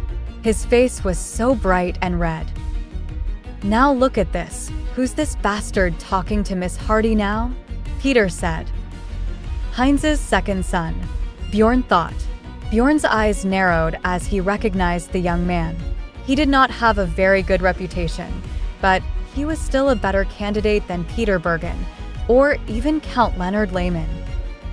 "If you're hungry, then go and claim the steak. If not, then leave the pair alone. Erna knows her business." The others looked in shock as Bjorn uttered the words. "Our bet is a bet and Miss Hardy must be about her own business." "So be it, forgive me," Peter said. Peter seemed to look at Bjorn with something resembling admiration for the prince's cool demeanor. Maybe it was that nonchalant that women found attractive. The group devolved into another tirade of bickering and playful arguing. Bjorn would interject with his opinion now and then, but for the most part, he was absent from the conversations. "Can we talk?" came a feminine voice sometime into the night. The group of lads turned and parted like the Red Sea to reveal Gladis. Bjorn let out a breath. "Yes, of course, princess," Bjorn said. They moved to a discreet corner of the terrace, which was not very discreet at all, and anything more than a low whisper could easily be overheard. Bjorn stood and faced out toward the sea. Gladis approached under the gaze of the young lads and couldn't help but feel like a child about to be punished. "I'm sorry for being rude to you," Bjorn said when Gladis got close. "Are you going to use the girl like this forever?" Gladis said. "The girl," Bjorn said. "That poor country girl you're using to torment me," Gladis said, anger lighting her eyes. "Her name is Erna, and you seem very sure of yourself to accuse me of using her." Bjorn smiled, but it was insincere, almost mocking. "In my eyes, that country girl is more beautiful than you, princess. She is kinder, if more naive than a princess, needless to say. Please don't do that. Don't hurt that innocent girl. We may have problems and we should keep it between the two of us," Gladis said. "I said it very clearly that day, princess. The deal was fair and you agreed. There is nothing left between us," Bjorn said. They did not shout at each other, or raise their voices even slightly. It was pointless in pouring out their raw emotions again, in a public display of embarrassment. The fact that there was nothing left to pour out made the situation more annoying for Gladis. "What if I were to offer you another deal?" Gladis said. She could feel tears starting to form. "Then maybe things could be different between us." The offer was a little unexpected, but had been on the fringes of Gladys' thoughts. She had always hoped she could return from being the sorrowful heroine. Bjorn turned as if he intended to leave a boring theater. "What deal?" Bjorn said. "The crown. I want to give back your crown, which you lost because of me." Tears welled and flowed. "I came back to Lutchen for that reason. I wanted to apologize to you, to start over fresh." "You would return my crown?" Bjorn said, ignoring everything else Gladis said. "If you can change the public's mind by showing them that we can live happily together, you will be able to regain the throne. My father promised he will support us." Even as Gladis cried, her voice was clear and sweet. "I understand that forgiving me won't be easy. I don't really expect you to forgive me, but Bjorn, please give me a chance to atone. I don't mind that you hate me, so please don't turn away from me. Please." Gladis reached out and grabbed the cuff of Bjorn's sleeve. "You don't know how much I regret the mistakes I made when I was young and immature. As much as I did wrong by you, please don't punish me like this. Please?" "Really?" Bjorn said flatly. He did not try to shake away Gladys' grip of his arm. "Yes, I will try hard. I will keep praying and I will work even harder until your heart is relived. Can you do that?" Gladys looked up at him with puffy red eyes glistening with tears. Fine. Bjorn nodded as if understanding. Gladys' eyes twinkled with faint hope. "But what should I do, princess? The deal you suggest is impossible for me." Bjorn let out a sigh and shook off Gladys' grip like he was wiping away dirt. Gladys looked up at him with wide-eyed shock, tears streaming down her face. "Bjorn," she said softly. "My crown was not lost because of you," Bjorn said as he tidied his crumpled sleeve. "If I really wanted to protect my crown, there are plenty of other ways. I could just kill your child for one." What are you saying?" Gladys recoiled from the man. "It's such a simple thing to do. I could have given you medicine while he was still in your womb. It would have been a small thing to have said he was stillborn. The people would have been more sympathetic to me, the crown prince losing an heir. The tabloids would have called me the unlucky prince who lost a son and a wife. That would probably be the cleanest way, do you think?" Bjorn was surprisingly calm, which sent a chill down Gladys' spine. "That would have been the easy route if I wanted the crown, but I didn't. I gave up the crown on my own. I don't really want it. So how exactly do you think you could give it back to me?" Bjorn's smile became cold as his words became sharp. "What about Leonid? Would you make him give back the crown he received voluntarily, because the Princess of Lars demands it?" "I don't mean that," Gladys blubbed. "Do you think the throne of Lutchen a fun little plaything, princess?" Bjorn interrupted. "No, it's not like that, please." Gladys tried to say. She was practically begging the prince now, forcing herself to endure the tears.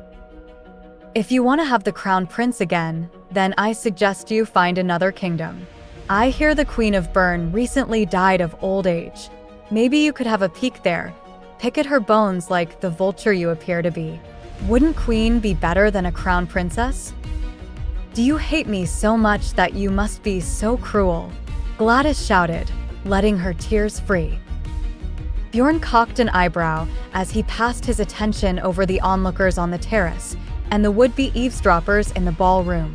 They all stepped back and tried to act as if they were about their own business. All except Peter and Leonard, who just stood with mouths agape. Bjorn marched out of the terrace and through the banquet hall. A buzz of commotion followed in the Grand Duke wake, but he did not care. Peter and Leonard went after him as he left the banquet hall. Bjorn never looked back. "I was wondering where you were going in such a hurry. I found you, Miss Snob Hardy." The man smelled heavily of liquor. "Do you have an appointment here with the Grand Duke, maybe?" Hines sneered. "Let me be, Mr. Hines." "I don't think so." Robin Hines's hand flashed out and he snatched Erna's wrist, too quickly for her to avoid the move. "Are men clowns to you, hey?" he asked. Let go of my hand. Are you mad? You stupid woman. It's useless for you to chase the prince. You'd be better off showing me a little sweetness. The prince can't do anything, but you don't know.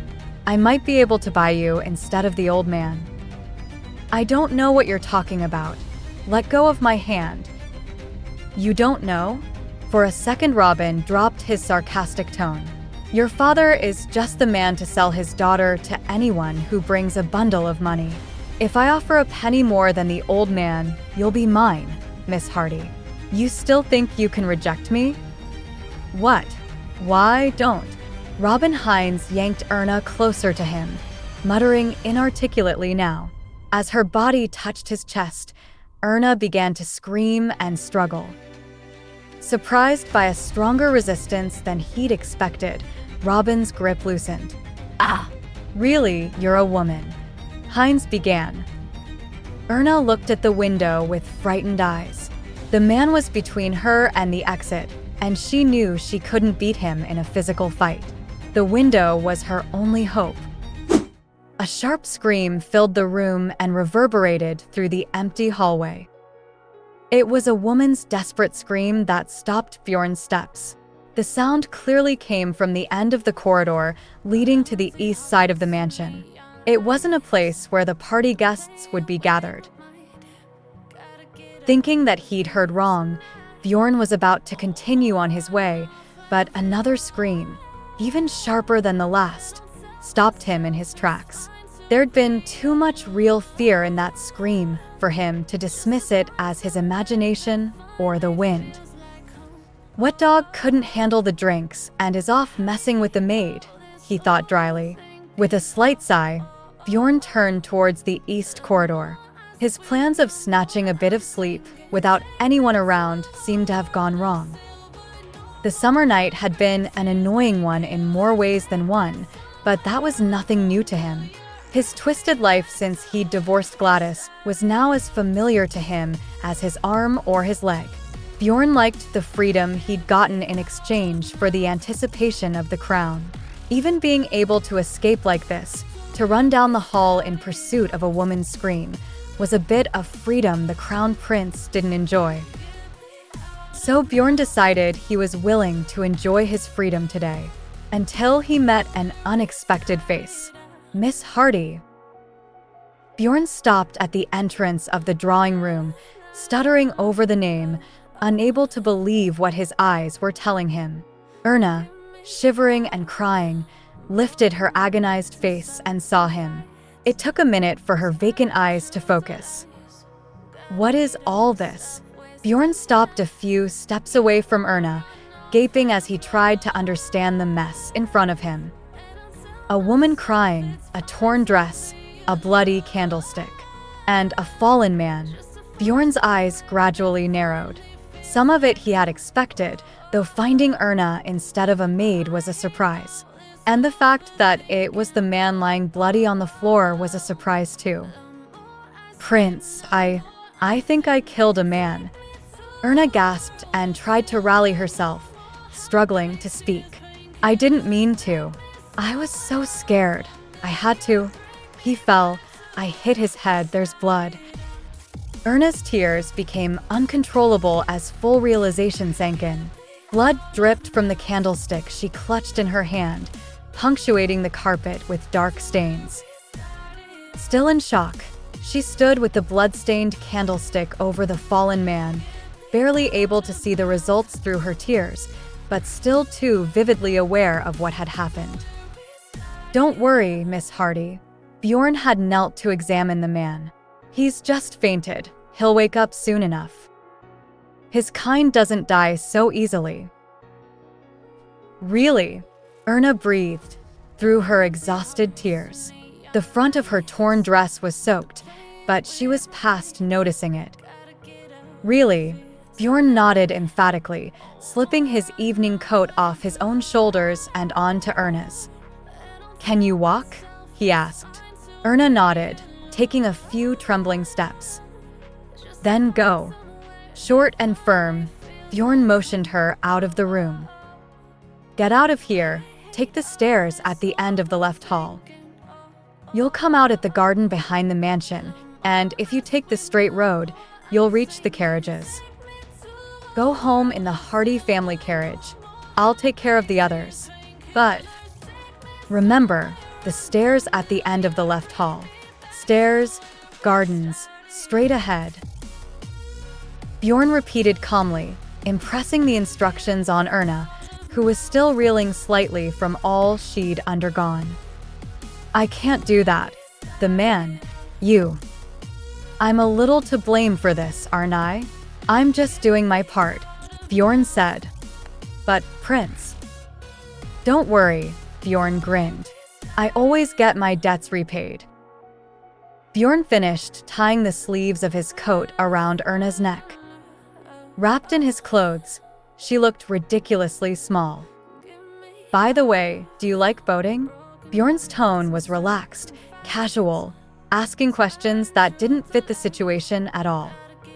What? Erna blinked, doubting her ears. But Bjorn still smiled at her with his inconsequent grin. You'll have to like it. What do you mean? That's enough, you'd better go now. Bjorn announced, glancing back into the drawing room at Robin Hines, who had stirred a little. Go, he repeated, cold and unsmiling now. Erna nodded her head through tears. The drawing room fell silent again once Erna's echoing footsteps left the hall. Bjorn looked scornfully down at the fallen man. He'd expected a jerk, of course, but he hadn't expected this idiot. How could anyone treat the daughter of a well-known noble family like this? He picked up the vase on the console. His steps approached the fallen man calmly and unhurriedly, without any hint of the dramatic situation he was in. Bjorn stopped as he reached the pool of red on the carpet, red from the blood that had dripped from Robin Hines's face. Despite the blood, though, the man wasn't seriously injured. The bleeding had come from a few scratches on the side of the head and mostly from his nose, where the candlestick had struck him hard.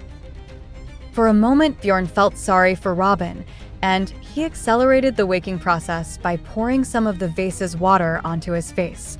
In a minute, Robin had regained consciousness, struggling to sit up and looking dazed like a drowning man. Hi, Hines, Bjorn said calmly, laying the vase back in its place. Robin Hines looked at him in confusion, trying to make sense of Bjorn's smiling face and the red candlestick in his hand. Hines rose to his feet in amazement, gradually coming to his senses. The roses that had been in the vase rolled on the ruined carpet. I'm sorry if I went too far, Bjorn said. What? But you didn't die, so it's all right. Don't you think so? Bjorn laughed, tapping Robin on the head with the bloody candlestick. Robin's eyes widened as he began to understand what Bjorn was saying. You crazy punk, he shouted, spitting blood. Even so, Bjorn's smile deepened as he saw the rage in Robin's eyes. Robin Hines, Bjorn was sure, would never make a fuss about being knocked out by a slender woman. So even if he didn't like it, he'd have no choice but to take Bjorn's way out. It would be much better to have a big fight with the infamous prince to save face. You know how much we've fought?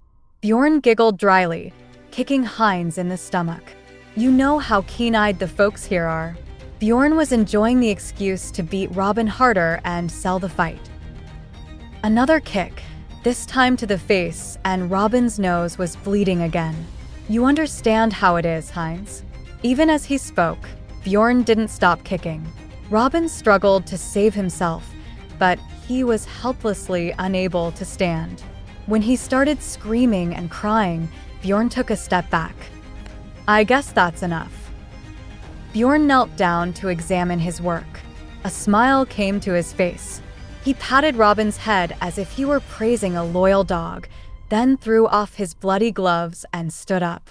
His name, embroidered with gold on the wrist of a once white glove, shone clearly in the dim light.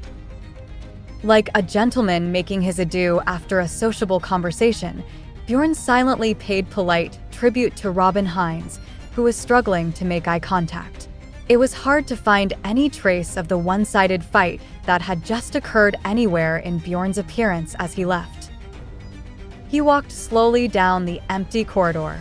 Bjorn couldn't feel very sorry for what he'd had to do, though he knew he'd been pouring out the irritation he'd accumulated thanks to Gladis on Heinz. Even the knowledge of the rumors that would be spreading through the whole city before dawn couldn't mar that satisfaction. It would be perfect if Princess Gladys's despair increased thanks to the increased scandal around her ex-husband, already far from the crown. Bjorn entered the lounge with the candlestick still in his hand. The guests, inadvertently turning their eyes towards him, were startled. BJ Bjorn. The Marchioness of Harbor was the first to gather her wits, and her shout rang out sharply. After what you did to Gladys and disappeared, what's going on? Oh, this little thing. Bjorn casually set the bloody candlestick on the table in front of his aunt. There was a bit of a commotion. Miss, it's real. There really is a gold trophy like that. Lisa, excited, raised her voice as soon as she entered the bedroom. Erna, hovering nervously over her dresser, turned around abruptly, frightened. It's a social club tradition that a gentleman who is about to marry makes a golden deer horn trophy and holds a bachelor party, Lisa said. The best drinker, or something, at the party wins it. There are all kinds of silly traditions, betting on drinking, betting on gold. Guys are always up to silly things. According to Lisa's survey among the maids of her acquaintance, the son of Marquis Bergman had recently made the trophy and held a huge bachelor party. Bjorn had been the winner. It was well known that Prince Poisonous Mushroom had swept away all the awards of the bachelor party and earned a new nickname, Hell's Deer Hunter. Lisa went on, telling all she had heard, and Erna's despair deepened. But, miss, why are you curious about these antics? Lisa asked doubtfully, suddenly breaking off her tale. Erna clutched her skirt with a start. I heard of it at the party. It seemed so strange, fascinating. I was curious, a little. It's strange enough.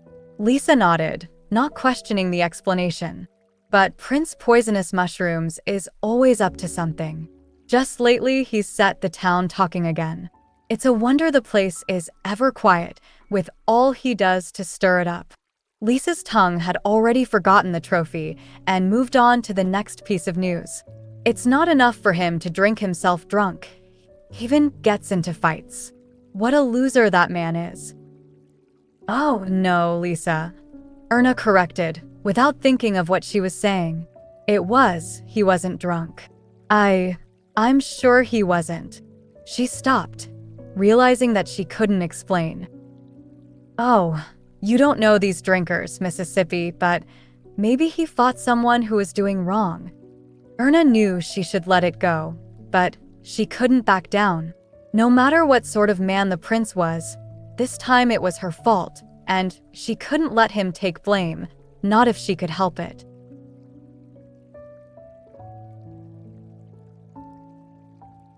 No way. No matter how bad the Heinz children are, it's not likely one of them was in the wrong in a fight with Prince Poisonous Mushroom. You keep taking sides with the prince, miss.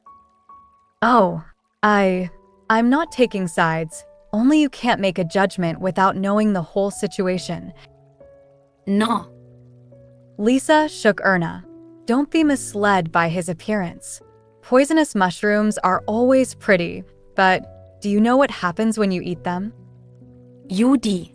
Remember that, young lady. You'll die if you eat poisonous mushrooms.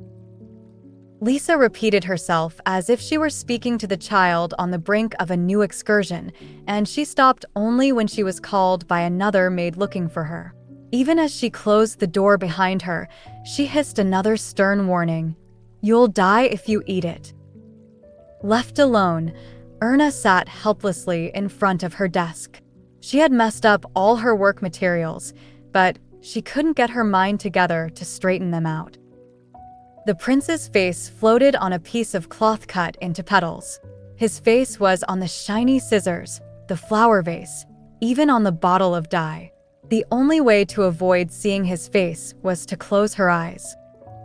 Erna owed the prince a lot, in more ways than one. The undeniable fact was weighing heavily on her mind.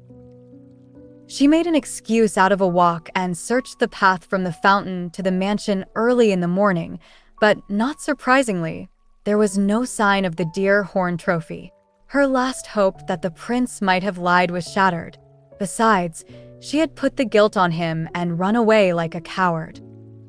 The more she thought about it, the more nervous and worried Erna became.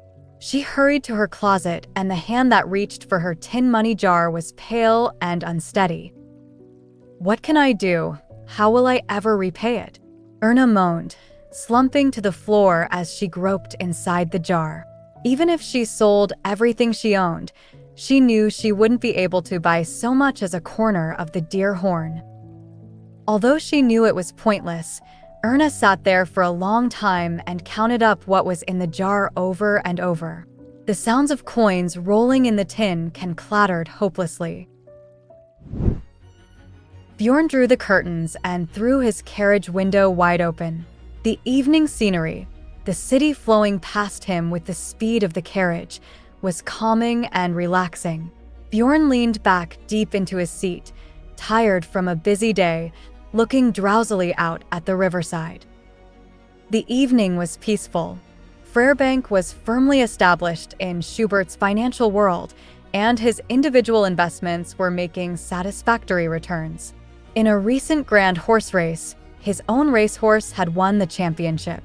Bjorn wasn't interested in the races for their own sake, but the prize money brought in by his champion stallion was different. Life was going the way he wanted, so smoothly that he couldn't find any reason not to love this summer. All the more so since Gladis's presence was blurred by the excitement surrounding the beautiful sale Viscount Hardy was making. Bjorn spared a thought of pity for the girl whose father was busy arranging her marriage with the highest bidder. But did it matter how? Bjorn thought he could love any woman whose name wasn't Gladis. Besides, he had that bet on the boat rides during the festival, and he expected Erna to bring him a big profit. A smile of satisfaction, born of many things, spread across Bjorn's mouth as the carriage entered the bridge connecting the city and the Grand Duke's estate.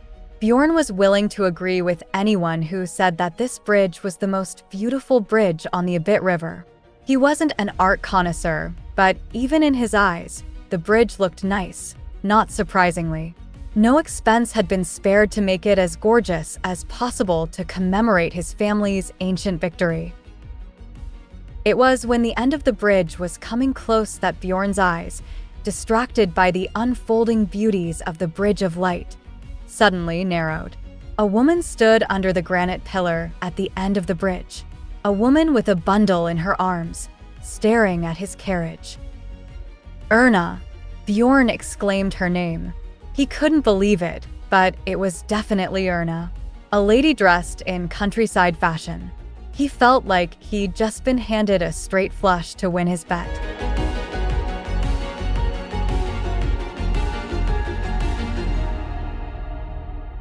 "Erna!" Bjorn exclaimed her name. He couldn't believe it, but it was definitely Erna, a lady dressed in countryside fashion. He felt like he'd just been handed a straight flush to win his bet. It couldn't have been an accident. Only one Grand Duke's carriage ever crossed this bridge. Bjorn laughed again and tapped at the carriage front.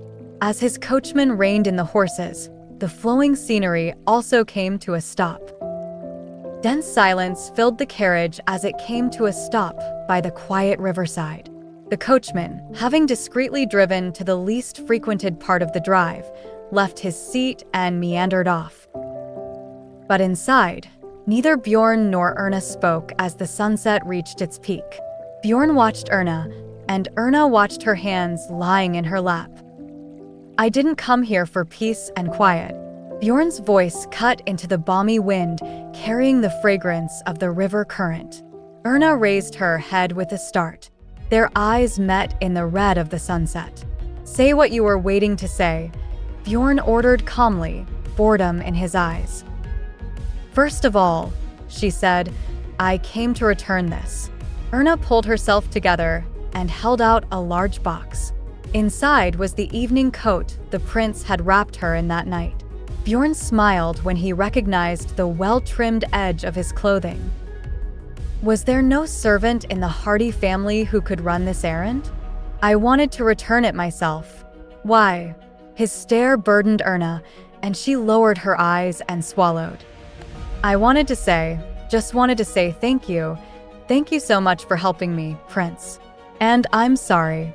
Sorry. Because of me, you've been falsely accused. I was the one who hurt Mr. Hines, and now there's this false rumor that you were fighting. Oh, that. Bjorn cut Erna off in a casual way. It's not a false rumor. What?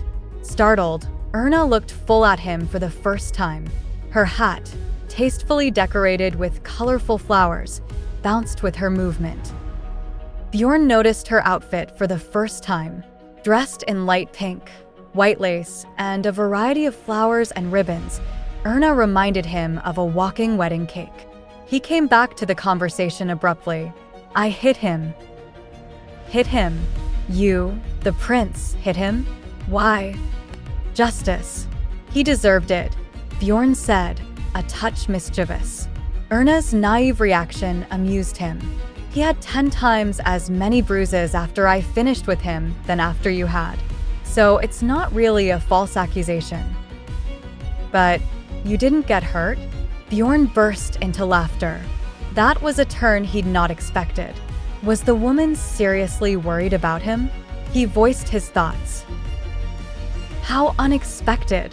The lady who assaulted me is worried about me. Assaulted? What do you mean? That day when... It's all right.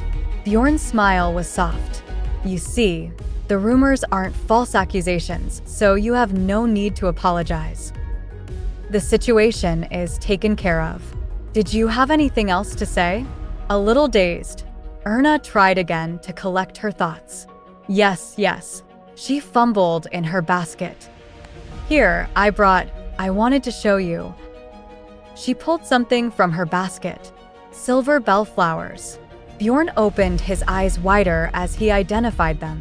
Are you here to sell flowers? No, of course not. I mean, I am going to sell them, but not to the prince.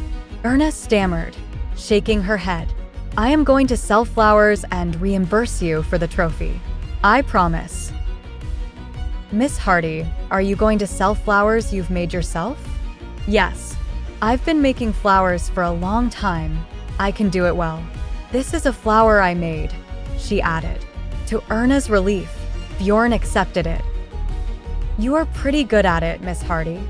Thank you. Mr. Pent said the same thing, Erna said, innocently pleased at Bjorn's cynical remark. He shook with suppressed laughter. Mr. Pent. He owns a hat store in Soldau. He said he'd buy my artificial flowers. Bjorn considered, a bit of confusion in his eyes. Whether he could believe it or not, it seemed like Erna had detailed plans on how to make money and reimburse him for the trophy. You are going to sell fake flowers to repay gold? He asked, still faintly sarcastic, gently waving the silver bell she'd given him. Will you finish before your coffin comes? Of course, it will take a long time, but my flowers are selling at a higher price than you think, Erna said. Bjorn watched her closely, reevaluating his opinion of her. She'd seemed shy and timid, but after all, she could say what she had a mind to say. Making flowers takes skill, Prince. I don't mean to brag about myself, but I'm good at it. I like flowers. So it seems. Bjorn's eyes twinkled as they went from one flower to another on her dress. Though so different from the court dresses he was familiar with, this woman with her unsophisticated ambitions and skills was beautiful in her own way. Well, he said. He didn't care about getting the trophy or its value from Erna. Bjorn had hoped to use it as leverage to win his bet. Right now, that was all Erna meant to him. the potential for a great victory at high stakes. After that, he didn't care if she disappeared forever. Thank you. Thank you so much for understanding, Erna said, smiling brightly. Keep the flower, Prince, she said, as he made a motion to hand it back. Think of it as a token of my promise. Why are you so late? Leonid started right off with a hard question. But then, Bjorn was a full hour late. Even in the way Leonid set down the book he'd been reading, you could see a clear sign of disapproval. Bjorn glanced at the clock and smiled casually. He sat down at the table, opposite to Leonid. Something unexpected delayed me, he said. What happened? Private affairs. Bjorn's face tightened stubbornly, and he showed no signs of explaining. Leonid sighed deeply. He knew how stubborn his twin brother was when he was in this mood. What's that? Leonid asked suspiciously, gesturing towards the flower Bjorn held. Ah, Bjorn said, realizing that he was still holding Erna's flower. Were you with Gladis? Leonid's expression hardened as he noticed that the flower was a silver bell, the princess's favorite flower. Bjorn tossed the flower into the ashtray, where the cigarette ash quickly stained its beauty. Dinner, he said carelessly. Let's go, Your Highness. He took the lead with a light step, as smooth and casual as ever, as if he'd already forgotten Erna and her flowers. I'm sorry I was late, he said lightly. I'll give you a break in the game. Leonid snorted, recalling his promise to play billiards after dinner. A prince doesn't need a break, he said. That's true. You're a prince of billiards. Bjorn grinned. Just look at him. Leonid snorted again. He had to reflect again on his mother's request in order to keep his patience. Throughout dinner, he tried to get Bjorn to talk, listening for anything unusual or suspicious. The table was set on the terrace, where the fresh evening breeze of the midsummer night brought the garden scents wafting over the dinner. By the time the meal was over, Leonid had concluded that his mother was just a fussy old woman. Bjorn was the same as ever. The sunlight pouring through the window was dazzling, and Erna squinted to see through it. Still, she sat upright, glancing out the shop window, undeterred by the glare. Erna moistened her lips with her now lukewarm tea and gently put her teacup back on the table. Though the cup was chipped and there were old stains all over the tablecloth, the tea wasn't bad considering the price here. She was a little hungry, but couldn't bring herself to order any scones. From here, she could see the sold-out department store from this particular seat in the tea shop. Every Tuesday, Erna sat here, watching just like today. After she had counted 5 passing wagons and dozens of passers-by, Erna saw Lisa bouncing and waving excitedly. With a smile of relief, Erna raised her hand in greeting. The flower-selling delivery must have gone smoothly. They paid more today than last week. Lisa came rushing into the room, holding out her purse gleefully. You're so good at it, miss. You have an eye for it and careful hands. Mr. Pence said so. He said you're the best flower producer he's seen. Thanks to your help, Erna said, smiling shyly and handing Lisa her share of the money. Knowing that Erna wouldn't let her refuse, Lisa accepted it gratefully. Thank you, miss, sincerely. You have my sincere thanks too, Lisa, Erna said heartily, lifting the teapot and pouring out a cupful for Lisa. Lisa colored with pleasure as she took the cup. Lisa felt that she still wasn't a big help, but Erna always paid her a generous share. After they'd finished their tea, the two went out into the busy street. They enjoyed their walk and talk, and they were back at the Hardy mansion before they knew it. Let's make more than usual this week, Lisa was saying, while Erna smiled at her ambition. Just then a maid approached them, running with cheeks hot from her hurry. Miss Erna, the maid cried. Quickly, go on in. The master is looking for you. Father is looking for me. Yes, you must go to his study right away. The little maid paused, out of breath and looking frightened, unable to finish her sentence. Erna exchanged a puzzled glance with Lisa, but hurried on through the front door. The air of the house chilled her skin, and she felt like she'd come out of the sunshine into a dark, somber atmosphere. The unexpected visitor entered abruptly, showing to the astonished room of men the hard face of the queen. Bjorn greeted his mother after he dismissed the lawyers, wondering what she had come for. It was rare for her to visit his great house like this. "I'll order tea, Your Majesty, Queen," he said. "Can you explain this to me, Bjorn?" She sighed angrily and laid a newspaper she had brought on the table in front of him. The first page of today's tabloid was decorated with stories of the Grand Duke Prince. Bjorn took the paper quietly. The controversy around the assault case was what he had expected and half wanted, but to his dismay, he saw that the article was trying to relate the incident to Erna Hardy. According to testimony from an informant who asked to remain anonymous and who attended the harbor party, Prince Bjorn met a lady, a beautiful member of the aristocracy, in a secret place that night. Having drunk a little too much, the prince molested the lady and a scuffle broke out until our witness, passing by in the nick of time, dissuaded him. The tales of one-sided harassment are being contradicted by others, however. The noble lady who was with the prince that night may have been trying to seduce the prince for some time. Rumors say she has liaisons with many gentlemen, and that she is the biggest obstacle to the reunion of Princess Gladis and Prince Bjorn. Has Prince Bjorn, the royal poisonous mushroom, committed yet another misdeed? Or has he fallen into the trap of a lady with her eyes on the position of Grand Duchess? Either way, the people's disappointment is clear. This newspaper has found that the majority of Lacanians want Prince Bjorn to apologize to Princess Gladis and reunite with her, an example the country can be proud of.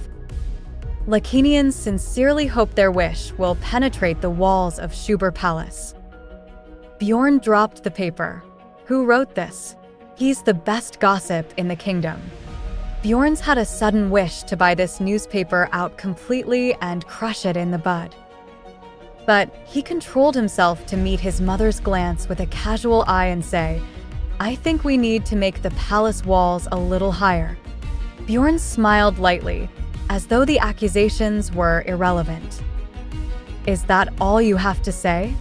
"It's a little regrettable," Bjorn conceded, absent-mindedly opening and closing the book of poems that lay on the table. "I regret hitting Heinz's head. I should have gone for the mouth." No trace of any serious concern over the situation appeared in his face, much less in his words. "Bjorn, it's not something you can dismiss lightly." "Mother, it's not the first or second time something like this has happened. Gossip sells, so gossip will be sold. That's no reason to take it seriously." But this time Gladys's name has been brought into it, and Miss Hardy's. Isabel Denister's expression was stern. "Two well-born ladies of the court are having their names dragged through the mud because of your carelessness. Even if reunion with Gladys is impossible, you owe it to her not to willfully allow public opinion to form against her." Bjorn shrugged. "The higher public opinion against me, the higher public opinion for her. And the worse the former crown prince looks, the stronger Leonid's legitimacy. Don't worry too much, Mother." "I'm worried about you right now, Bjorn. You, not Leonid. I'm worried about my firstborn son, my most painful child. It's never been our desire to solidify the succession to the throne by throwing you away. You've sacrificed enough. I want you to be happy, Bjorn." "I'm happy enough, Mother. My life is going well enough for now." Bjorn spoke seriously, sincerely, trying to reassure his mother. Still she sighed repeatedly. "And Lady Hardy? Why is her name involved? Are you considering a serious relationship with her? Tell me the truth. I can discuss it with your father." With her? Not at all. Bjorn grinned. He would have done the same for any woman. What are you going to do about the damage that Miss Hardy will suffer from this? Well, it's not my fault. It's not my business. Sitting side by side on the sofa were the Viscount and Viscountess Hardy, and the Viscount looked very angry. Father, I heard you've been looking for me. You slut. Viscount Hardy jumped up and cut Erna off in a voice like thunder. You said the reason you left the Harbor Street party early was because you were sick. You dare to deceive us with your innocent face. Father, tell me the truth, or it will be worse for you. Were you with the Grand Duke, Erna? He yanked a newspaper off the table and waved it in her face. The headline, "The Real Truth of Prince Bjorn's Fight," stared Erna in the face and she turned pale. The Viscount, who had been watching his daughter's face closely, burst into a villainous laugh. Erna opened her mouth, trying to explain. That's not it. The Viscount's big hand flew into Erna's face. Stunned, Erna only processed what was happening as she heard the sound of a loud slap on her cheek. Another slap. Staggering under the blow, Erna lost her balance and fell to the carpet. The Viscount flung the crumpled newspaper down in front of her. Blood dripped from her cut lips onto the paper, over the prince's picture. Hey, honey, calm down, the Viscountess said, surprised by the situation. You can't do this. No matter how angry you are, she has another party to attend tomorrow. Party? She's a libertine. If the rumors are anything to go by, I don't care about some party. Walter shouted. Erna looked down at the newspaper on the floor, but couldn't quite read the small words of the article. She was able to grasp the context and wondered how such a petty rumor could be considered newsworthy. It seemed to be enough to convince her father, though, who wouldn't give Erna the chance to explain anything. She felt so humiliated she could cry, but tears did not flow. It may be said that she didn't even know how to cry anymore. Why do you have to get greedy and do every possible wrong thing? A scandal like this, right when the random is only going up. All these good marriages we're going to miss because of this. Walter raged on.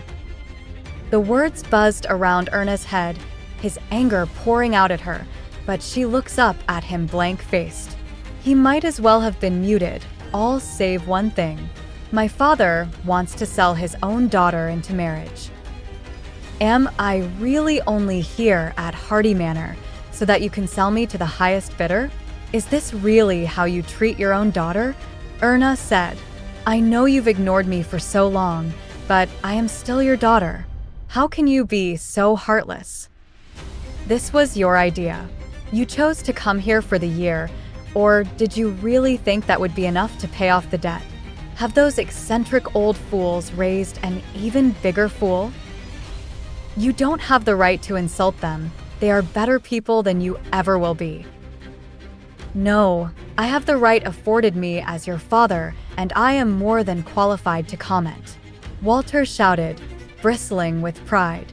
They would have you growing old, as they are, wasting away in some decrepit corner of some forgotten village. At least I am concerned with a real future for you, which includes finding you a good marriage. So stop with this immaturity, stop doing everything wrong, and start following instructions.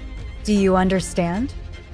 If you slip up one more time, I will sell that country house. Walter smiled at her. How's that? You can't do that. You promised the house to me. Erna said, that's only when your part of the arrangement has been fulfilled. Walter said, how can you be so mean? Erna almost stamped her foot.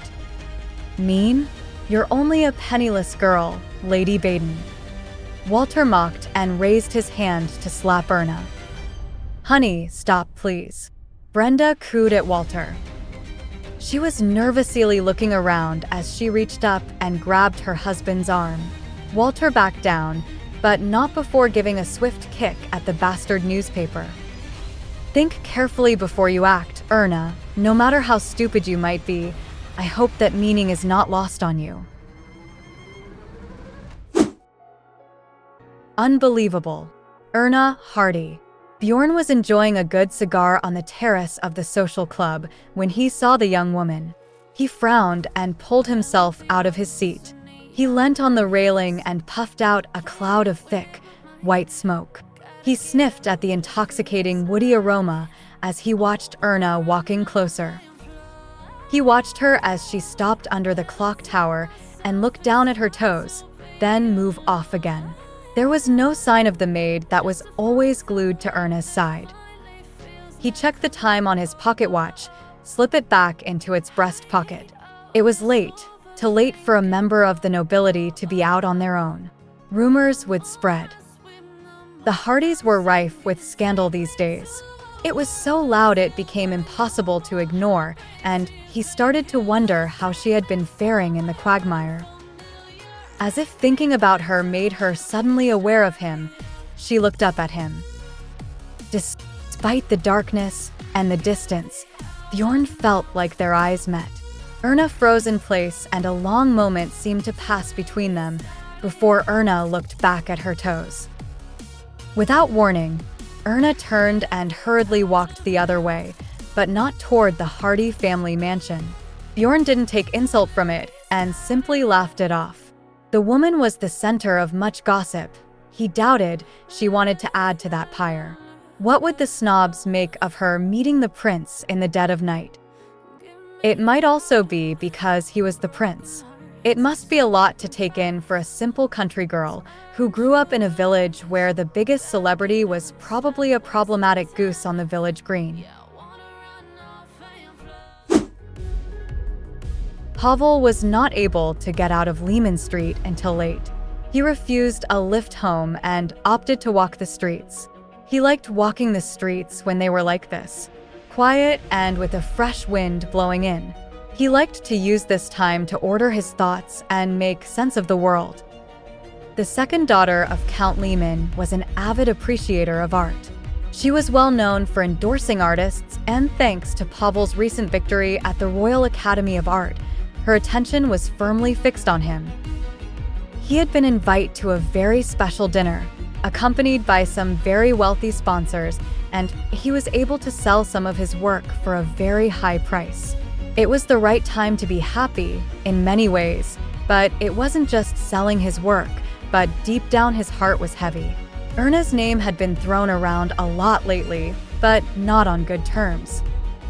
She was pretty much the topic of discussion at the dinner, the scandal between her and the Grand Duke. The nobles all sympathized with Princess Gladis and were heavily critical of Erna. Not so much the Duke Lehman, who was constantly outraged about his future wife being spoken about like that. Lehman's daughters were the worst culprits for the gossip. They hoped that providing harsh criticism of the women, the Count would change his mind about marrying her. Every time he saw Count Lehman that evening, he couldn't help but think of Erna. It was hard for him to understand how Erna had been promised to the dusty, gray-haired old man. The thought of his shriveled up hands touching her rankled at Pavel's heart, but there was no point in feeding that fire. There was nothing he could do to help his longtime friend. It was a difficult battle, to stay in control and not let a random outburst of anger in Erna's defense boil over. He would had his own back on them, for Erna, by taking their money, and that's what he focused on. No matter how many times Erna, the poison mushroom prince, or scandal was mentioned in the same breath, he couldn't let it boil his blood. He should have paid more attention to Erna. He knew filling himself up with regret was pointless, but he couldn't help himself. The girl had a hold of him, and with her talk of going back to Burford at the end of the year, filled him with hope. He needed to talk to Erna. He had to be careful. One careless act and he could lose she. In a few days he would get the money for the paintings, and so he would be able to help, if only a little. He hoped that if she could get back to Burford, she might be able to have a more peaceful life, and that was how he was going to help. He was going to raise the money to buy her out of this arranged marriage. If only Viscount Hardy would let Erna go. Pavel arrived at his house, and before made to head up the steps that lead to the front door, he noticed a shadowy form sat on the top step, huddled within themselves. The figure looked up at him. It was Erna. "Erna, are you okay?" "I was a fool. I shouldn't have trusted my father." Erna opened her mouth after a long while to take a drink of the milk that was given to her. The glass was still warm as she squeezed it in her hands, the bruising still painful. Her head was a little calmer now that she had time to order her thoughts. She didn't want anything to do with her father anymore. "I am so sorry to trouble you like this," Erna said after taking another sip of milk. As she regained her composure, she turned to face Pavel. "You're the only one that has taken care of me." She bowed her head as she let the words trail off. She remembered seeing Bjorn on her way over, their eyes meeting across the span of the square. Maybe he would help her. The thought melted away as soon as he appeared. She didn't want the prince knowing about this. "No need to thank me. Like I said, anytime you need help, just come and find me," Pavel said with a warming smile. "Would you like me to take you back to Burford?" It was an impulsive question, but that did not mean Pavel did not mean it. "I would love to, I want to, but I can't right now. If I break from my contract, we would have to leave our home in Baden." "Contract?" "Yes, getting married, as per my father's request." Erna's knuckles turned white as she gripped the hem of the blanket. "But you can't stay here like this."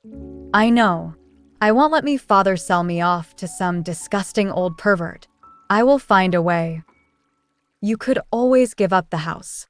I know how you value the place, but you can't tell me you value it more than your own life."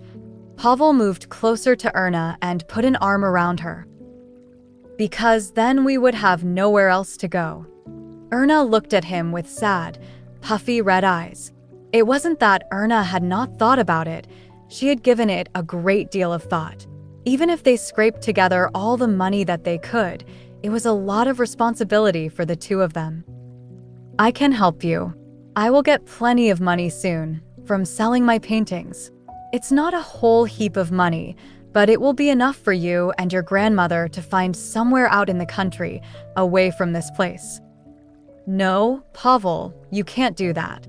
"Yes, I can. It's my money and I can do what I want with it, and I choose to help you. Don't worry, call it a lifelong loan. You can pay me back any time between now and 100 years' time, no interest." Pavel had expected this reaction from Erna. She was a respectful young lady, and he calmly carried on trying to convince her to accept his help. "Think realistically, Erna. Your father will sell you before the end of fall, before even that if possible. It is nigh on impossible for you to raise enough money before then." Erna could not deny that Pavel raised a very good point, but he didn't have to be so cold about it. Pavel quietly took a deep breath and looked into Erna's fierce blue eyes. She was speechless. He could see her working things out in her head. Was he being too reckless? Pavel knew that running away like this would leave a nasty scar on the aristocracy, and she would never be welcomed back, but at least it's a chance for her to get away, and what Erna needed right now was a way out. "Just think about it, about getting away from your father," Pavel said. He wondered if he had crossed the line. He was always very conscious of Erna as a nobility, and he was a mere common as muck painter. He respected those boundaries, while nurturing Erna's friendship. Erna Hardy had disappeared. She was not present at any social gathering. She had not been seen down by the Hardy estate or downtown. The Viscount and his wife did make a statement that the girl was bedridden with some ailment, but no one believed the story. "What are we going to do if she doesn't turn up to the rowing competition?" Peter said through a yawn. "Don't tell me she won't be there for the greatest event of the summer," said a man Bjorn had never gotten the name of. It'll be hard if she's so ill she has to stay in bed. Peter said, health problems isn't just about health. Leonard said, maybe she's taking a break from all the scandal, waiting for things to die down. It seemed, at that moment, that everyone in the social club looked at Bjorn, who was calmly eating an apple and only half paying attention to the conversation. He was watching the entrance like a hawk. Give it up, Bjorn. No matter how stupid he might be, he ain't crazy enough to show his face, Peter said. As if the universe was determined to prove Peter wrong, Robin Hines waltzed into the social club. He is crazy, Leonard said sadly. Bjorn calmly bit into his apple and only rose when the group had settled down. His footsteps were loud as he approached Robin Hines, sitting at a table of loud gentlemen sharing stories and jokes. The atmosphere had generally been cheerful, but everything went silent when Bjorn stood next to Hines. Long time no see, Hines, Bjorn said. Bjorn lowered himself into the chair next to Hines and everyone watched. Here, have a drink, Bjorn said and grabbed the bottle of whiskey the waiter had just brought over. He poured out a splash into the tumbler in front of Hines. He then snatched the paper out of Hines's hands and eyed the article. He already knew what he was looking for, but made a pantomime of reading it first. Lady Hardy, who had seduced me first, had also seduced the Grand Duke. It was her intention to create a rift between the Grand Duke and myself. That is why the fight with the Grand Duke occurred. It was coercion from Lady Hardy, who sought to test her potential suitors, in some sordid game only she knows the rules of, to entertain her bored little mind. More and more people had speculated that Hines was the one who had instigated a fight with the Grand Duke, throwing the first punches. In order to save face, Hines abused his role in the tabloids to justify himself and use Erna as a scapegoat. It was a pretty solid strategy, as he knew no one would willingly take Erna's side in the matter. Is that really what happened? Bjorn said with false intrigue. My memory is a little fuzzy. Robin Hines, who could now feel the bind he was in, looked about the room without making eye contact with anyone. I'm getting impatient, Hines, Bjorn said. If you continue to ignore me, you'll make me look like an intruder to an otherwise pleasant little gathering here. Bjorn gently placed his hands on Robin's shoulder. Did you honestly think you'd never see me again, especially here? What the hell do you want me to say? Hines blurted. Nothing grandiose. Bjorn removed his hand from Hines's shoulder and stood up. Hines started to breathe properly, and at that moment, the chair collapsed from under him and his world spun around. When he opened his eyes again, he was staring up at the ceiling. Bjorn came into view and stared down at him with intense gray eyes. Just like that night, he was smiling. You, Hines stammered. He tried to get up and wailed when Bjorn's foot came down heavily on his chest and pinned him to the floor. You said it yourself, we're rivals, aren't we? Rivals fighting for the affection of the same woman. I'm sure you said something like that. Bjorn, you. Oh, you didn't know, did you? This is how I treat my rivals. Bjorn poured the contents over the red face of Robin Hines. He smiled as Robin Hines struggled and screamed for assistance, but no one came to help, and Bjorn did not stop until the bottle was empty. He took his foot from the chest of the pathetic man and wandered back to his own party as if nothing had happened. Hines laid on the floor for a long while, wailing at the ceiling. The rest of the lounge was abuzz with chatter and whispers. When Bjorn was finally done at the social club, he went to his carriage and the waiting footmen. These hot summer days had made him lethargic and lazy. It was nice to get some excitement back in his life.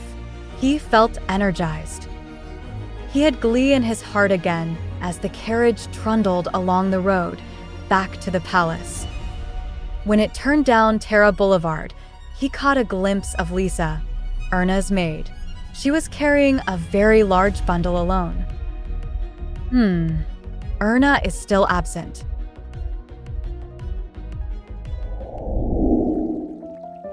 The flowers bloomed at Erna's fingertips as she cut and pasted the petals together. She moved mechanically, as if just going through the motions, and Lisa watched her. She was filled with wonder as she watched her beautiful mistress make beautiful corsages. She spent her days quietly in the Hardy mansion, as per her father's request, who had forbidden her to go outside until all her wounds had healed. Lisa would have been afraid for her lady, who constantly stared off into space, but at least she was keeping busy. "Oh, I'm sorry, Lisa. I hope you did not wait long," Erna said, noticing Lisa's presence. When she lovingly placed the newly completed rose in its box, she completed another order. She had 3 times more orders this week as she did last week. "I think you're overdoing it, miss. You need sleep," Lisa said. Lisa looked at Erna with apprehension. The cuts and bruises of her father's beating had fully healed, but Erna still looked haggard and drawn, mostly from all the extra work she was doing in the evenings. "It's okay. Being locked away isn't boring if you concentrate on your pastimes," Erna smiled. Lisa glossed over the conversation and picked up the next big bundle for the department store. When she left, Erna was left alone in the silent room. She did not notice. As if like clockwork, Erna ran through the numbers again, the dates, the sleeps until the date that she had promised Pavel. The date was all that supported her life right now. It was a shameless act, but she had decided to accept Pavel's help. Running away in the middle of the night was never the dignified thing to do, but there are moments where exceptions need to be made. It was a lesson taught by her father, though without meaning. Her father had lied to her. He had conned her into coming to the city and only sought his own profit off her back. When she reflected on this, heat rose up in her and she could feel the anger boil over. During her time at the house, she came to realize her father had lost a lot of money through being swindled himself. His fortune declined sharply, and he had plans to sell his daughter on the wedding market to make up for his losses. It was a shallow trick she would have seen if she had been more diligent. She got up with determination, standing proud and strong. She looked like she was going to jump out of the window and fly away. Instead, she grabbed some supplied and carried on making the corsages. Even if she was going to run away, until that day, she was going to face her duties with pride that included getting these orders filled. Miss, look, it's the palace, the Schubert Palace." Lisa came rushing into the room without knocking. "Calm down, Lisa. What's going on?" "Her Majesty, the Queen is looking for you," Lisa said, wide-eyed. It was in the afternoon, when the sun-warm golden disk, that the carriage carrying Bjorn and Leonid trundled out FO, the main gate of Schubert Palace. They were off to visit the Duchess of Arsen at her summer palace. Originally, it was meant to be the Queen and Leonid, but it was changed at the last minute. "Your grandmother is very fond of you, Bjorn," the Queen said. Bjorn had been woken up right before lunch, to his mother's knocking on the door. She then proceeded to lecture him about late nights and drunken games. It seemed that the Queen sent him off to visit his grandmother as some form of punishment. As his mother said, the Duchess loved her first grandson more than anyone, so it was a little thing to bear this annoyance for a little while. It didn't help that Bjorn was just as stubborn in matters as his mother, and that annoyance quickly became hatred as they bounced along the road. "Thanks to you, it should be a fun evening," Leonid smirked. It was hard to judge Bjorn's mood at times. He remained so stoic at times, with a glint of a random smile.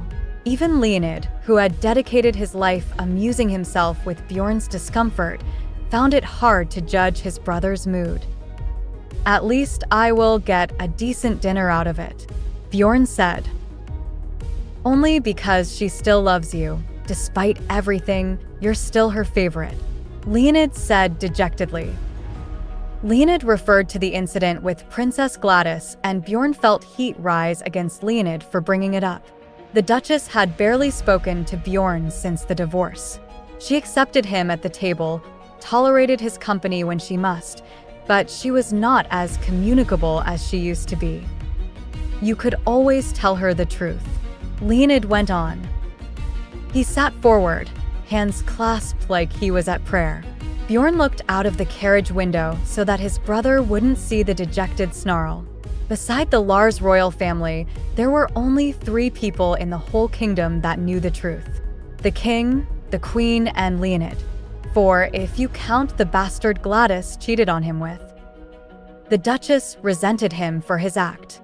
It might not have been so bad if he had just divorced Gladis, but his abdication from the throne, making Leonid the crown prince, seemed to properly upset the Duchess. Leonid tried to refuse the position, claiming that Bjorn was a much better suit. Whenever he thought about the situation, Leonid felt terrible for his twin brother.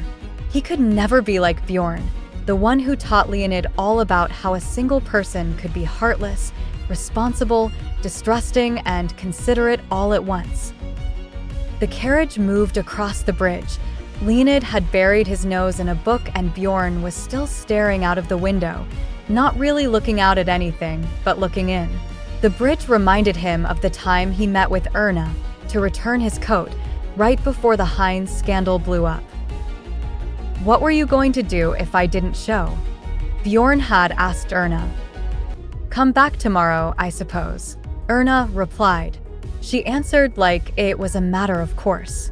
"There is only one road out of the palace and to the city, so I figured you'd come past here eventually." Her own logic had frustrated Bjorn. He had not expected her to be. He felt like she was a match for his wits, and she was fiercely independent. When they had arrived at her street, she hopped off the carriage like it was some ordinary thing and refused to let Bjorn see her off. She was so proud of the fact that she knew how to ride a station wagon. She made it sound like some great achievement. She left a modest farewell, like she was saying goodbye to her grocer, and crossed to the other side of the street. When Bjorn moved on, the woman didn't occupy much more of his thoughts, or at least, he didn't think she did. As the carriage passed the middle of the bridge and his mind was cast back to that day, he realized his thoughts had lingered on her more than he realized. "Who is she?" he muttered to himself. Leonid looked up from his book and out the window. Who?" he said, but Bjorn ignored him as he caught the sight of a brown-haired woman. He felt anxiety race up his body. The disappointment stung as he saw it was only a woman that reminded him of Erna. A table had been set up for the queen's guest deep in the garden annex. Isabel Dniester, the queen, greeted Erna as she was escorted by footmen. It was as if they were 2 close companions set to enjoy afternoon tea together. "You may go." The queen waved away the footmen. As the servants left, the garden was draped in an awkward silence. "Shall we have tea?" the queen said and offered Erna a seat. "Oh, yes, of course, Your Majesty." Erna hurriedly took her seat and picked up the teacup, waiting patiently for the queen to take the first sip. She then took hers. She was frightfully aware of her trembling hands. The queen examined Erna Hardy over the lip of her teacup, worried that the poor girl was going to spill her tea and burn herself. This was a very different encounter than when they had met at the social gathering, probably because of the lack of the old-fashioned dress and makeup. A couple days ago, the queen had sent out investigators to covertly gather all the information they could about Erna Hardy.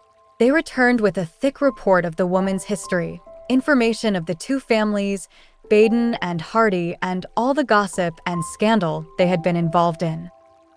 Erna was a lady that sported the Hardy name, but she had mostly been raised by Badens, a righteous and good family of aristocrats. Although they had fallen on hard times, they lived without losing dignity. The information in the report claimed that Erna Hardy was a very different person to what the rumors suggested. So curiosity took the better of the queen, and she decided that she wanted to meet Erna in person. "What is our relationship to my son, Bjorn?" the queen asked. Erna looked up from her teacup. Confusion spattered her features and looked at the queen with big, beautiful, deep blue eyes. It was no wonder she had caught the attention of all the socialites. "Tell me what happened between the two of you, Miss Hardy, and you had better not try to deceive me." She had told the queen everything, in as much detail as she could, about her and Prince Bjorn. At times her mind went blank, but she never lied or knowingly distorted the truth in any way. Erna hoped it would help clear up any misinformation. "Are you really saying Bjorn wanted that?" the queen said, after she heard everything. The first time the queen expressed any emotion or thought on the matter was when Erna told of the lost gold antler trophy and how Bjorn had agreed when Erna offered to pay for it.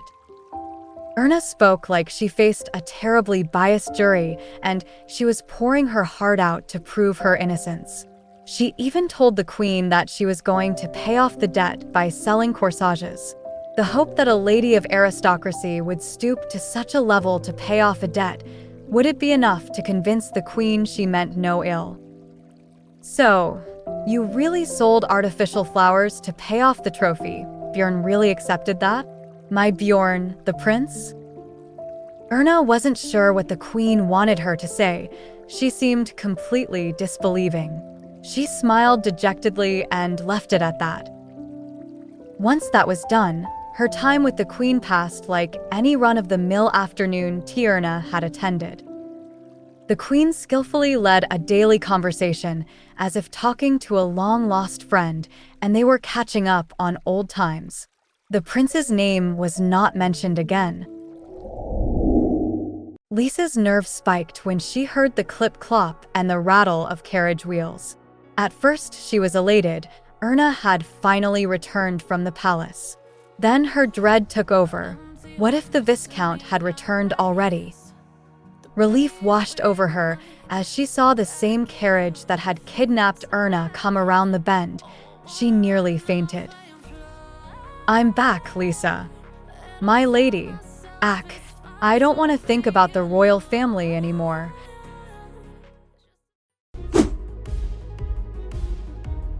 "Look over there, she's finally here," Peter declared. He was examining the crowd with wide eyes, scrutinizing every face he could, daring not risk missing the opportunity to see the young lady that was the main character for today's festival. The Hardy family had just entered the stand, and with them was Erna Hardy. "I knew it." While laughing at the crowd's reaction, Leonard was also relieved. If Erna had not shown up once in a while, all the young lads would have degenerated into mindless idiots, obsessing over mythical phantoms. "Pest, Bjorn, look there," Peter whispered to Bjorn.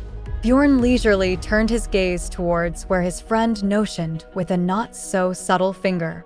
He saw the woman that was his straight flush, Erna Hardy. Bjorn brushed away Peter's silly behavior and dipped his eyes. His long eyelashes veiled his eyes, and Bjorn let a smile softly curl his lips. "Huh, I see she is here," Bjorn said softly. When Erna turned her head, her eyes met Bjorn's. They exchanged polite nods and a half-hearted smile. He could not help but notice how pale Erna looked.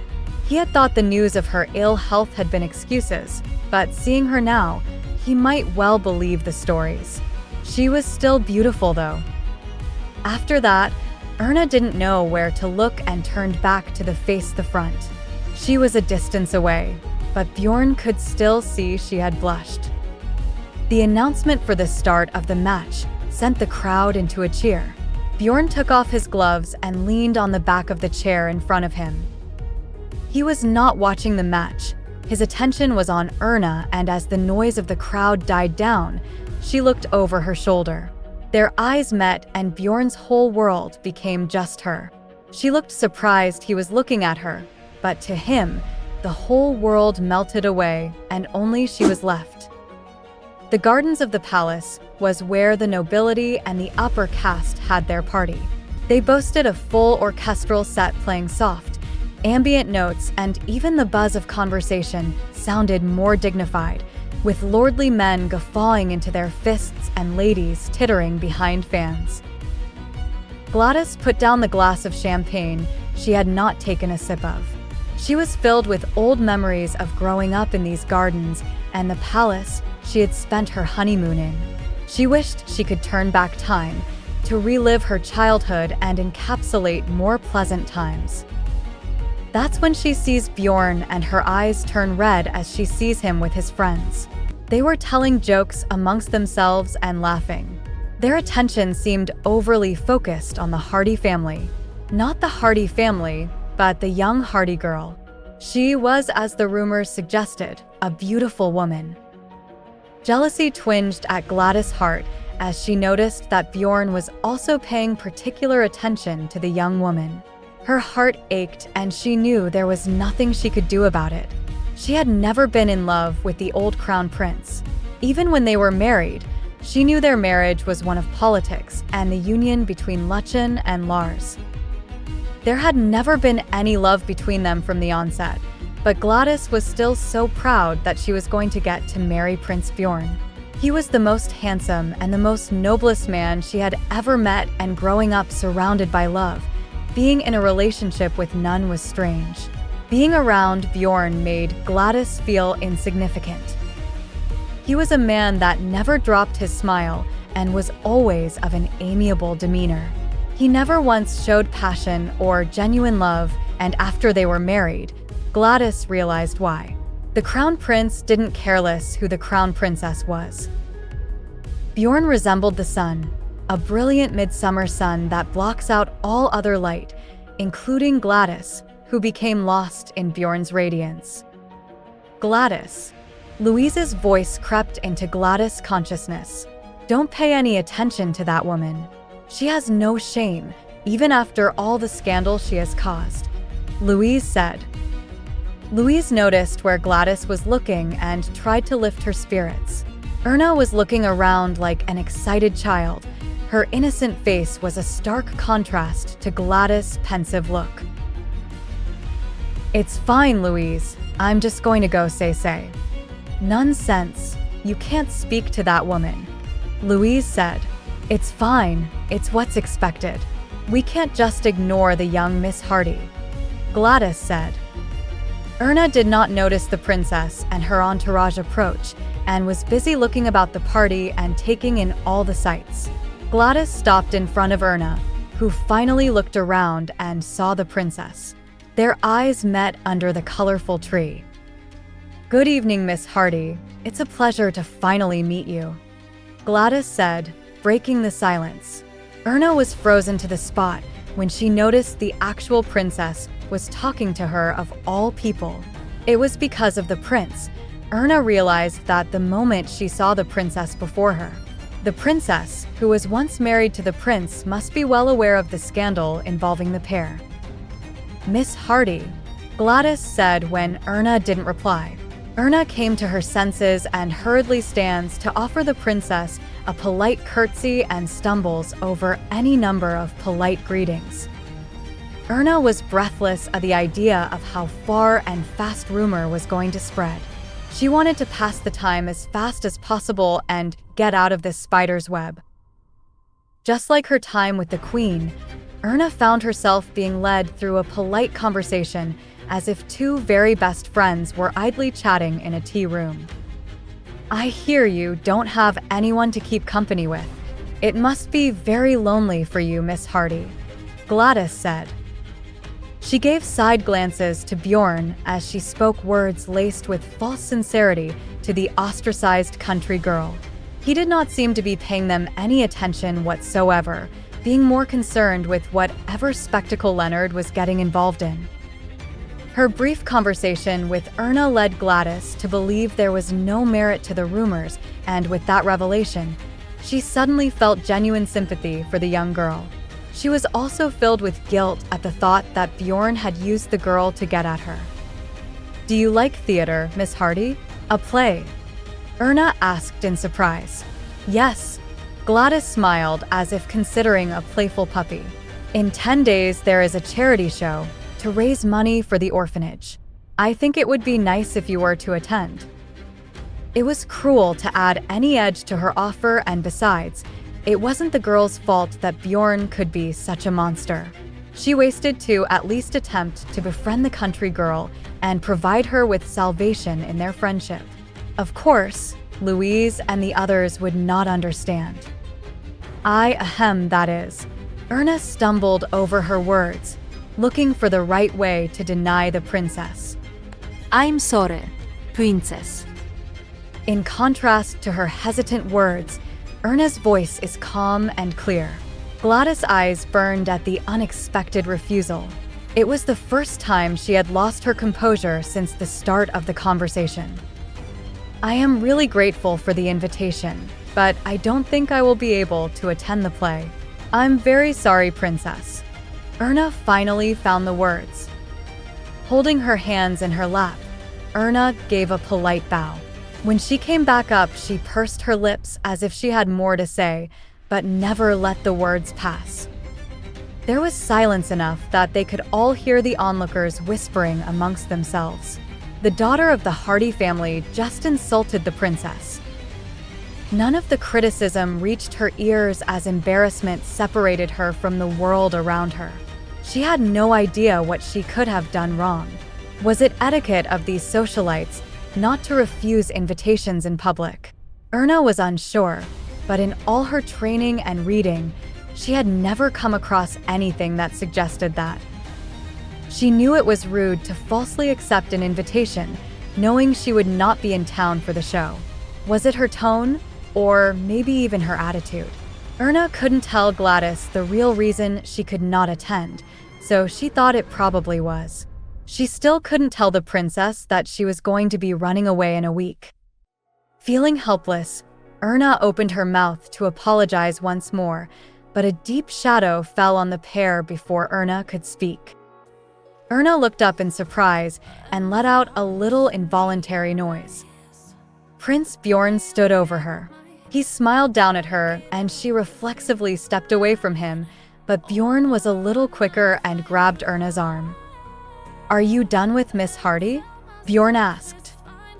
"Yes," Gladys stammered. Her eyes were puffy and red, but lacked tears at that moment. Bjorn looked like he did that day when he told Gladys he would be divorcing her. Gladys choked and felt like a little girl on the verge of tears, but unlike that day, she remained strong under the scrutiny of the other party-goers. "I will be taking Miss Hardy with me," Bjorn said. Satisfied that Gladys was not going to argue back and just stand there, desperate to keep her shame minimal, Bjorn moved away.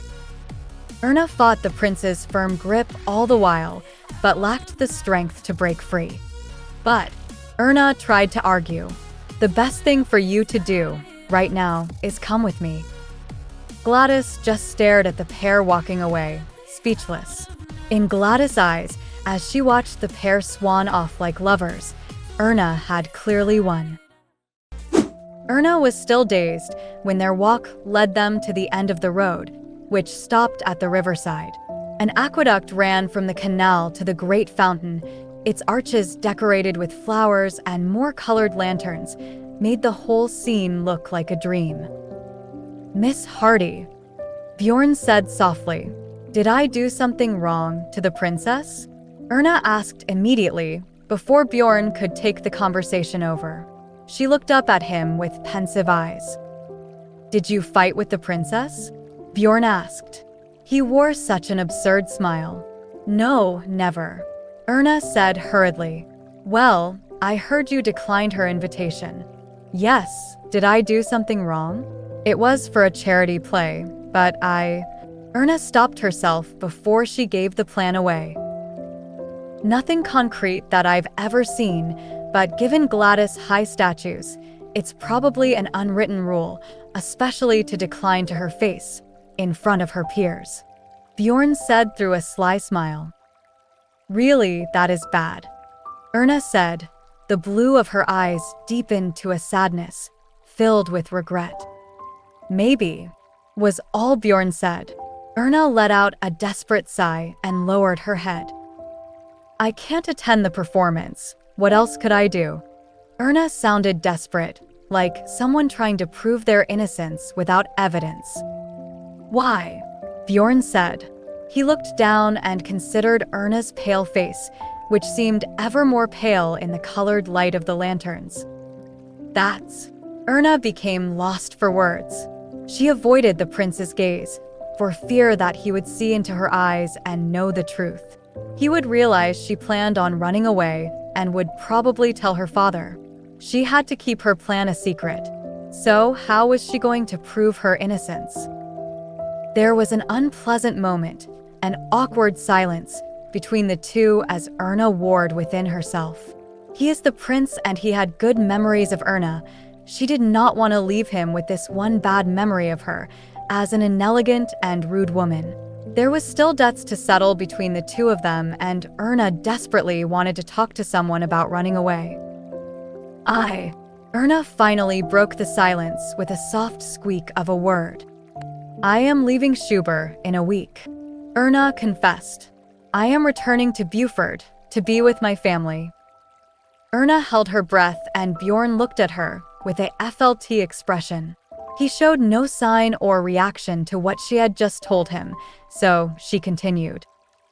If I had told the princess that I would attend, knowing that I would not be going, it would have been a lie. I didn't want to lie to the princess. Why didn't you tell her? I can't do that. Erna lowered her head and her voice to a whisper.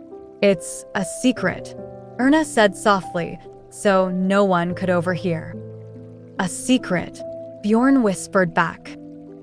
Yes, I want to leave as quietly as possible. Why? Are you planning on eloping or something? There was just in Bjorn's voice. Erna's eyes could not hide the nervousness she felt and she swallowed dryly. She clearly did not share the same humor as Bjorn. Bjorn stared blankly at Erna for a long moment, then burst out laughing. He realized she really planned on running away, and over everything else, Bjorn realized something. Erna was a simple, naive country girl who really didn't understand how the world worked. Bjorn's laughter attracted the attention of couples and groups that had gathered nearby to watch the fireworks. The world suddenly seemed more beautiful, if only in its cruel twists of fate. Bjorn laughed at the idea of Viscount Hardy dreaming of selling his daughter to revive his fortune and status. He laughed at all the old men rubbing their hands at the thought of getting their twisted fingers on Erna's delicate flesh. Bjorn laughed for a long time. He could feel the surprised onlookers staring at him in bewilderment. He didn't care about them, and when his laughter subsided, he looked at Erna like she was the only person in the world. She seemed embarrassed by his sudden mirth. Why would you tell me this, of all people? Bjorn said. He still had a small smile as he looked down at Erna. At first glance, she seemed timid and shy, but deep down, she was strong and firm. Her pale face, blended with the colors of the lanterns, was cute and underlined with pouty red lips. What if I accidentally mess up your plans? I know the prince is not like that. You know? Miss Hardy, you know me? Even though Bjorn's tone seemed to be spiteful, Erna could see there was still a soft smile in the corner of his lips and on his eyes. Erna nodded without hesitation. Blind faith seemed to be a tradition of her family's. Even when I leave Schubert, I will not forget my debt to you. I will pay you back, my prince, Erna said. Debt? Bjorn feigned trying to recall. Oh, that. You don't need to worry. I will pay back every penny. I promise, on the honor of the Baden family. That name again, the woman was acting like it was her name. It was unfamiliar, but at least it was a name that higher prestige than Hardy. Bjorn readily agreed. The woman's wild plan to sell artificial flowers to pay for the debt had been working so far. Would it still if she decided to run? A soft breeze blew off the canal and wrapped around the pair as they stood in silence, looking at each other. Bjorn looked out over the water, following the sound of people laughing on the boats that had just set sail. It was time to close the bet and collect his winnings. "Would you like me to scrub your debt?" Bjorn looked back at Erna. "It's difficult to run away when you still have debt anchoring you to this place. Come to think of it, that night only happened because of my rudeness. It's not very gentlemanly to shift the blame to an innocent lady, such as yourself." But Erna was shocked. This was not what she was expecting. "Let's make a deal," Bjorn said with a benevolent smile. "Afford me the honor of enjoying your company on the Abit River tonight, and if you do, I will wipe the debt." The prince looked so relaxed when he asked Erna out onto the water, like he knew what she was going to say before she said it. Erna had warred with herself over clearing the debt or maintaining her family's honor. Clearing the debt inevitably won, and the prince reached out his hand to help her onto the boat. Erna hated him for what he was putting her through and the clueless manner in which he conducted himself. Erna sat at the prow and looked down at the hand that was still holding hers.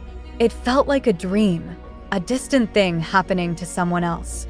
The gentle lapping of the current against the boat seemed to dictate the thudding of her heart and harmonized with her breathing. Bjorn skillfully rowed the boat out onto the water. Erna watched him with wide eyes. She was so close to him. When Bjorn noticed she was watching him, the corner of his mouth twitched upward. "You're not scared, are you?" "No, not at all," Erna said, a little too firmly. Even she was not convinced by her answer. Bjorn laughed as he pointed the boat in the direction of the colored lanterns. They were of so many different shapes, some of paper and some of glass. They were all the colors of the rainbow, which blended to form new colors not of the rainbow. Erna watched the lights and colors spread around her in amazement. She had never seen such a splendid sight in all her life. Her grandmother was right. The city really does lift your spirits. She had not realized before, concentrating so much on what made the city a poor place to live. The overwhelming beauty of the lights, reflected in dazzling shimmers on the water, erased all thoughts. All the whispering onlookers, the gossipers and rumor mongers seemed so very distant now. She didn't even care how angry her father was going to be when he heard about this. It all felt so very distant. Erna cast her gaze about the river, trying to take in every mote of detail, committing every part of it to memory. When she realized she was staring directly at the prince, and he looked right back at her, she reflexively touched the side of her face and knew it was careless. She needed to say something, to break the awkward silence they shared, but she couldn't think of anything.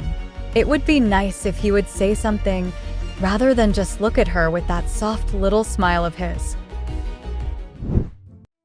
It was a face after all, Peter declared. He watched Bjorn's boat drift out onto the river and saw that he was not alone. He was with Erna. He had sent flowers, passionate letters, and made eye contact from time to time. He had put so much work in wooing Erna, and Bjorn, the man who spent his entire time on the sideline watching, was going to be the one to lift the trophy. It was his face, it had to be. It was the only conclusion Peter could come up with. He had not written a single letter.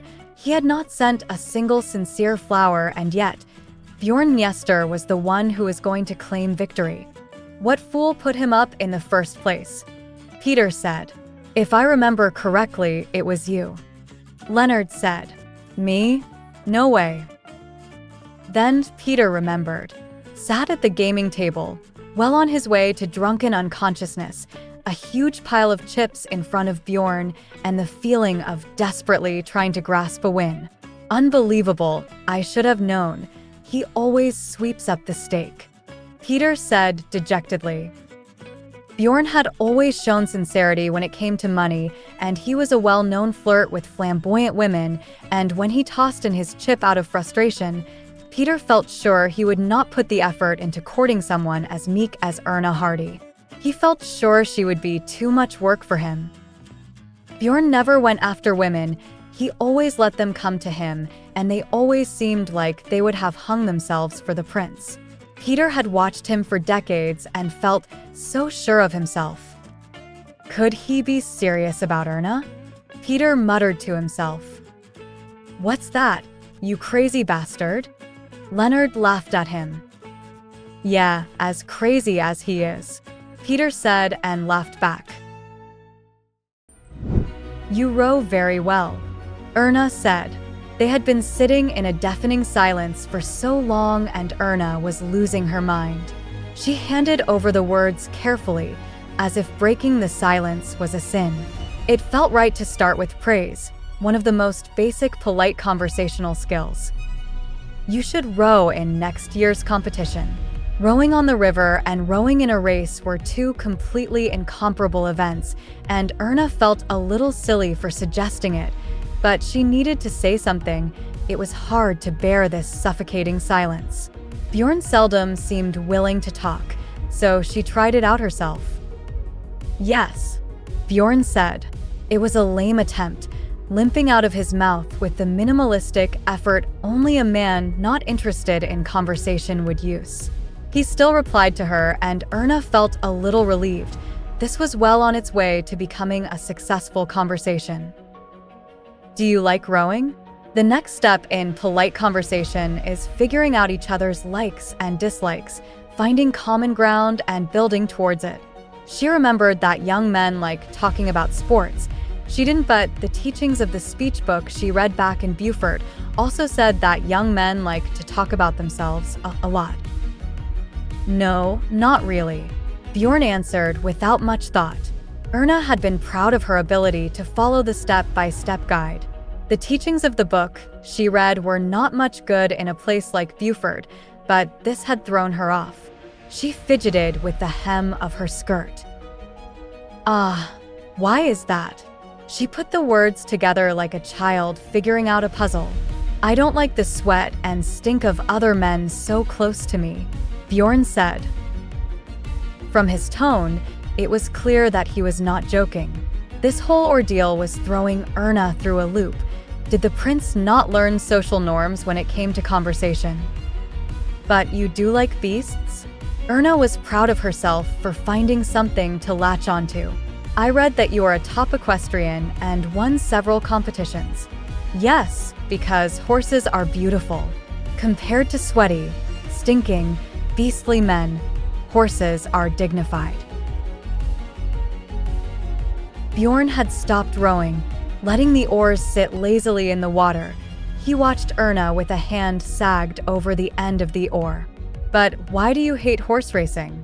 I hear you own the fastest horse in Luchen, but rarely go to watch." Erna looked at Bjorn. Her eyes sparkled with the multitude of colored lights. "Oh, no, I'm not interested in watching other people ride horses." No? "Are you the type of person who prefers to participate?" "Yes." There was a brief pause as Bjorn squinted at Erna. "You did a pretty diligent job investigating my background." Everyone knew Bjorn Yester. It was hard not to hear about the prince at even the most uncommon social event. Erna shrunk away, feeling like she had overstepped herself, but the prince only seemed to lean in closer to her. He moved into her sight line as she tried to look away, and their eyes locked. Her cheeks flushed, and she couldn't help but fidget with her fingers. "Sorry, Prince. Please forgive my presumption," Erna said. She regained her composure under his scrutiny, but couldn't remove the tremble in her voice. If he continued to tease her like this, she was going to throw herself overboard. "There's nothing to apologize for. I don't think you were being rude. But I offended. Let's talk about you." Bjorn cut Erna off. "It's not fair if we only talk about me." "Yes? Did you say you were from Beaufort? Are the festivals there like this one, too?" There was some sincerity in his voice, as if he genuinely wanted to know about Erna. He wanted to know about Buford, a place he didn't know existed until Erna Hardy suddenly appeared. Yes. Yes, but nowhere near as big and fancy as this, I don't think. I've never seen it. As if sensing his intentions, Erna answered with a relaxed smile. You've never seen it, why is that? My grandma and grandpa didn't like crowded places, and sometimes the festivals were held in places too far away. Instead, my family would have dinner under the ash tree. We would make lots of wonderful things and delicious cakes. My grandmother made a very special rose wine every year that she let me drink from when I was 16. Erna remembered the disappointing taste of the wine she had been looking forward to drinking from such an early age. She loved the color of it and its smell of summer flowers. It always reminded her of grass insects chattering and dandelions caught in the breeze. Erna spoke in a distant voice as she detailed the annual summer dinner party. It felt like she was back there now, with her grandmother and grandfather. The smell of rich cakes and juicy meats. Bjorn watched her with interest as she lost herself in the memory.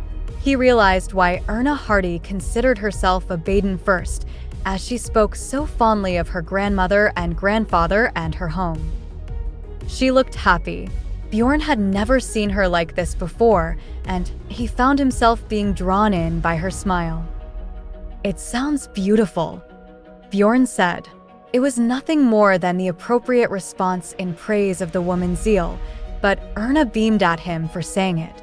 They looked at each other for a long while, right up until there was a sudden and resounding bang somewhere above them. Erna laughed her nervousness away as Bjorn turned his head up to watch the fireworks painting the night sky. At first, Erna was scared of the sudden menacing sound, but quickly fell in love with the explosion of colors. A streak of bright light rose up from behind the palace and bloomed a vibrant red in the sky. The Feast of Colors was such a splendid display of beauty beyond comparison to anything Erna had seen before. Wow, she said breathlessly. She innocently admired every streak of light, anticipating the explosion of color that would follow. It left after images in her mind as she watched with wide eyes. Each flash of light brought new details to the landscape. Is this your first time? Bjorn asked. A shower of golden sparks rained down to the ground and wiped out the after image of dandelion seeds. It was only then she remembered the prince was also in the boat. Yes, she smiled. This is my first time. She smiled brighter than the lights in the sky, and she felt the weight of the debt lift from her conscience and allow her to fully enjoy the moment. Bjorn watched Erna completely forget he was there. Gone was the demure she so carelessly wore like an old but familiar shawl. She was an excited child, and Bjorn laughed a little despondently.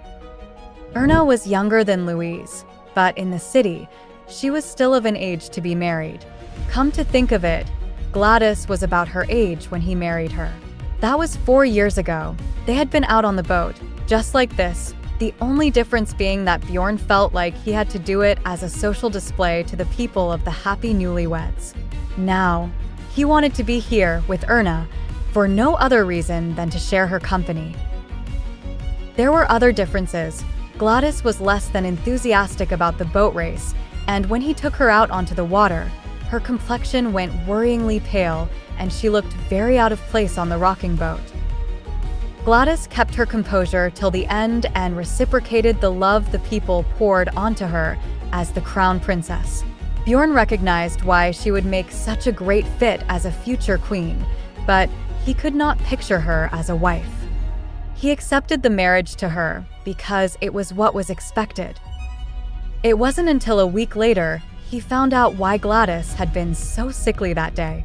He was going to be a father. "Congratulations, Your Highness. You will soon be a father," the doctor had said. The doctor was more thrilled about the pregnancy than Bjorn was. It had been a very hot and strange afternoon. He felt like a frog in a pan that was slowly heating up. He knew the child wasn't his. Bjorn looked at Erna, erasing the thoughts of Gladis and the tumultuous summer. She had a smile that made him feel like a flower blooming for her. The colors splashed on her face and caught as twinkles in her wide eyes. Would she really run away from her father? It didn't feel like she was making it up, being melodramatic to curry sympathy, but at the same time, she seemed too timid to do something so dramatic. His heart twists at the thought of her being an autumn bride, sold off by her father for profit. Bjorn was becoming tired of the falsities of society, the lies and rumors that spread from mouth to ear. There was rarely a shred of truth to the gossip. So where was the truth? At one time or another, he had desperately tried to cling to the truth, but it became like clutching a slimy eel among the rapids. In the end, he just let go, let the current take him away, let all the dishonesty wash over him and away. Here, in the boat with him, was the most beautiful woman. They were enjoying a wonderful night together, and although he found the fireworks boring, he had something else, someone else, to keep him entertained. Even if she was just being herself, he had won. It was a satisfying conclusion, he thought. The value of this woman's company far outweighed the lost trophy. Sure, in a few years, Erna might become a nostalgic thought like Gladis or simpler days, but for now he had a lot of fun with the pretty-faced girl and her erratic behavior. As the fireworks approached the end, they became ever more spectacular until the final climax saw an incredible display of light and sound. Erna had realized her hat slipped from her head and dangled precariously close to the edge of the boat. Embarrassed, Erna leaned out over the side and stretched for the hat. The boat leaned dangerously close to the water. "Hold still," Bjorn said. He grabbed her shoulder right as she felt herself about to pitch over into the colorful water. His movement was enough to send them the rest of the way, and they splashed under the surface. "Oh my, look over," people shouted from the riverbank. "There's been an accident," others shouted. Erna panicked as her world became drowned in darkness and muffled noise. She wanted to call out for help, but water rushed in and silenced her. She felt strong arms take her round the waist and shoulders and lift her up out of the water. Nearly out of the water, she could feel it lapping at her waist and thighs, and she was cradled. Her arms instinctively came up and around Bjorn's neck, and she held him tightly. Even though the panic and fear was still there, she understood that she was all right. She was no longer in harm's way. "Miss Hardy?" His voice came in clear amongst the buzz that filled her ears. She felt cold hardwood underneath as he laid her down on the jetty. "Are you awake, Miss Hardy?" Each time he called her name, the world came more into focus. The sky was dark now. No more blooms of colors, no more sounds, bangs, pops, and fizzes. Only the buzz. "Miss Hardy," she answered with a difficult nod, and the buzz around her grew. "It's okay, Miss Hardy," Bjorn said. Erna felt like she was going to throw up, and she coughed, which burned her lungs. She felt like they were on fire, and as the coughing fit continued, she vomited up river water. Her shame was complete, and she blushed in embarrassment. "Everything is okay now," Bjorn soothed and rubbed her back. He let out a long sigh of relief. The water from their two wet bodies soaked the decking of the jetty. It was an absurd accident, but she was lucky. Bjorn sat down beside Erna and brushed his wet hair out of his face. The other hand was still around Erna's shoulders, holding her close. She leaned into him. Bjorn couldn't tell if this was typical country girl mischief, or she really was as naive as she showed. Either way, she was a troublesome woman. It's a good thing now that everything is over. Bjorn finally let Erna go, and she pulled away as he stood up. Those who had been watching them, seeing that they were okay, rushed in and started to make a fuss. Bjorn simply removed his wet coat. "It's okay, no need to worry, we're fine," Bjorn said, stopping the eager attendants. He saw a group with onlookers. The group included Viscount Hardy and Princess Gladis and his parents. Bjorn looked over at Erna, who was heading away. She had given him a strong beginning and a great end. She really was a lady of unconventional social disturbances, turning up, causing a scene, and then flitting off back to wherever. It was just a shame she was so embroiled in affairs and scandals. He wished she didn't have to leave and hoped that she would lose the courage to run away, settle down in the city, so he could explore her friendship more. Either way, they had been here together and it was a good relationship. "Is everything okay? What of Miss Hardy?" Peter blurted. He and Leonard had heard the commotion. "Bring my money," Bjorn said to Leonard. It was time to put everything back into place. "You shallow, selfish, foolish thing." Walter Hardy was full of anger and rage toward his daughter. He threw a paper onto the table, with the utmost face being a comparison article between Princess Gladis and Erna Hardy. It was one of a multitude of papers that ran a similar article, but Walter chose this one because of its more refinement, as if reading any of the other papers would drag his name through the gutter. "I warned you, but you just don't seem to understand." "Calm down, dear," Brenda Hardy said. "It's not over yet, there is still Count Lehman." Lehman. The name broke through the haze of anger like a ray of sunshine. After the fiasco of the festival, it was expected that the scandal between Prince Bjorn and Erna would resurface, but what was underestimated was the depths the people of Luchen would go. The spread in the paper that stirred up public sentiment, the variable being Princess Gladis. The criticism against the prince for playing with another woman in front of Gladis intensified. Even as she had forgiven him, it said in the paper, and they had decided to reunite. The mention of a dead child was a fatal blow. The princess countered the rumor that the prince was a cold-hearted father figure who ignored his child, mentioning that he had warmed up to the child even after they had divorced. He showed nothing but respect at the funeral. Gladis urged a stop to the unjust accusations.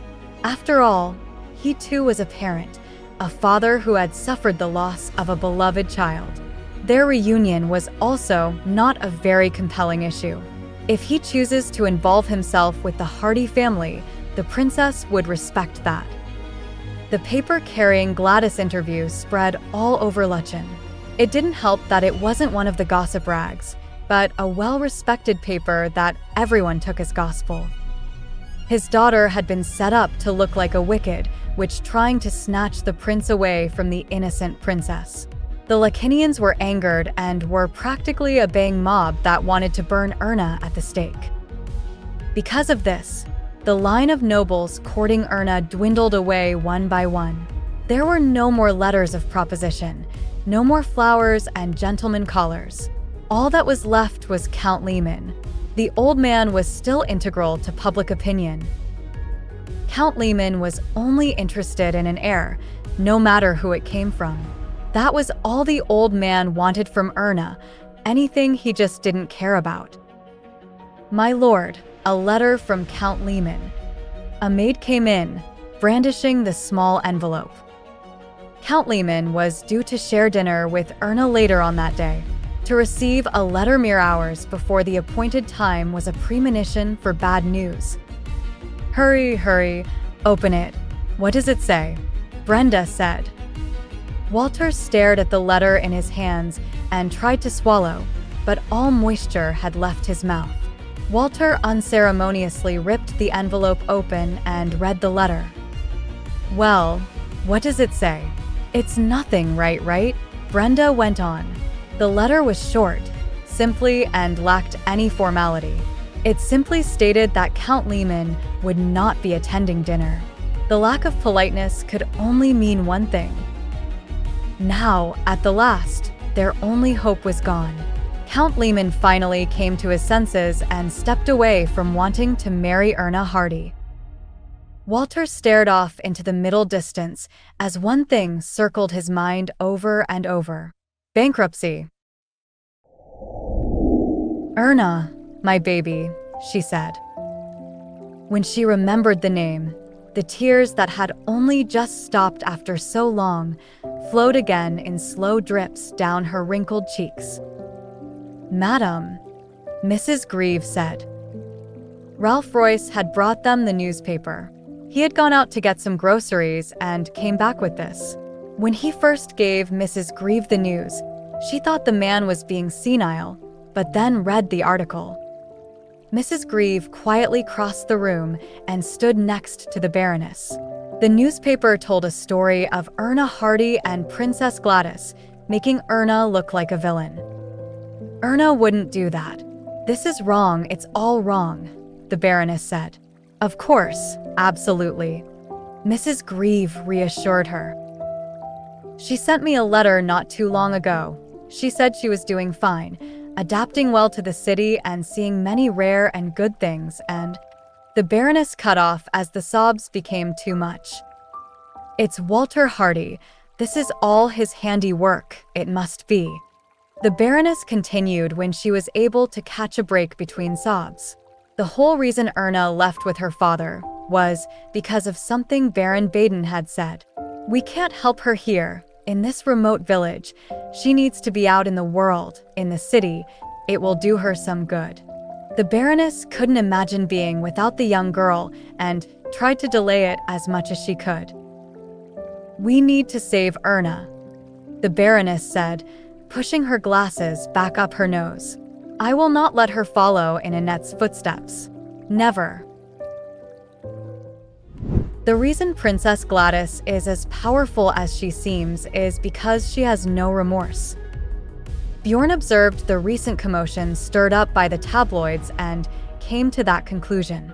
He knew it already, he had always known it, but this time Gladys seems to have taken it even further than ever before. It seemed like his ex-wife was out for blood, and it was almost awe-inspiring. Maybe Gladys is serious this time. The princess must have really tried to protect her ex-husband, who had been criticized for getting involved with Erna Hardy. He wanted to protect the Hardy girl as best he could, while she was being laid out on the chopping block. A father bearing the scars of a lost child. Bjorn burst into laughter when recalled Gladys' skillful lie. Gladys was so used to strangling people with the truth, had finally learned to lie to achieve the same effect. To weave a lie around a truth so expertly deserved praise. Bjorn had to applaud the king and his attempts to get Princess Gladys and Prince Bjorn back together again, using the opinions of the people to sway events to his favor. It was a great strategy, if not a tearful idiom. Bjorn knew she was not trying to kindle any sort of flame between them, and that was the moment a name suddenly came to Bjorn. Are you not making any flowers today? Lisa asked as she brushed Erna's hair. Are you feeling unwell? Lisa asked. No, not at all. I just want to rest a little. Erna replied.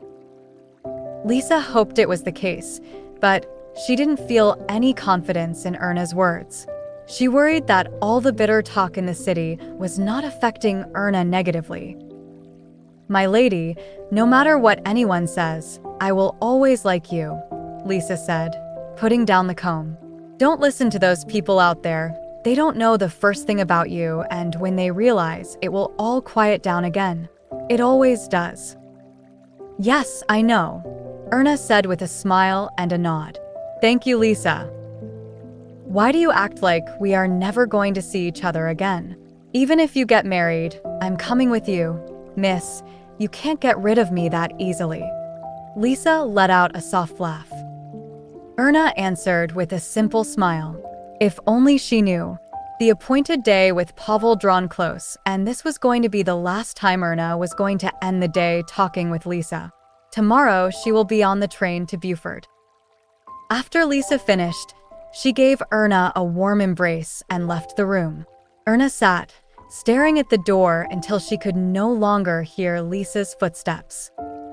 She could only ever seem to recall memories of being deceived, hated, and used while in this city. Lisa was the only source of goodness in her life. That and maybe the prince. Despite his reputation, Erna had found the prince to be quite charming and a good person. At that moment, the door burst open. Looming over her, like an imposing shadow, stood Viscount Hardy. The stink of alcohol preceded him. Lisa was desperately trying to hold him back, but Walter shrugged her off as he strode into the room and slammed the door, shutting Lisa out. He turned on Erna and grabbed a fistful of her hair. A strong wind howled outside Erna's bedroom window. It carried away the sounds of Walter's shouting and cursing as much as it carried the sounds of Erna's screaming and sobbing. The weather got worse as the night passed, so that by the morning, a fierce gale rocketed through the city. Pavel looked anxiously through the rattling window. He felt it an ill omen that they should have such bad weather on the day he was set to return to Buford with Erna Hardy. He thought about sending Erna a telegram to delay until tomorrow, but if he sent a telegram, it could fall into the hands of the Viscount, and that would be very bad news for Erna. The risk was too great. Pavel let out an anxious sigh and drew the curtains, as if denying the storm would make it go away. The room he had rented in the old stone house was damp and dusty. He was only here because of a portrait commission, and being only half a day's train journey from Buford, Pavel jumped at the chance. The money he got from the commission was more than enough that the Hardy family wouldn't have to worry, at least, for a little while, and it was not something that would take too long. The only problem that Pavel did not anticipate was the advanced age of the model. The old lady found it difficult to sit for any amount of time, meaning the portrait was taking longer.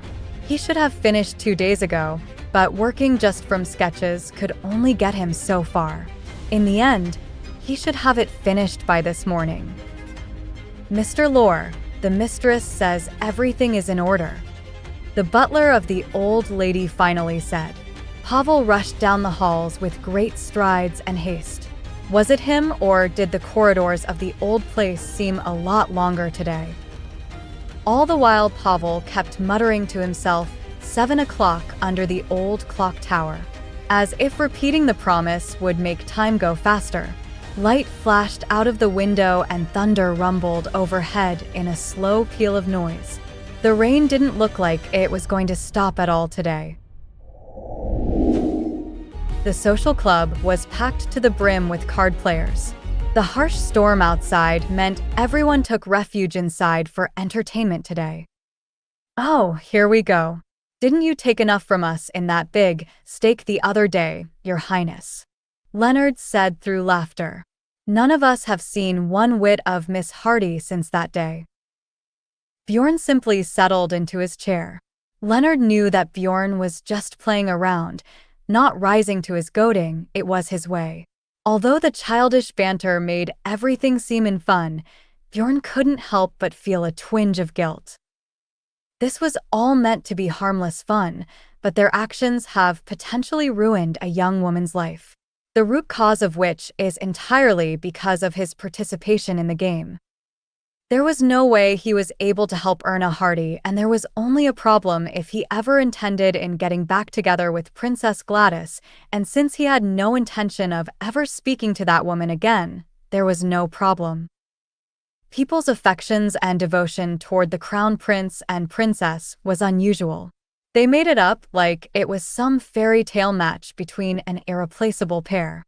By the time the news of the engagement circled the city, they were already the main characters in a narrative that made them more popular than any musician or artist. While they cursed Bjorn's name, most of the supporters of the union still had portraits of the crown prince and princess in a drawer or cupboard somewhere. Their anger was still hot because of how much they wanted the fairy tale to resume with their two favorite protagonists. There was not a single person out there who didn't hope for Bjorn and Gladis to reunite. "This weather is crazy," Peter said, organizing his cards. Bjorn looked up and out of the window. The scene painted beyond like a landscape picture was a distorted one of dirty water as it continuously cascaded down the window. It was certainly a dramatic picture. Will she be able to fulfill her wishes? He rested his chin in his hands as he considered what Erna had told him. Either way, by tomorrow he will know the answer. Let's hope the raid eases off in the meantime.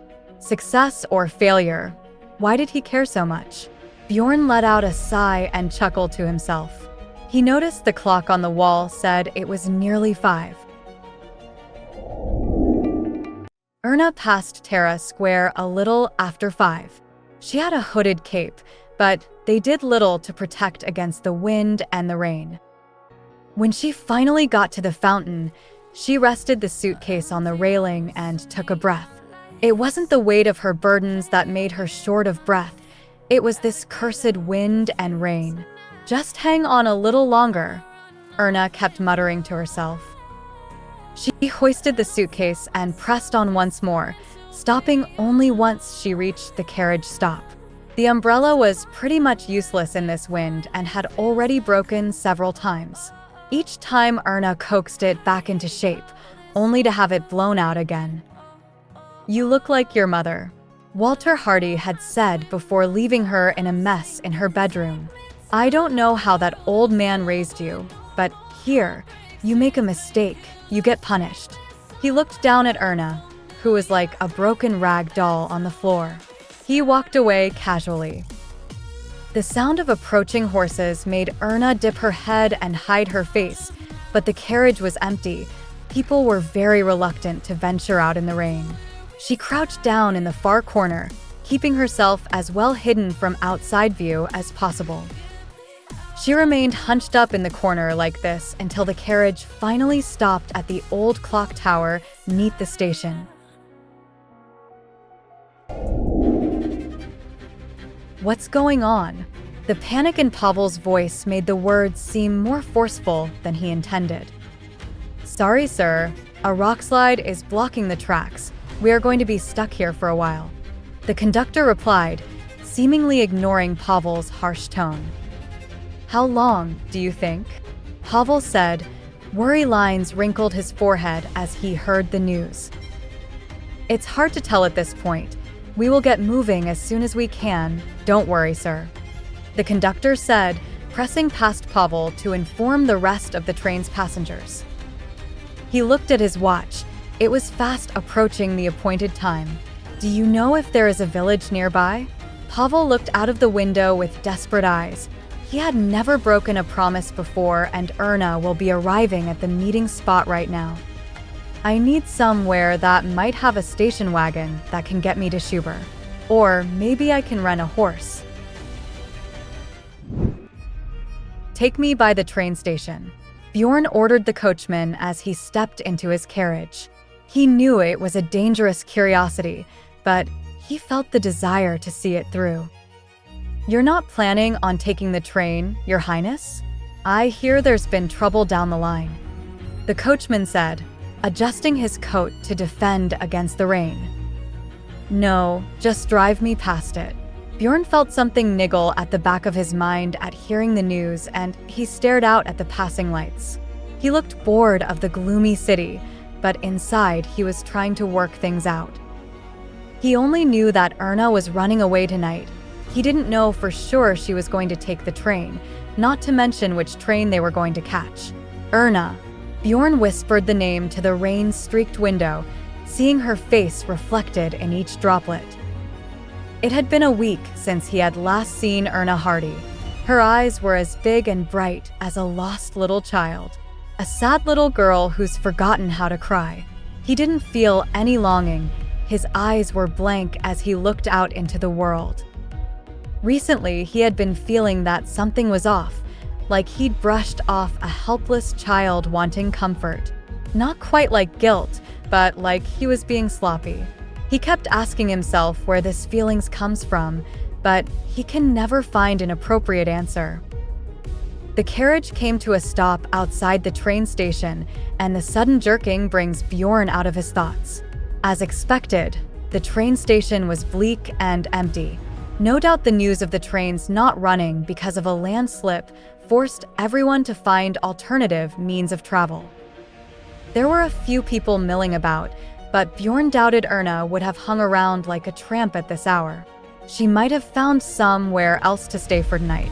She's sane enough not to return back to the Hardy mansion. Bjorn laughed it off. He was being immature, trying to chase down a woman he had no interest in. Just as he opened the carriage door to tell the driver to take him home, he noticed a figure struggling with a trunk at the far end of the plaza. The small, slender woman waddled her away across the plaza to the old clock tower. She stumbled along, dragging the trunk behind her, and Bjorn felt for sure she was going to fall a couple times. Just as Bjorn was getting annoyed at the rain falling on him, the woman looked up at the rain, knocking back the hood of her cloak. He was sure he could make out the face and the tumbling brown hair. No way. Erna. He whispered the name. Erna curled up into herself, trying desperately to stay sheltered from the rain under the old clock tower. Not that it mattered, as she was soaked through. The rain had started up not long after she found Pavel's house say cold and empty.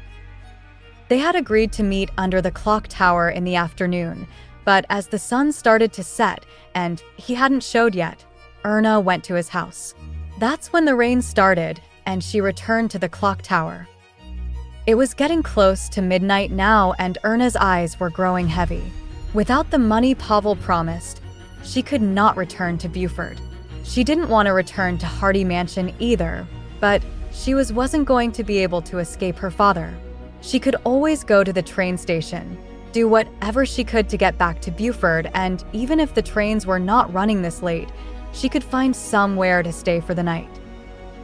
Erna could not fight the emotions anymore. Anxiety gave way to despair, and she let herself give completely over to sadness. She cried as she sat on the cold, wet floor. The rain hid her tears.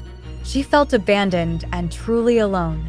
She wished above all else that she was home in Buford with her grandmother, sitting by a warm fire. The rain stopped suddenly. Erna looked up from crying into her hands. The rain had stopped for her, but she could still hear the pitter-patter on concrete. Above the long shadow cast by the light of a gas lamp, she saw a pair of polished shoes standing close. And when she looked up, Pavel. She was about to ask, but the person she saw was Prince Bjorn. Erna couldn't believe her eyes. It was dark. She was tired. Tears blurred her vision, but it was still Bjorn that stood there, holding an umbrella over her. Bjorn didn't know how to handle the situation and just stood there, staring down at the hapless woman. They stared at each other for a long while, until a flash of lightning lit them up and the sound of thunder pushed them to action.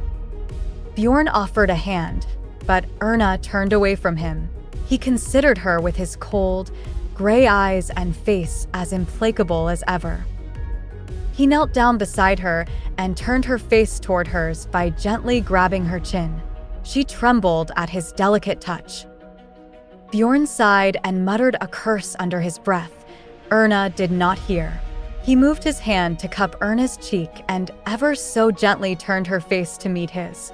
She finally looked up at him properly, and they froze in time as their eyes met. Bjorn looked at Erna until the trembling stopped.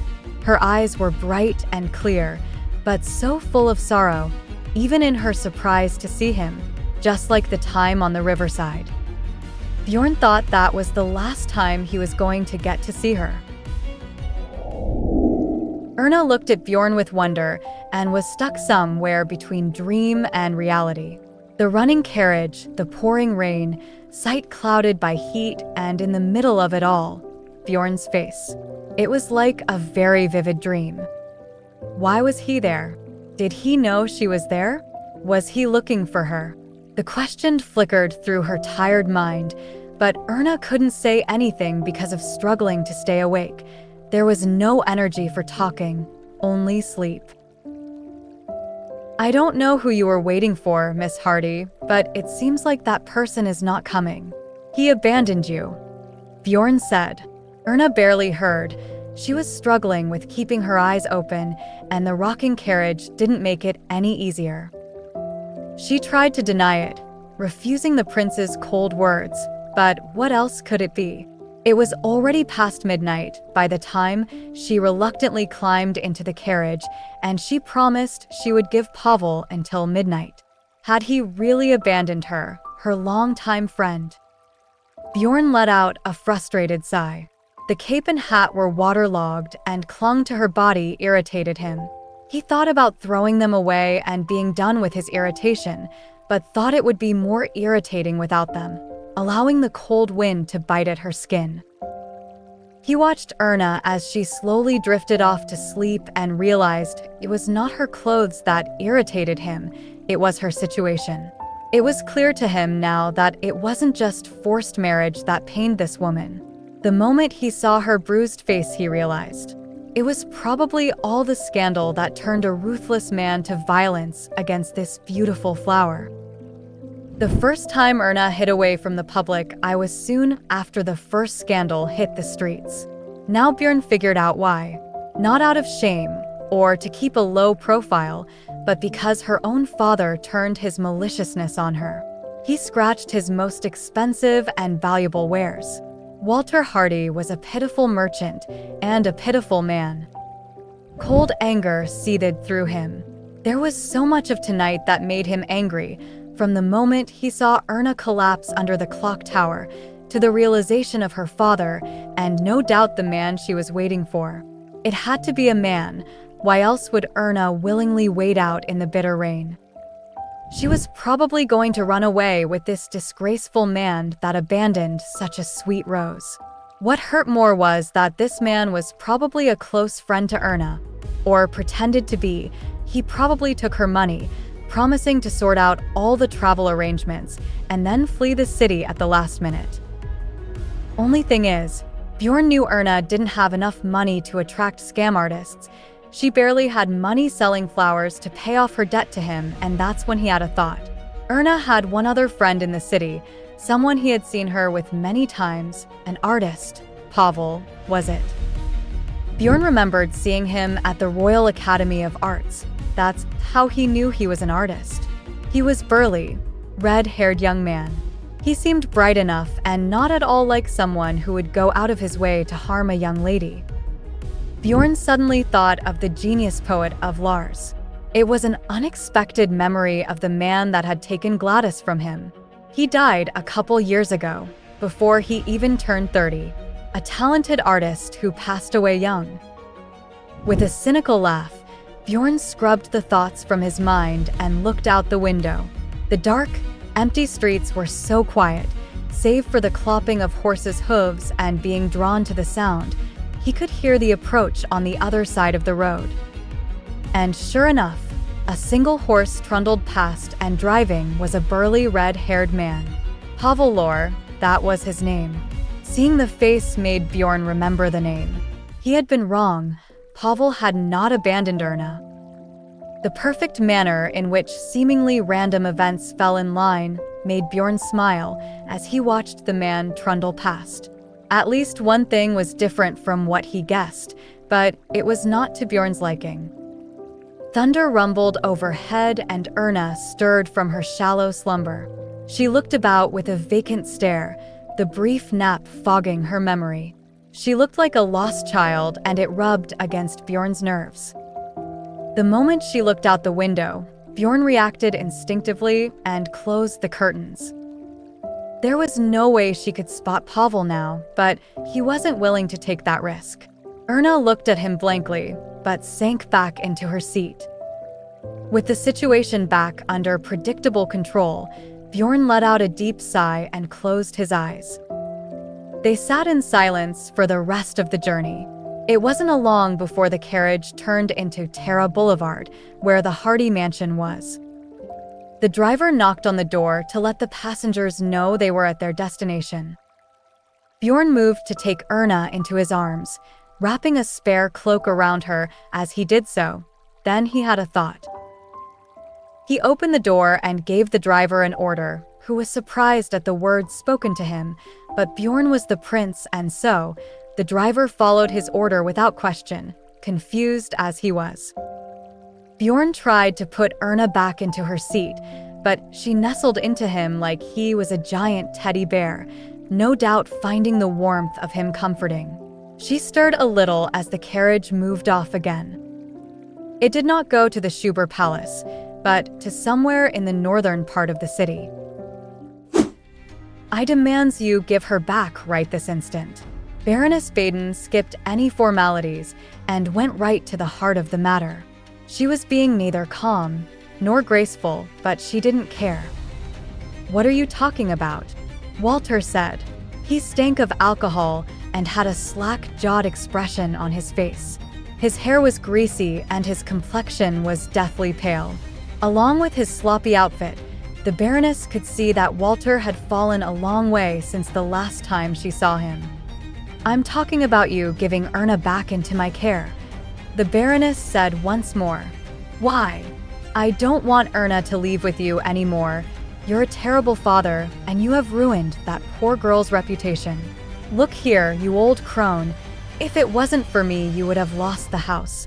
So you should be more careful about the accusations you throw around. Walter said.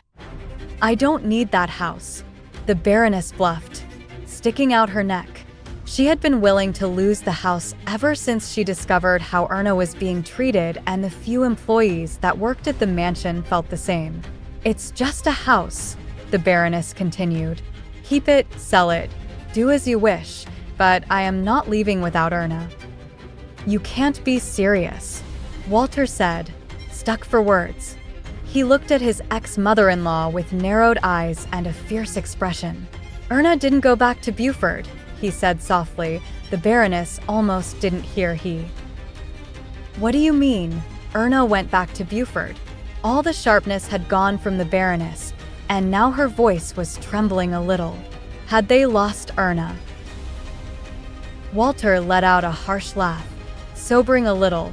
Maybe the old woman didn't know where Erna was after all. He didn't seem like the type to secret away a young girl. He had doubted Erna would have run away with him in the first place. But then, the cunning little thing had run away all the same. But where? It was the morning after the storm that they realized Erna was gone. They were brought about the knowledge of her disappearance by Erna's maid, Lisa, who called out and dropped the breakfast tray she had been carrying.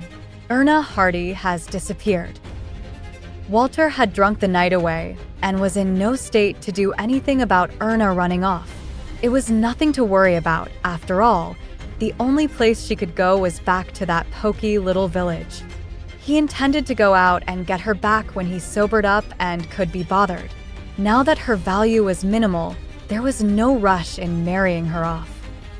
Maybe if you weren't so drunk, you might have noticed your own daughter running off, the Baroness said with all the malice she could muster.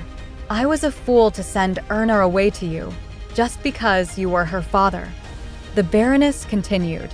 Her legs could barely keep her upright, and she left on shaky legs, fire and malice pouring forth in her words. Madam, are you okay? Mrs. Grieve asked as the Baroness came out of the drawing room. She had been pacing up and down the hallway and approached Baroness Baden with tears in her eyes. The Baroness took up Mrs. Grieve's hands and gave them a light squeeze. Erna is. I need to speak to an officer, the Baroness said. A police officer? Yes, they say Erna is not here. Baroness Baden glanced at Mrs. Grieve with tears in her blue eyes. She has run away. Unlike the leisurely South, which was more like a resort, the North was much busier and more dynamic. Schuber was the central port city of Luchen, and to say that it was the busiest in all the continent was not a stretch. It was certainly one of the most financially prosperous. There was no sign of the storm anymore, and as Bjorn stood on the balcony that overlooked the harbor, across a forest of masts that stretched out to the sky, he looked up and bathed in the warm sun. It was a typical lichen summer day. The townhouse was in a particularly good location, located right on the edge of the residential area and the financial district. He bought it as soon as it was put on the market. The previous owner fell for some investment scam and had to sell a lot of assets to cover the loss. "Your Highness," Mrs. Fitz said. She was looking at him with a stern expression. "Mrs. Fitz," Bjorn replied. When Bjorn had brought Erna to this townhouse, he immediately sent for his own doctor and for Mrs. Fitz. He knew he could trust these two above all else, even if the doctor grated against Mrs. Fitz's nerves. Mrs. Fitz had scolded him for bringing the young, hardy family girl to the townhouse, but seeing her pale complexion, she soon changed her tune. The doctor confirmed what Bjorn had suspected, and now Miss Erna laid up in bed, sick. Bjorn still owed Mrs. Fitz an explanation. Bjorn went into the room, closely followed by Mrs. Fitz with a full tea tray. She busied herself preparing the breakfast. They sat in silence for a long while, even after Mrs. Fitz left. Erna stared down at her hands, which she had not stopped fidgeting with the entire time. She became distinctly aware of the ticking of the clock. "Have some tea," Bjorn said. "Thanks to you, Your Highness, I am well again," Erna said, putting down the teacup. Bjorn looked down at Erna, studying her rosy cheeks, pouty lips, and the thin nape of her neck. He stopped when he looked at the bow of her dress that sat perfectly central on the neckline. She did not look as sickly as she had done, but she was still pale. Bjorn laughed as the memory of the night came to him. The cloak had been removed, but Erna was soaked through to the skin. She could not lay down in the wet cloths, so simply leaned against the couch. She stood there, shivering with her eyes closed. "You need to change out of those wet clothes immediately," Bjorn demanded. Erna was surprised at Bjorn's forceful words, and when she didn't comply right away, he came over and roughly started pulling at her dress. I can do it. I can do it myself," Erna said, feebly pushing the prince away. Bjorn realized that she may think he was aiming to molest her in her weakened state, so he quickly stepped away and let Erna remove the wet clothes herself. All he could do was bring her a towel and her trunk. He then left the room, but kept an ear to the door just in case Erna should collapse. There was the sounds of thumping and scraping, groans, and heavy sighs. He could hear her rummaging through her trunk. Bjorn looked down at his pocket watch when things got a little too quiet for his liking. It had been 10 minutes.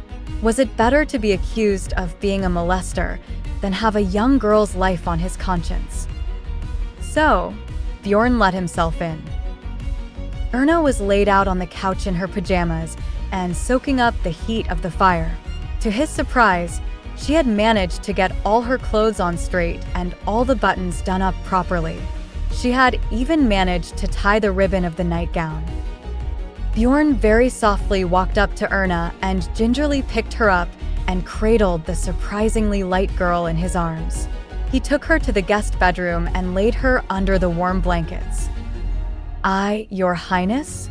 Erna said softly, half asleep. "Thank you," was all she could manage. "It's okay, Miss Hardy, get some rest." "No, I cannot let you get involved, scandal," she muttered. "I have a friend, he worried, looking for me."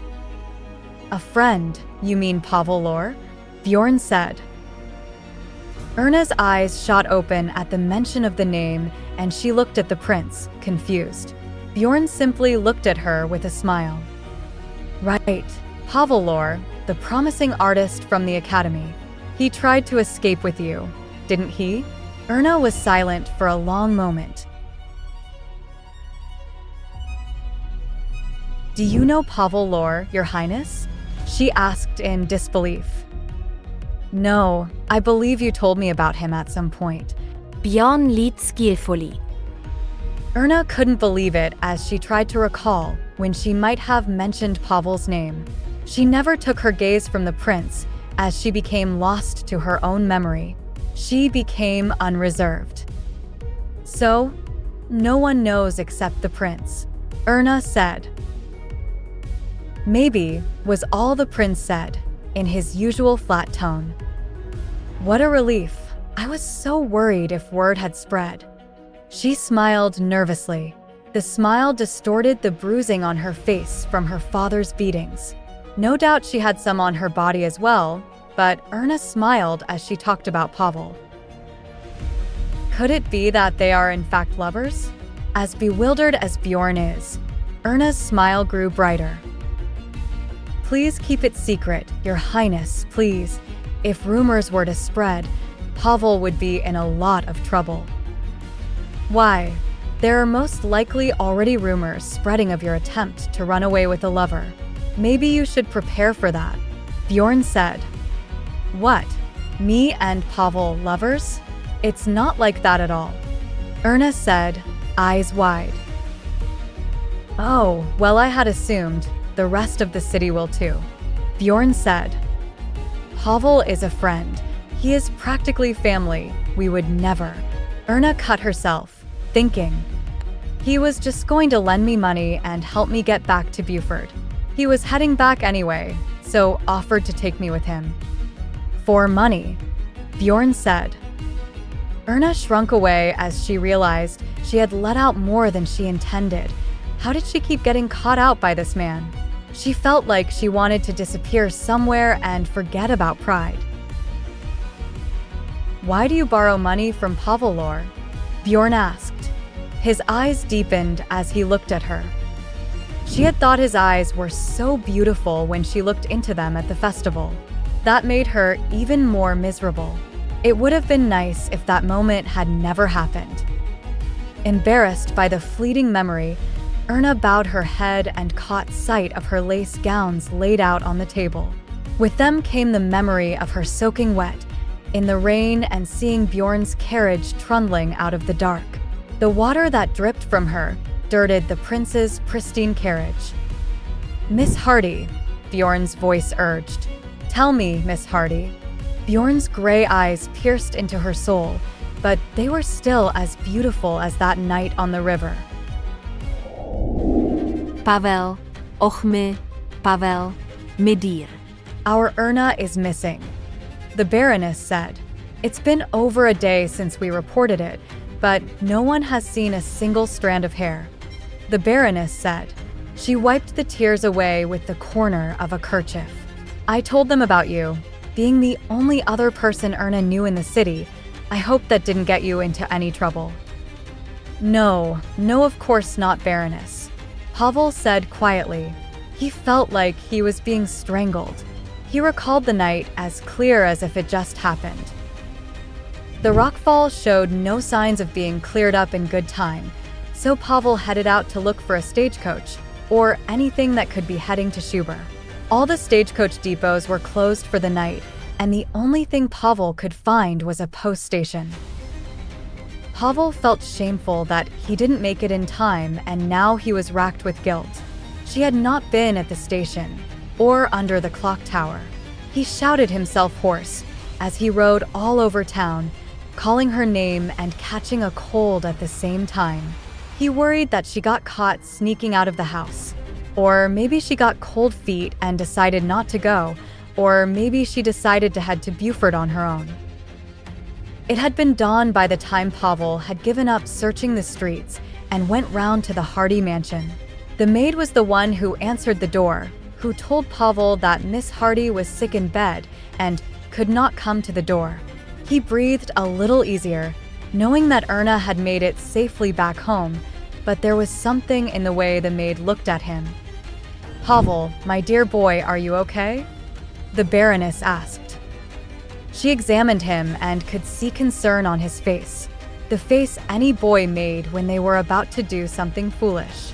Pavel looked at the Baroness with a flushed face. Yes, Baroness, I'm fine, Pavel said. His palms felt clammy. "It's okay," the Baroness reassured him. Even during the moment of cowardly evasiveness, Pavel would have to face the truth and, at the very least, tell the police officer. "I'll give you the money." Bjorn finally broke the silence that had stood between them for a long moment. "The money you were going to borrow from Pavel, I will give it to you instead," Bjorn said, hoping the clear explanation would help. Viscount Hardy was a despicable man for using his daughter to clear his debts and descent into poverty, to make a deal with a young girl, promising to let them keep Baden Mansion in Beaufort, all so that he could get her to Lutzen and sell her off in marriage. Erna had suffered nothing but hardship since coming to the city. It was not enough for him to get involved in the affairs of a disgraceful man and his young daughter, but part of Erna's hardship was his fault. If he had not crossed paths with the young girl, then none of the rumors would exist. It was no revelation that it had all been because of money, the one thing that he could give her, to help even if just a little. It felt a little underhanded, but he hoped that if he gave her the money he got from winning the bet over her, maybe that would cancel the dirty feeling. "Don't worry, Miss Hardy, this is not another debt to fall into," Bjorn said. He wanted to reassure her that this was not like the time with the deer antler trophy. "Your Highness, you would just give me money?" Erna said. "Why?" She looked at Bjorn warily and blushed. As expected, Erna was a little cautious about accepting money from him without any thought of returning the favor. A knock came at the door just as Bjorn turned back to Erna and was about to speak. Mrs. Fitz pushed open the door and came only a little way into the room. She seemed bewildered and maybe a little flustered. It must be something important. "An order from His Majesty, the King. You are to attend him at the palace at once, Your Highness." By the time Prince Bjorn made it to the palace, the atmosphere was tense. Prince Bjorn was walking on thin ice as he approached his father. "It has come to my attention that Miss Hardy is missing. You better tell me the truth right now, Bjorn." The king held his anger in check for the moment, but his face was bright red. "She's not missing," Bjorn said coolly. "She is with me and I am helping her through a troubled time. It will all be cleared up soon, I promise, father." Bjorn remained calm and even offered a little bow. The king returned to his normal color, though tinges of red still radiated from the fringes. He looked at Bjorn and contemplated. Had he really secreted the girl away and not said anything to anyone, leaving her closest kin to report her missing? Even in the face of all the scandal between them two. "You best clear it up," the king said. He knew that all the reporters that hung around the police station would get news of this eventually and, like rabid dogs, starved for too long, would gorge themselves on this. "Please don't tell me Bjorn has that Hardy girl in his heart," the king thought to himself. "Oh, come on. These two getting together?" the king said, as if arguing with his own decision. The king's face became stern and Bjorn faced him with squinted eyes, as if he didn't know what his father was saying. "Father? Just go and marry her, if that is your will," the king said, who had become more solemn. Bjorn just looked at him, bewildered. "The investigation has been closed due to the fact that Miss Hardy is not missing," the officer said. Pavel couldn't believe what he was hearing. Erna had not returned home and had not been seen in days. "That can't be. No one has seen Miss Hardy in days," Pavel desperately explained. "Young man, look here." The officer pulled out the missing persons report and showed it to Pavel. "See, the girl is not missing and it was a false report due to family error." "It can't be," Pavel stammered. "I'm sorry, it happens all the time. 9 in 10 cases involving missing aristocracy kids are like that. It's what happens when you force people into marriage." The officer gave a smirk and tossed a newspaper in front of Pavel before heading off to deal with another irate visitor. The daughter of Viscount Walter Hardy, who who had been reported missing, was found to be living with the Grand Duke. Pavel couldn't believe it. He reread it several times. The article went into details about Miss Hardy and her long-standing involvement with the Grand Duke, even going so far as to claim the pair was thought to have eloped.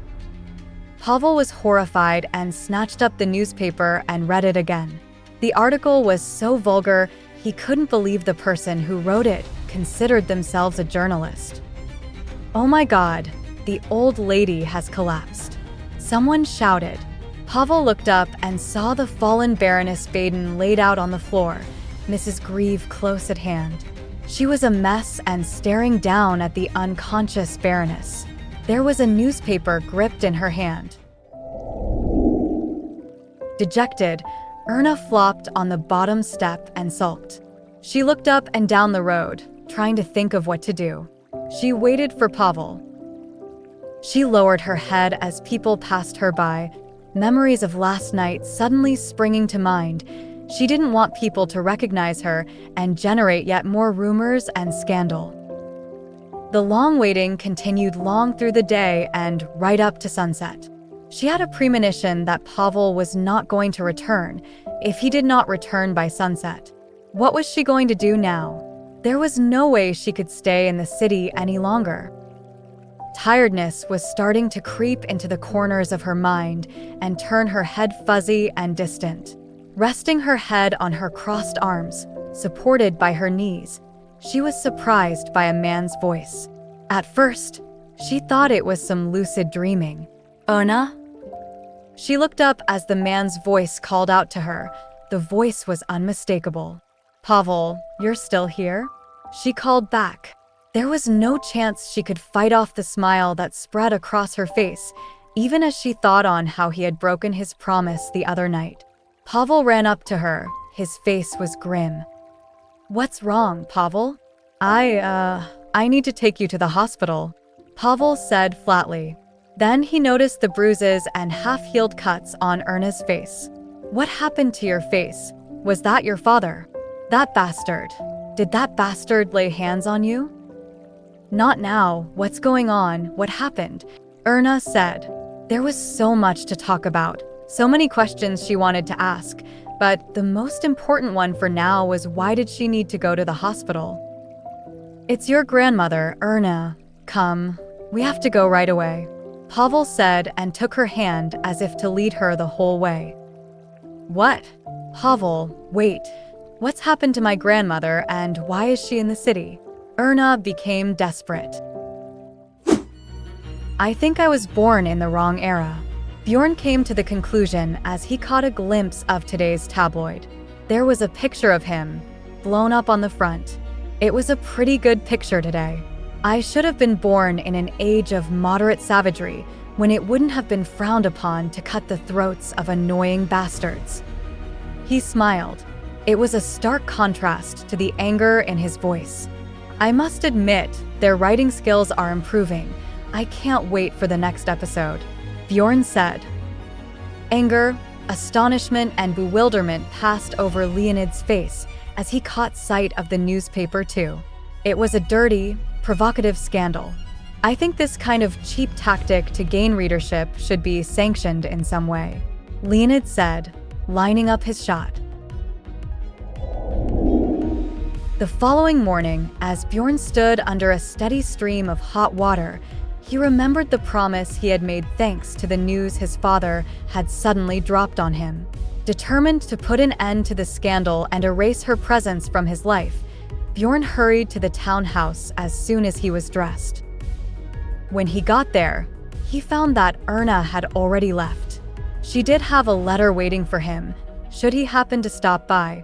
It was a very formal thing and said nothing much beyond how grateful she was, but she did not need to borrow money. The attitude in the letter was kind of intrusive, to say the least, but Bjorn decided to let it go. He had no reason to deliver any money personally, no reason to seek out the woman. He actually felt relieved that Erna Hardy was gone. At least the headaches would finally blow away. "I have decided to let you marry Erna Hardy." His father's words rang through his subconscious. absurd as they were, left him reeling, and he leaned against the wall. She was gone now, far from the tumult of the city and back to her country bumpkin life. It won't be long and her life will be returned to normal. "Your Highness, it's Miss Hardy." Bjorn was thankful to see Mrs. Fitz, but the expression she wore was one of concern. "What is it? Tell me, Mrs. Fitz," Bjorn said coolly. He grew anxious at the mention of the woman. "Miss Hardy is at the Royal Schuber Hospital." "Hospital?" Bjorn snapped. "Yes, she is fine." It was the Baroness Baden. She collapsed at the police station and was taken in. Miss Hardy is there now, looking after the Baroness. Something of relief tugged at Bjorn's heart. Relief that Erna was not hurt. Relief that Erna was still in the city. "You're corrupted. You've fallen." That was all the Baroness could say to her granddaughter when she saw the pale-skinned child sat in the chair next to her bed. Her bony hand trembled as she massaged the side of her head. "Please, Grandma, don't excite yourself," Erna said. She got up and checked on the Baroness, showing her true kind and caring nature. "Do you want to know why I'm here in the first place?" She gave Erna a stern, disapproving look. It was a look that told Erna she no longer believed in the young girl, but no matter what, Erna was going to stand guard at her bedside. "It's common in the city, Grandma. People like gossip and spread rumors. It's the trend," Erna said. Trend? "Trend. Oh my God, Erna. This city has corrupted you," shouted the Baroness. Erna had tried to explain several times to the Baroness that the rumors were all lies and terrible lies that not even a child would fall for. The affair with the Grand Duke was a misunderstanding that people ran with and took too far. It didn't help that she kept running into the Grand Duke, and he would behave in the most ungentlemanly manner. The Baroness simply lamented that she should not have sent her child here. Staying at a man's house, hanging around unwholesome people, gossip trends, and now a poisonous prince. The city was a wicked place that had corrupted Erna. "I need to rest," the Baroness whispered in a weary voice and shook her head. It had been a miracle that Erna had turned up like this when she had thought to be missing for days. The Baroness had thought the worst, especially after hearing the rumors and gossip, then reading the newspaper. It was enough to put an elderly woman in an early grave, and it nearly did. But still, Erna showed up as she did, and she was well. "Yes, Grandma," Erna said. "Rest now. I will wake you up at mealtime." Erna got up and left the hospital room, only for Mrs. Grieve to take her place. Erna went down the hall to the window that overlooked the courtyard at the front of the hospital. She had been holding back. She saw her reflection in the window pane and did not recognize the young girl staring back. Lousy eyes, as if she hadn't slept for days and smothered in makeup to hide all the bruises and scars. Erna leaned against the window frame. She was tired. Her whole body was tired. She pressed the heels of her palms into her burning, wet eyes and tried to push away the sadness that dwelt there. The doctor told her that her grandmother needed plenty of bed rest and stability. Erna didn't know how she was going to tell her grandmother. Erna was still quite immature when it came to handling such serious matters. She decided not to tell her just yet, allow her to continue regarding her as if she were her naive granddaughter. Erna, Erna, Erna. All through the summer, it seemed to be the only name anyone ever mentioned. Here, there, and everywhere, all people talked about was Erna. Within the modest ballrooms and lowliest cigar lounges, it was madness. The name was like tinnitus in Bjorn's ears. He closed his eyes as he tried to erase the annoyance from his mind. The cardboard was nearing its end, cooling down, which made sense as dawn was drawing close. Bjorn rested his chin on his fist and stared at the thin slither of light peeking in through the curtains at the far end of the room. Erna, It also cleared the woman's name in his mind too. He got word that she had rushed to the hospital to be by her sick grandmother's side.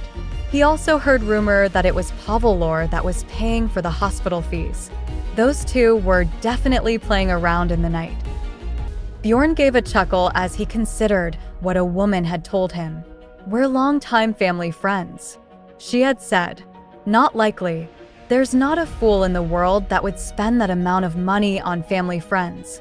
Family, friends, lovers, whatever they were, Bjorn tried not to care anymore. He was going to give that woman the money she needed and be done with this game. He would have done so sooner if it wasn't for her father's orders and absurd scandal. It came round to Bjorn's go, and with an impatient huff, he played the card to end the game. The other players groaned at the expected defeat and resigned themselves to the loss. Bjorn did not revel in the victory. He sat back in his chair, falling deeply into its warm comfort, and closed his eyes. The bustle of the losers leaving the room lasted but a moment, and there were not many others in the game's room this early in the morning. "Hey Bjorn," Peter said, once everyone left. "So, Miss Hardy, she's not a bad girl." "So what?" Bjorn snapped. Peter was startled when Bjorn opened his eyes with a frown and looked at him with dark intent. Peter paused, not wanting to risk offending the prince, but the debt he owed Erna Hardy was too grand not to be known by pretty much everyone. A staunch supporter of Bjorn and Gladis, Peter's mother, grandmother, sister, and even Peter's little niece engaged in circulating cruel rumors about Erna Hardy and her family. Almost overnight, people rose up to fight this new, rising evil named Erna Hardy. The lads were the same way. Those who lacked the guts to confront Bjorn instead vented their repressed animosity on that poor woman. Peter was delighted to learn that Bjorn didn't detest or speak poorly of her. He felt a great sense of relief. Otherwise, he would be the one in a very tough place being on Erna's side. "Well," Peter continued, finding his courage, "what if you don't do this?" was all I was going to say. "At this rate, you're going to be forced into a situation you can't revive from. Me and the other boys feel sorry for you." Peter tried to gloss over the awkward conversation with a friendly smile. Bjorn looked up at the ceiling, not saying a word or even acknowledging what Peter had said. He was growing tired of all the comments and questions people were pouring on him when it came to Erna Hardy. Go easy, be calm, he would always tell himself, but Peter was different. Everyone seemed to have the same aspirations as Louise when it came to Erna Hardy, which boiled down to stop defending that woman and get the happy ending we all want. It was the spin everyone put on their excuses for meddling in his affairs.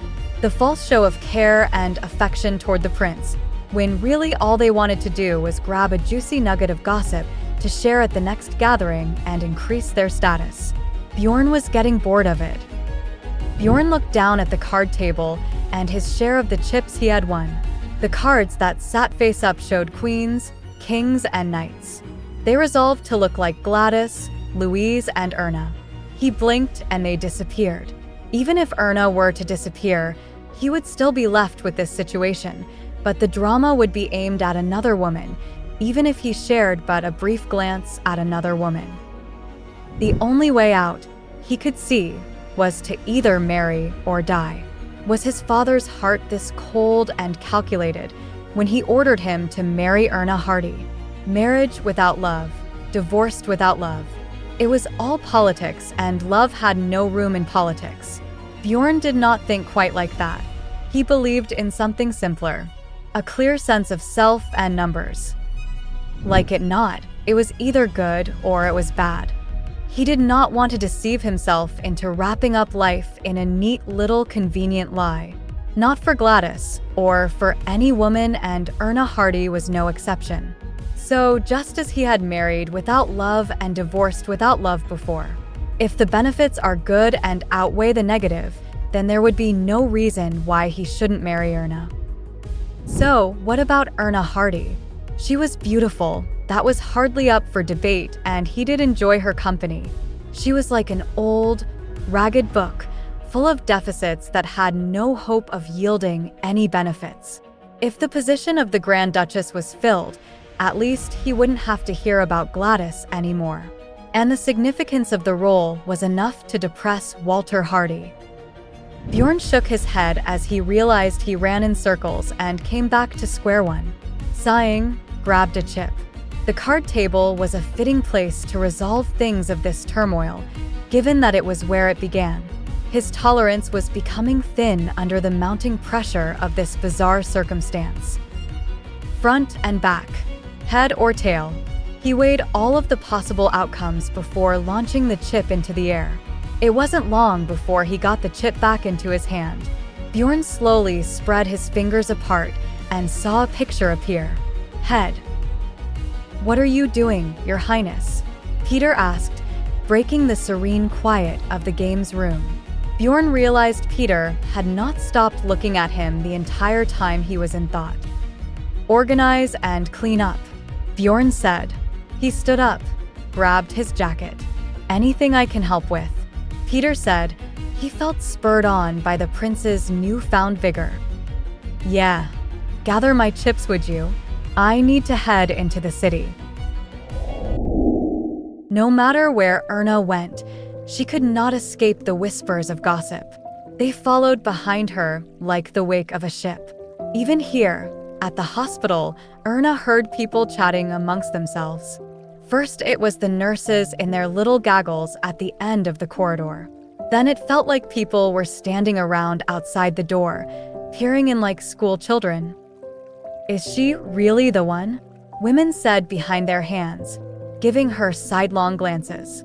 "I know, is the prince blind?" Nurses said, pretending to be talking to their clipboards. People could not believe that she was Erna Hardy, the one who beat the fair Princess Gladis for the prince's heart. They would comment on how shabby she looked, with her plain cotton dresses and tacky makeup. "Isn't she a noble lady, from a noble family? Why does she look like that? That can't be Erna Hardy." Worse still was that Baroness Baden heard these rumors from the doctors and nurses that tended her. Whenever they would come to check on her or her medications, they would talk over her thinking she was asleep.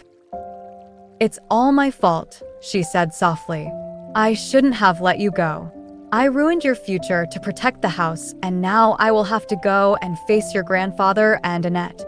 As the Baroness blamed herself, tears filled up her tired blue eyes, and just as she was recovering from one ailment, another threatens to take hold of the old woman. Erna could see it already, making the Baroness seem ever more tired. Her wrinkles deepened before Erna's eyes. "Don't say that, Grandma. The prince and I have nothing to do with one another," Erna said. She wished she could say something to convince the Baroness that none of this was her fault, to put her mind at ease. Most were already convinced Erna was a fallen lady, but at least this one small point she can try and clear for her grandmother. "You're really going to tell me that all this buzz is over nothing?" the Baroness said. "Grandma, please, you know full well that people will make up whatever stories they wish, from things they know nothing about," Erna said. "Even so, how can you marry him and tarnish your reputation like this? We're not getting married, so everything will be fine and people will see that." Erna gave a cheerful smile. "Just hang in there. You'll be out of the hospital tomorrow, and then we can move back to Beaufort. We can live happily there together.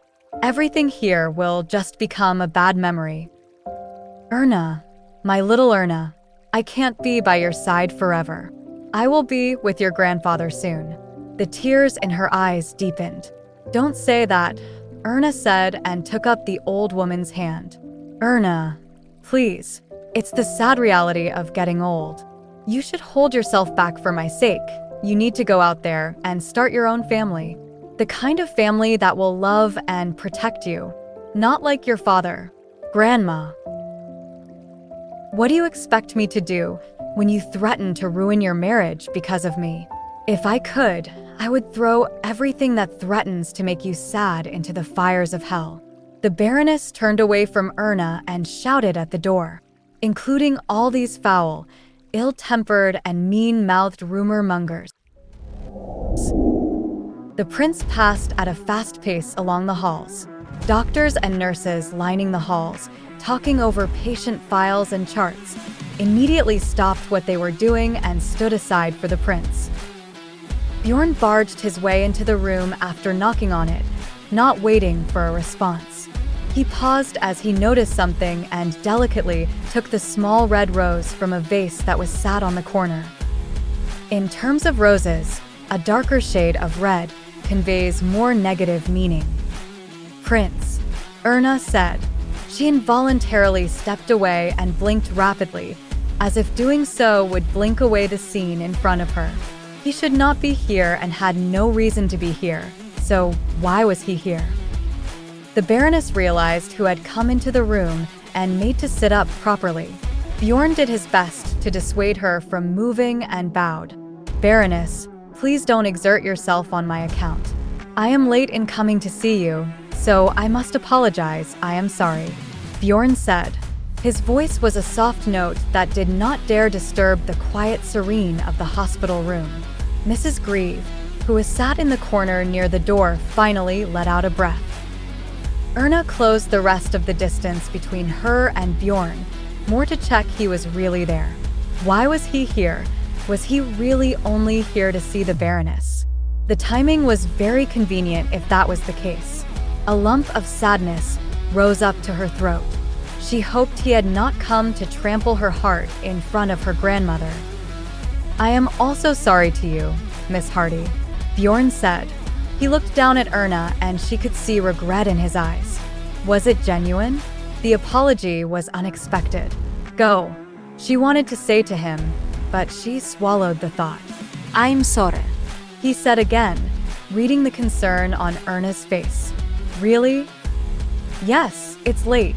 I'm sorry to have kept you waiting. Bjorn gave the most charming smile he could. Erna didn't understand. She looked up at the prince and saw in his smile, but his eyes were calm. They were deep and calm as they considered her. She shrunk back and sagged her shoulders as she tried to understand the prince. It was then that the prince brought his hand out in front of her and revealed he had been holding a rose. He held it out to her. Bjorn tried a softer smile when he noticed Erna was frowning at the rose, as if in doubt. He came down onto one knee and looked the woman directly in the eyes. They were sad, concerned, and definitely cautious. Miss Hardy. Bjorn's voice was distant to Erna as her mind raced. Erna Hardy, will you marry me? Bjorn held out the flower to Erna. Erna closed her eyes and squeezed them tightly, as if trying to erase the bizarre reality unfolding before her. When she opened them again, Bjorn was still there in front of her, kneeling on one knee. Is he really proposing me, the prince? The fact that this was right in front of her did not make the play of it any more real. Her perception of reality seemed to slip away and the room span. She found herself looking over at her grandmother, who seemed moved to emotion. The room span again as she looked back at the prince. How can you do this? Erna thought. You don't love me, a woman of nothing. Erna could feel the mood in her mind settle on resentment. She resented Bjorn for coming unbidden to the hospital. She resented that smile he wore as he looked up at her, waiting for an answer. Erna wanted to get away from this, to run as far as she could and forget about the mess unfolding before her. She reached out with a trembling hand. She would push the rose away and deny him, but as her fingertips touched the delicate petals, she hesitated. I'm sorry, he had said. The apology was so brazen, but she was still glad for it. She doubted he really meant it, but she was still grateful that he came, late as it was. At the moment, when she wanted to hate him the most, she found herself clutching the rose of marriage proposal. The room span again. Erna fainted. Bjorn was quick to catch her and Baroness Baden immediately called out for a doctor. The doctor came through the door in the very same second. There were several doctors and nurses grouped up in the hallway.